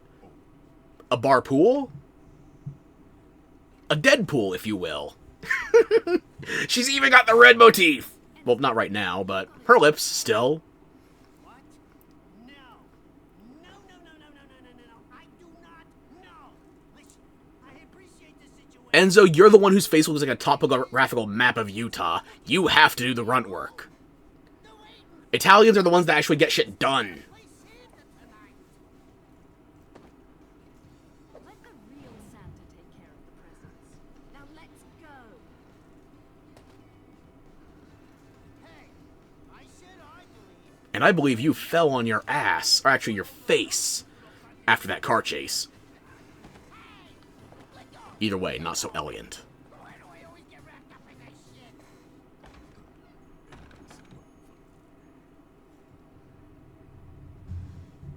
Hey, at least you get casserole instead of just milk and cookies, Rodon, right? Okay, still gold. But still, even though I got a couple of silvers in that mix, the platinum against that boss, it does feel better. It's just, I got thrown off way too hard when I was fighting Gamora at the end. Took over half my health for nothing. No good reason at all.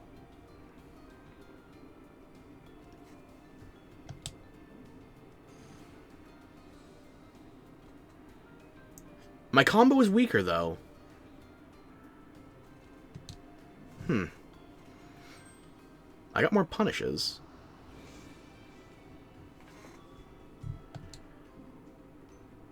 Let's see if I can get that, what's it called? The Bewitchment. Bad Boy. It should be the Bewitchment. We'll see if that still works the way I think it does.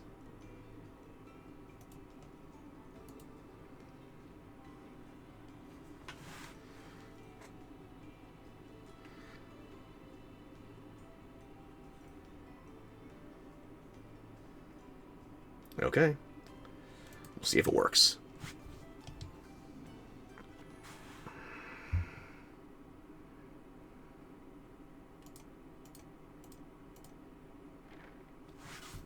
The sacred mountain of Fimbulventer. The joint's supposed to be the link between Inferno and Paradiso. They say there is an entrance to Inferno, the gates of hell, somewhere on this mountain. No one knows where, though. Hell, no one even knows if it's true or not. The only reason Gates of Hell, what the hell, same difference. We're going for the ambiance. that no one's ever been able to get And the mounting's not fully rendered at the top. it's like it don't like Or it's just jaggy. every climber ends up stranded. Like that painted arrow. And don't even try to fly a That's a Super Mario... Or that's a Super Mario Sunshine level of jaggy paint. walk to whichever afterlife you got lined up, right? I'll wait for you and know it. Bowser Jr. would be proud. I haven't seen the new movie, though. Hurry up with whatever it is you gotta do and get back there, alright? And the hotel's going on your account. With a minibar, too. Gotta keep myself busy while I'm waiting. Forget about it. I love those miniature drinks. Yeah.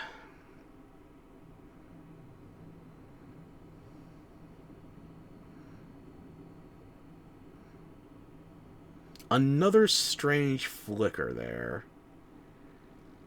I'm not sure if that's from the graphics packs. I could disable them for another test, but... I can't believe you, Enzo. I didn't know the in-flight service was exclusive to fat Italians. Man, the plane ain't free, you know. That reminds me, you owe Alex the kid for the charter. Oh, yeah!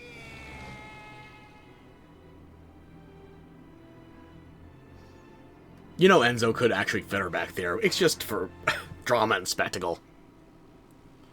And I don't mean that in terms of Platinum's drama and spectacle. I mean Ezio? Enzo causing drama. Shit. Such a bad place to look at. One of them is a much more iconic element of my people. Close to that damn place if you ask me. Gives me the heebie-jeebies.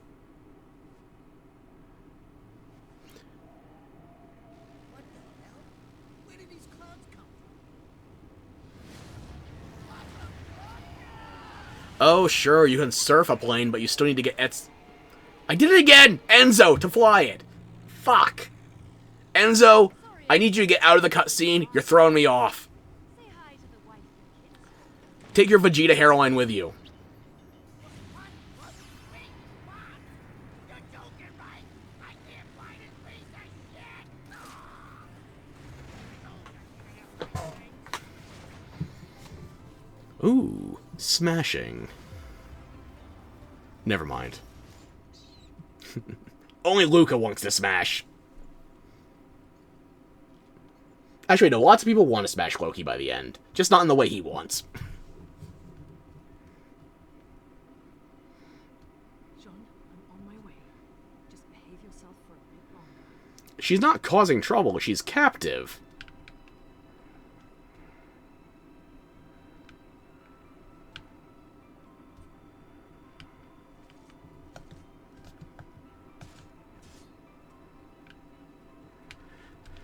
I think we're gonna have to skip some of the exploring and just try to power through Chapter 1.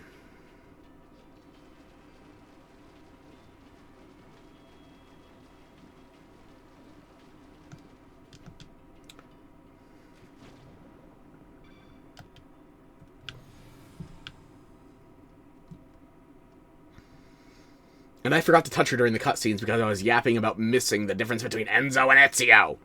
Fuck.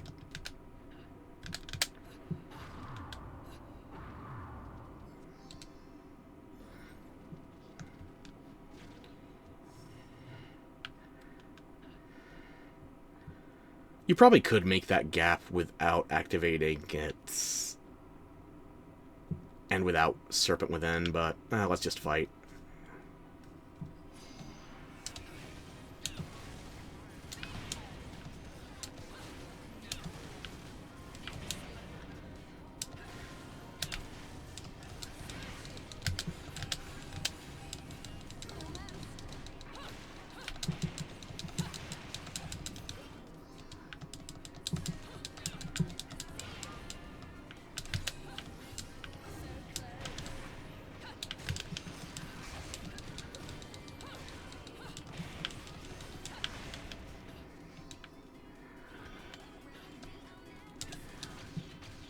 Hopefully that was a decent combo. I know I went low. I didn't go... Words. Went slow, not low. Brain.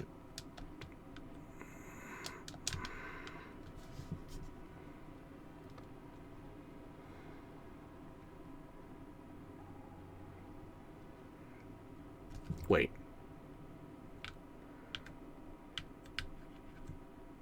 That... I don't know if that was the controller or just something in the scene transition. Odd. I'm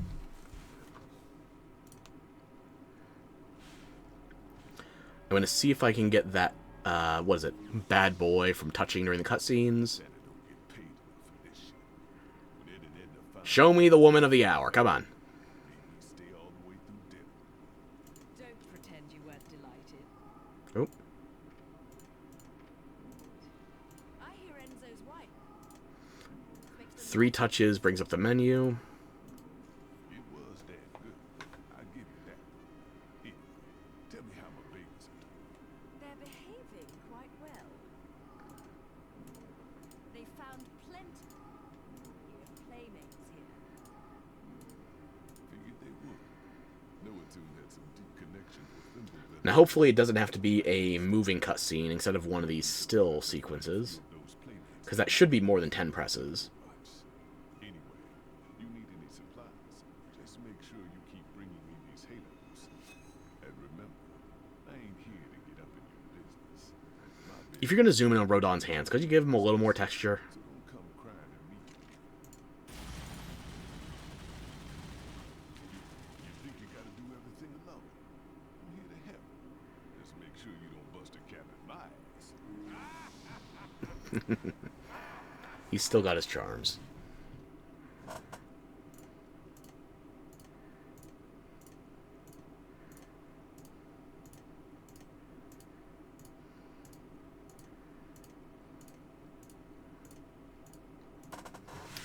Okay, well that's 20 clicks that are in the overworld, so that's not enough for it.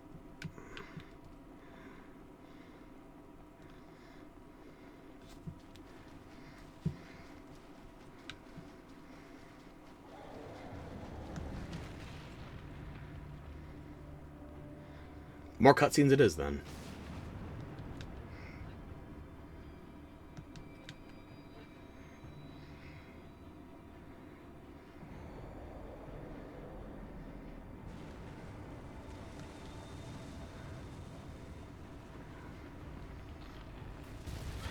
It is a lovely amount of environmental manipulation while you're still in said environment.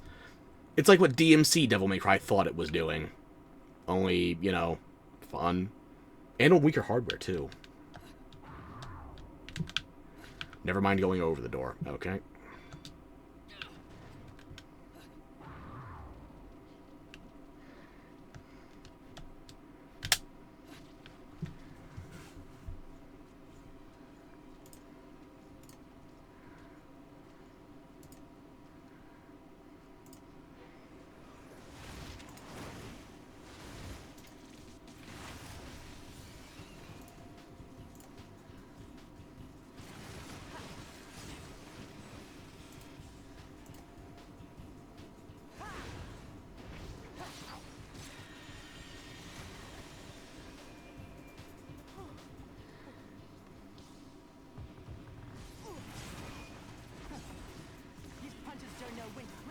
Not the UNT word I would have chosen, but you know what? He's still child-shaped, approximately. Or just compact. He could be, I don't know. He's not voiced by Dan Green, but he is analogous.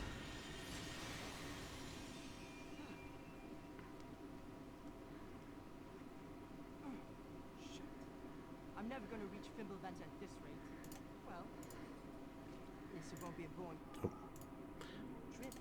Okay, I have to space those out a little bit better. The Gate of Hell in the background is clearer to look at now, too. Huh? You can see me. Oh no, I think I broke the lip sync. Oh, you like that, huh? Wait till you see the climax.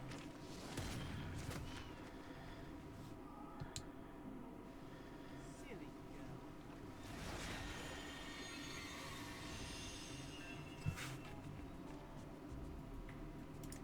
You'll have to do better than that to earn a tip, Mike. I don't think all this click spamming is helping me here. It just has to be across different cutscenes where it would register I'm touching her. Suffering at the hands of the Queen's trumped-up troops. You won, huh? Enough riddles. How can you see me?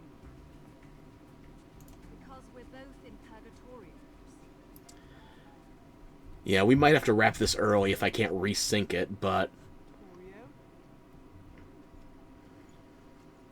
So, are we heading to Fimbulvent?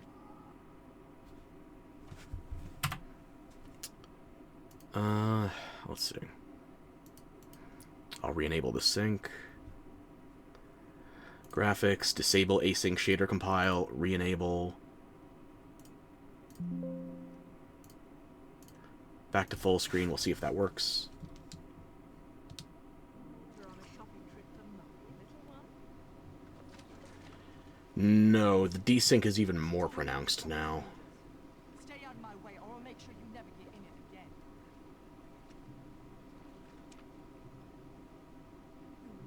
Scary. What is that, 4-5 seconds of delay? It's severe. I'm going to go through another gameplay section, and then the cutscene after, we'll see if it resyncs.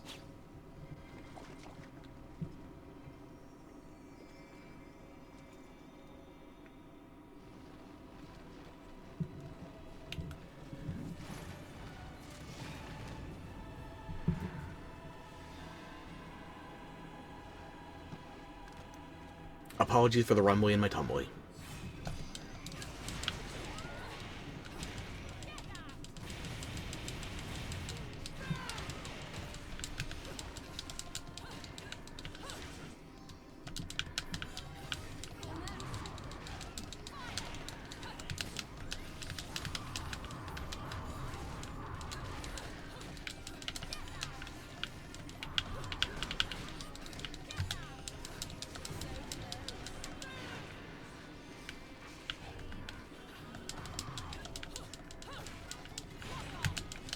How did I miss?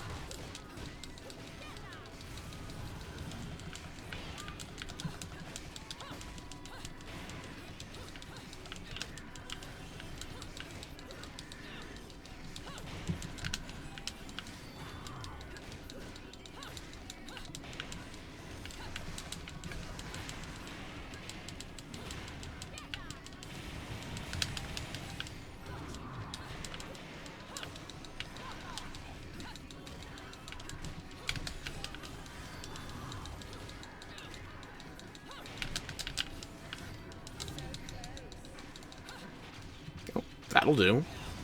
Camera got a little tight at the end. But that'll work.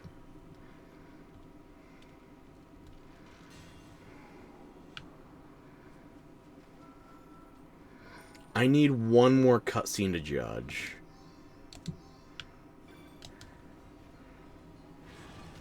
And we should get one.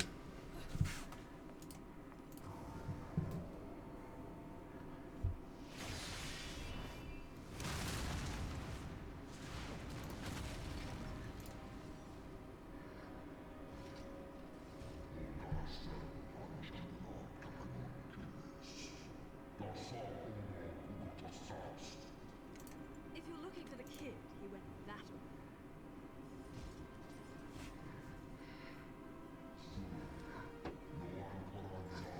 At least she got a reputation after taking down, literally, Jubileus.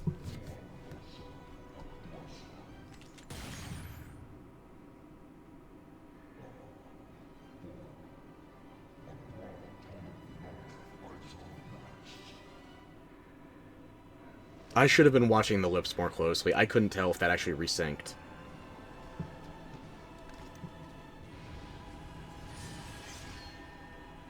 I'm afraid I don't have time to dance too long. A friend is waiting for me.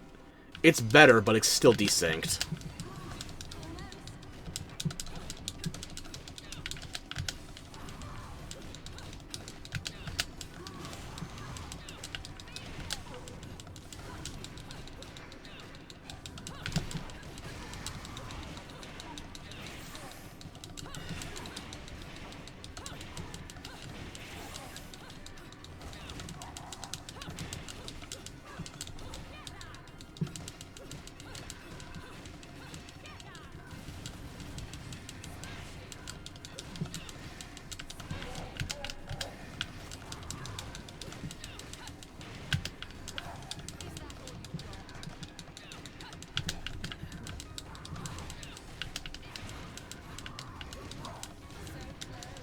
I think I'll hold my Umbran Climax for the next fight.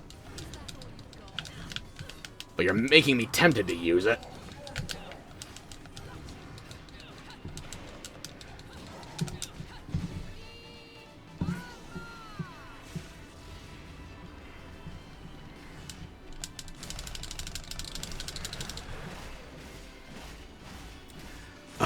Keep stabbing. There we go. Good shit.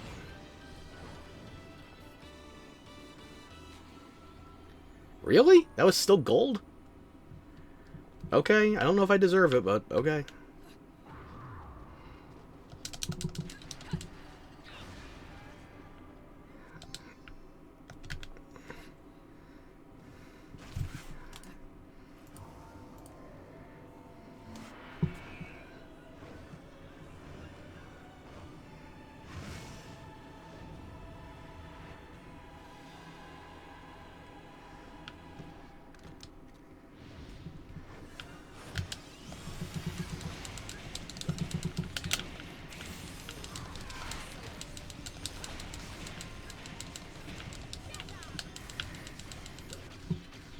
Was that quick enough for a platinum on time?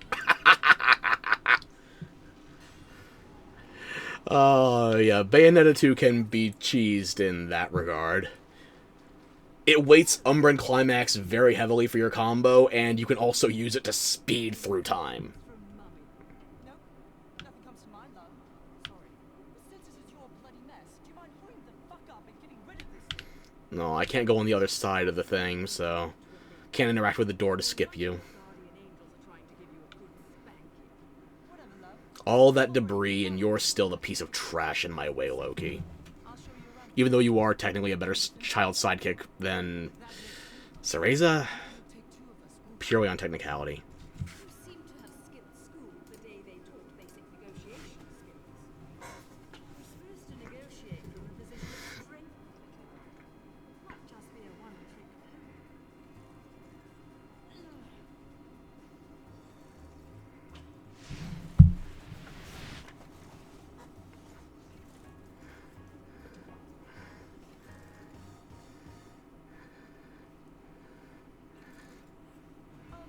About that trick.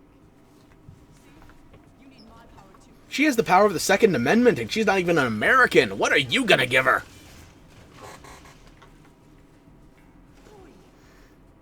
That works too, I suppose. I don't have time to give a shit about who you are or why you're going to the mountain. No way to talk to a lady, but swear in front of a kid, sure. Make it quick. You stay with me, and I promise you'll end up in one of Oh, the lip syncing's finally working, too! I forgot. You gotta agree to a little condition. Actually, no, it's not. There's definitely... It feels like a 3 to 5 second delay. very well to being insulted. And we're in a sequence of stills. It's not even meant to be lip synced, and the timing is still off for the audio. God damn. Do I look like a man to you? Bayonetta or Cereza? Take your pick. Cereza! You don't look like a Cereza to me. Well then, Bayonetta it is. Let's move, little one. Oh, it's clunky, though. We're finishing Chapter 1, and then I think we have to call it. I'm not even sure if we'll finish Chapter 1, but we'll see what happens. See, as soon as you get ahead of him, he expects you to follow him. If you have even a slight lead, he's gonna be, hey, wait! Fuck you, Loki.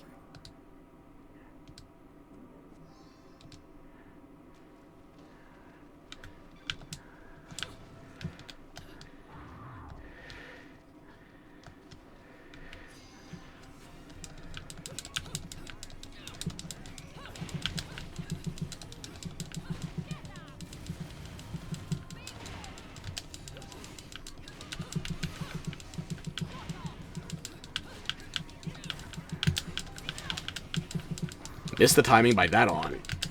Every conceivable metric. What the hell?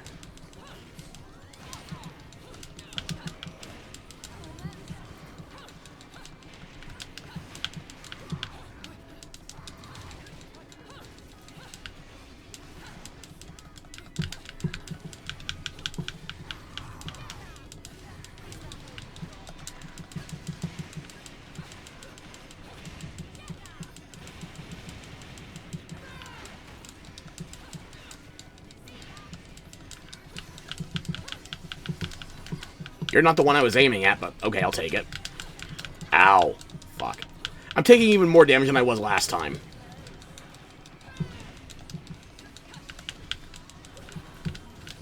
Oh my shit.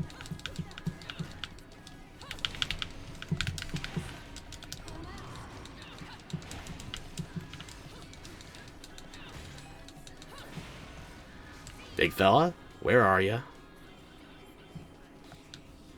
There you go.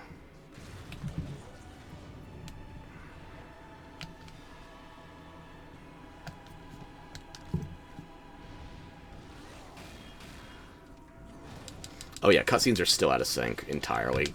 Not just a matter of the yappy ones or the statics. Everything is out of sync.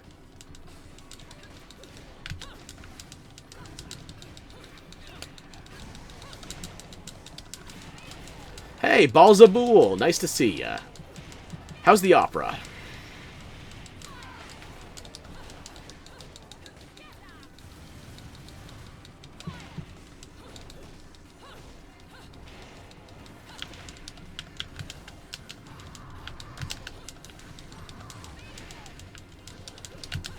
Ow. Maybe I restart the checkpoint. Because this is getting rough. Yeah, we'll play it out.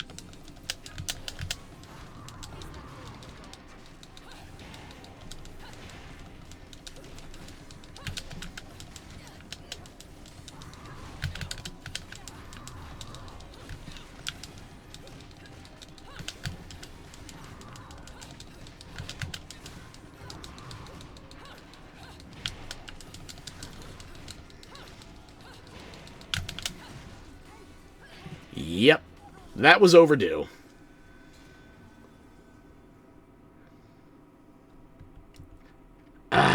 I played that horribly.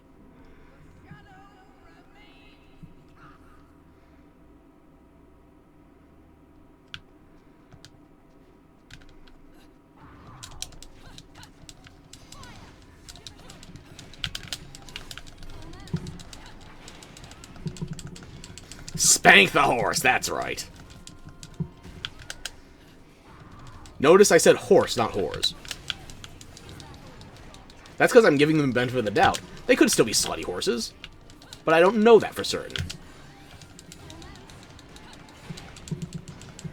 I'm still going to spec. How did you interrupt my punish?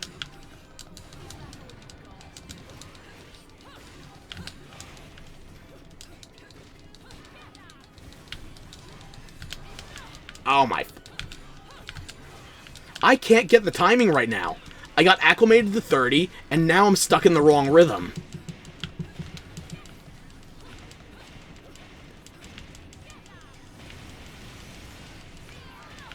Ow.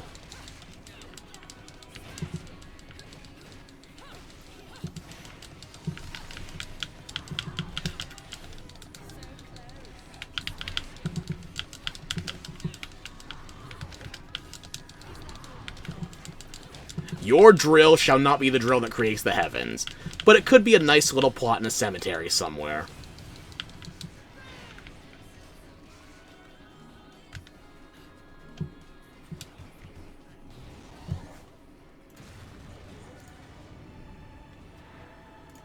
Whatever. Or brain or bane. You're about to be mundane, and I have no brain left anymore.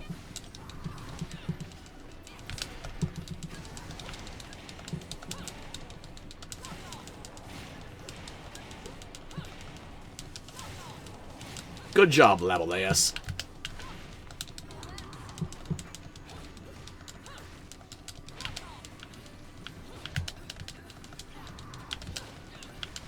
Ow.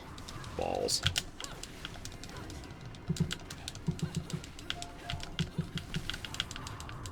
I think we're gonna have to wrap up after this fight, unfortunately. Just heard some...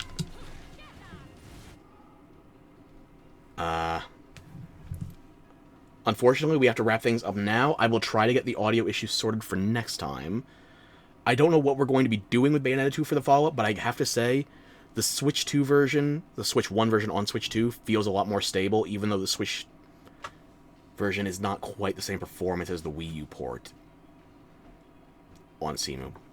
I do think I'd rather use the Simu port, but excuse me for just a moment.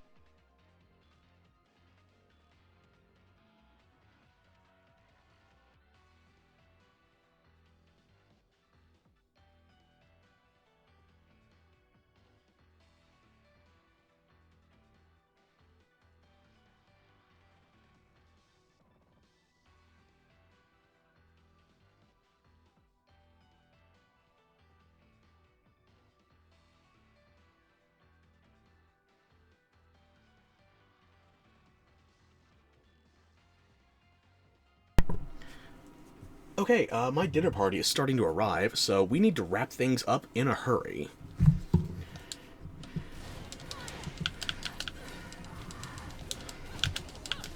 I do think I would generally prefer to be running the Wii U version via Simu.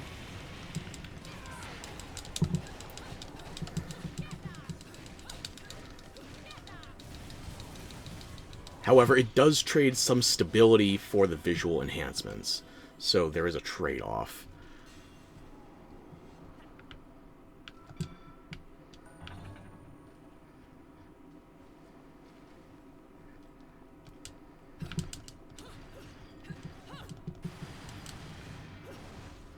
It is very pretty, though. I would like to do Simu, but there's no singular version that has everything. Like, even if I go back to the Wii U version, again, we're trading stability for some of the visual refinements.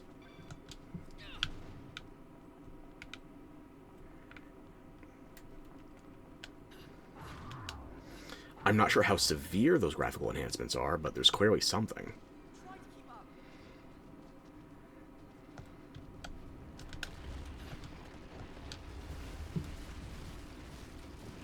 Okay, sure, just turn the entire street into origami, why don't you?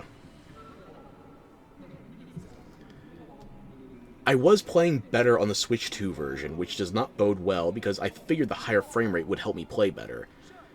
It could just be that I spent time playing a significant amount of the Switch version and then jumped into the Wii U version.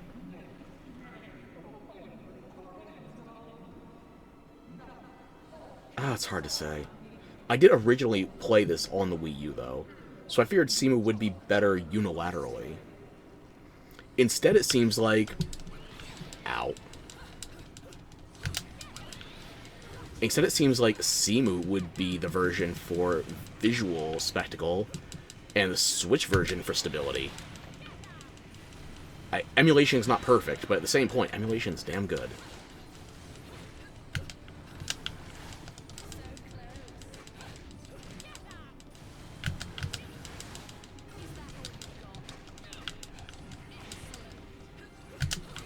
How did I miss? I'm missing the timing on everything.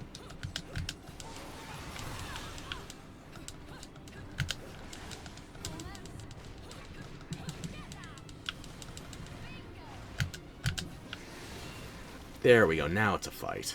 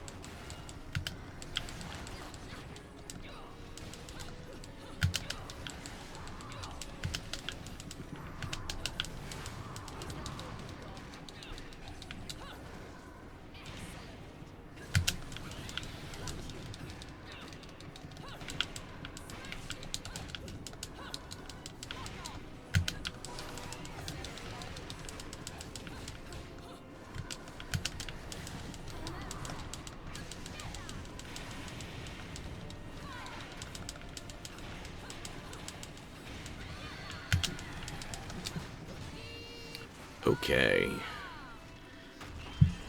And step, and work those heels. There we go. Someone would pay good money for that. Unfortunately, I doubt he's one of them. Down he goes. I feel like this entire chapter might end up being a bronze. I played terribly. I had to sack a kill, or sack a death.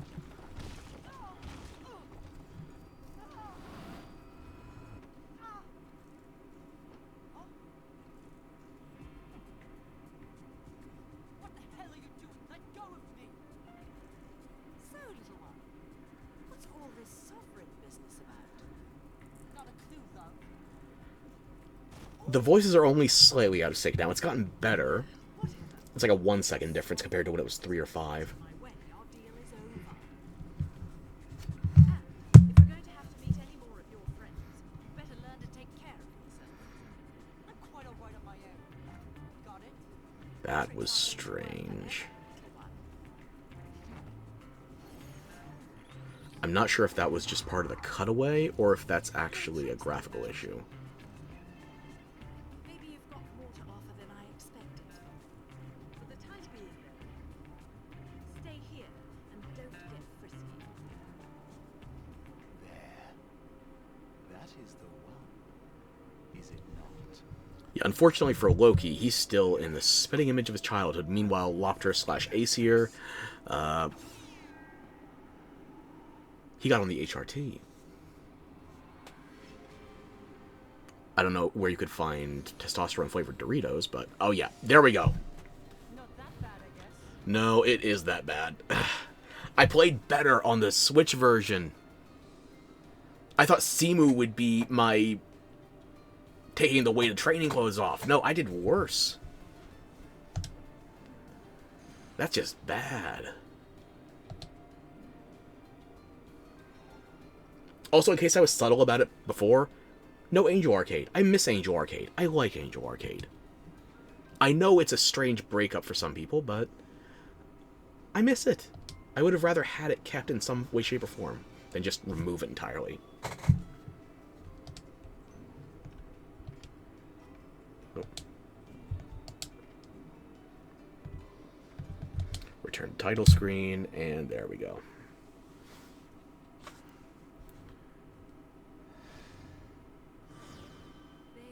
Still good.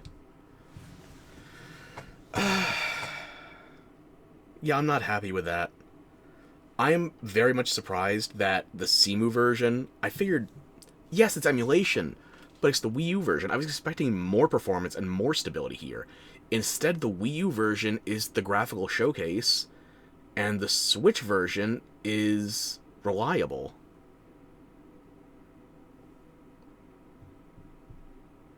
That's not what I predicted. But then again, that's why we have to have tests. So, if we do a full playthrough of Bayonetta 2, I would probably use the Switch version as a jumping off point. The only thing I can't reliably do on that version is get the, let me pull it up specifically. The bewitchment in Bayonetta 2 is called Bad Boy. And according to this, touching Bayonetta on the screen during loading screens and cutscenes where she's appearing a minimum of 10 times. So, unfortunately, that's something I can't show on the Switch version as it happens. Because I can't use it for a touchscreen while it's docked for recording purposes. If there was a way I could record it while it's also touchscreen enabled, that would mean I could show off all the bewitchments. As it stands, though, limitations. Limitations all around. I could go for a Hail Mary and bust out my Wii U. But I already have so many things set up and wired. I don't want to add one more link to the chain.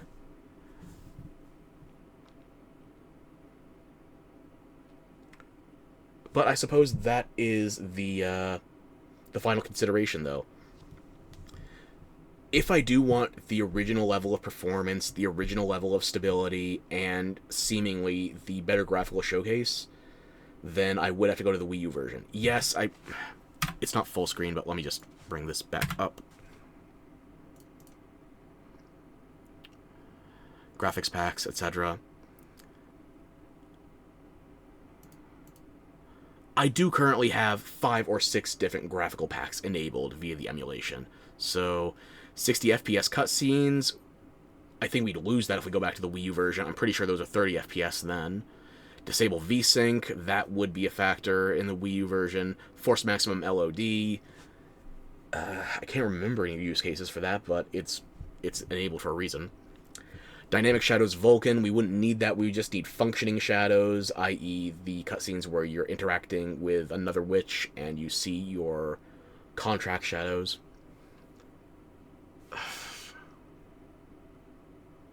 Yeah. So we took our time to sample 2 out of the 3 available versions of Bayonetta 2. If there's another emulator that's able to circumvent these issues, or if I was able to find fixes for OpenGL, then we'd have more options. But as it stands, these are the 2 theoretically best options for right now. And I think I would actually have to go with the Switch 2 version, surprisingly. I figured it would have been the Switch... I keep saying Switch 2 version. It's on a Switch 2. I have my Switch 2 dock set up right now. It's a Switch 1 port of the Wii U. But the Switch 1 port, versus emulating the Wii U. The only other option would then be to hook up the Wii U itself and try the original copy of the game on the original hardware. So, that might be a rainy day.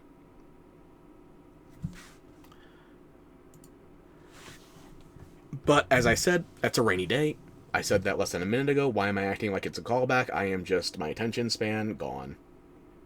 Brain is out to lunch already, and I'm thinking about having my birthday dinner. So, let me just say this. I wanted to thank everybody for hanging out with me today. Wanted to thank you for the kind words.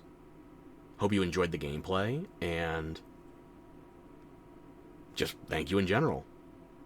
It feels like I've been going on this this VTuber since I debuted over a year and a half now.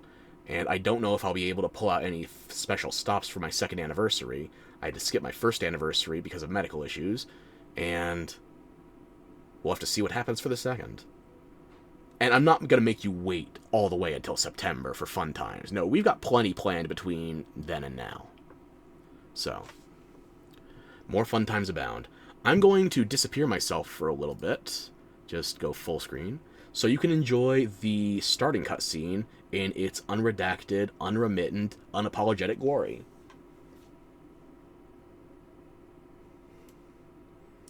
But I want to reiterate the thank yous. So, nope. Yeah. You, go away. No more funny hats. It's not Monster Hunter time. Just thank you, I guess. Thank you for hanging out. Thank you for chatting. Thank you for subscribing. Thank you for giving me a chance. And I hope you had fun, because I'm sharing a game that I enjoy, and I'm hoping I can at least make it entertaining.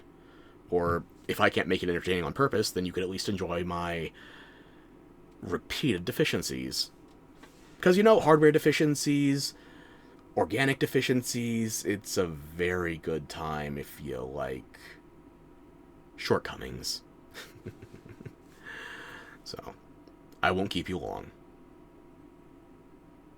But I might keep you coming. Coming back hopefully soon. Until next time, I'll catch you later. Until then, I'm just going to disappear, and you enjoy the show. Thanks for hanging out. I'll see you soon.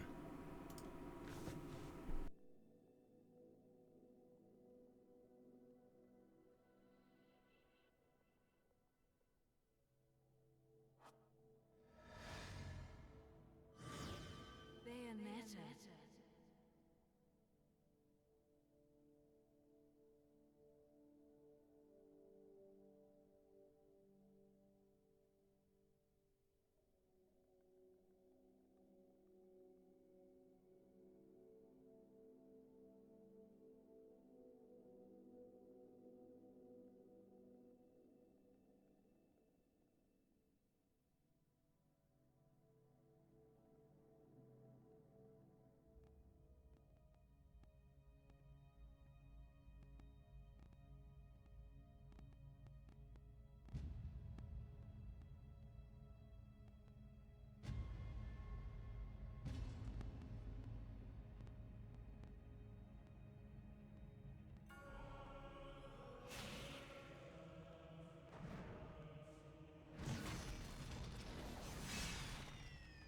No one said you could touch.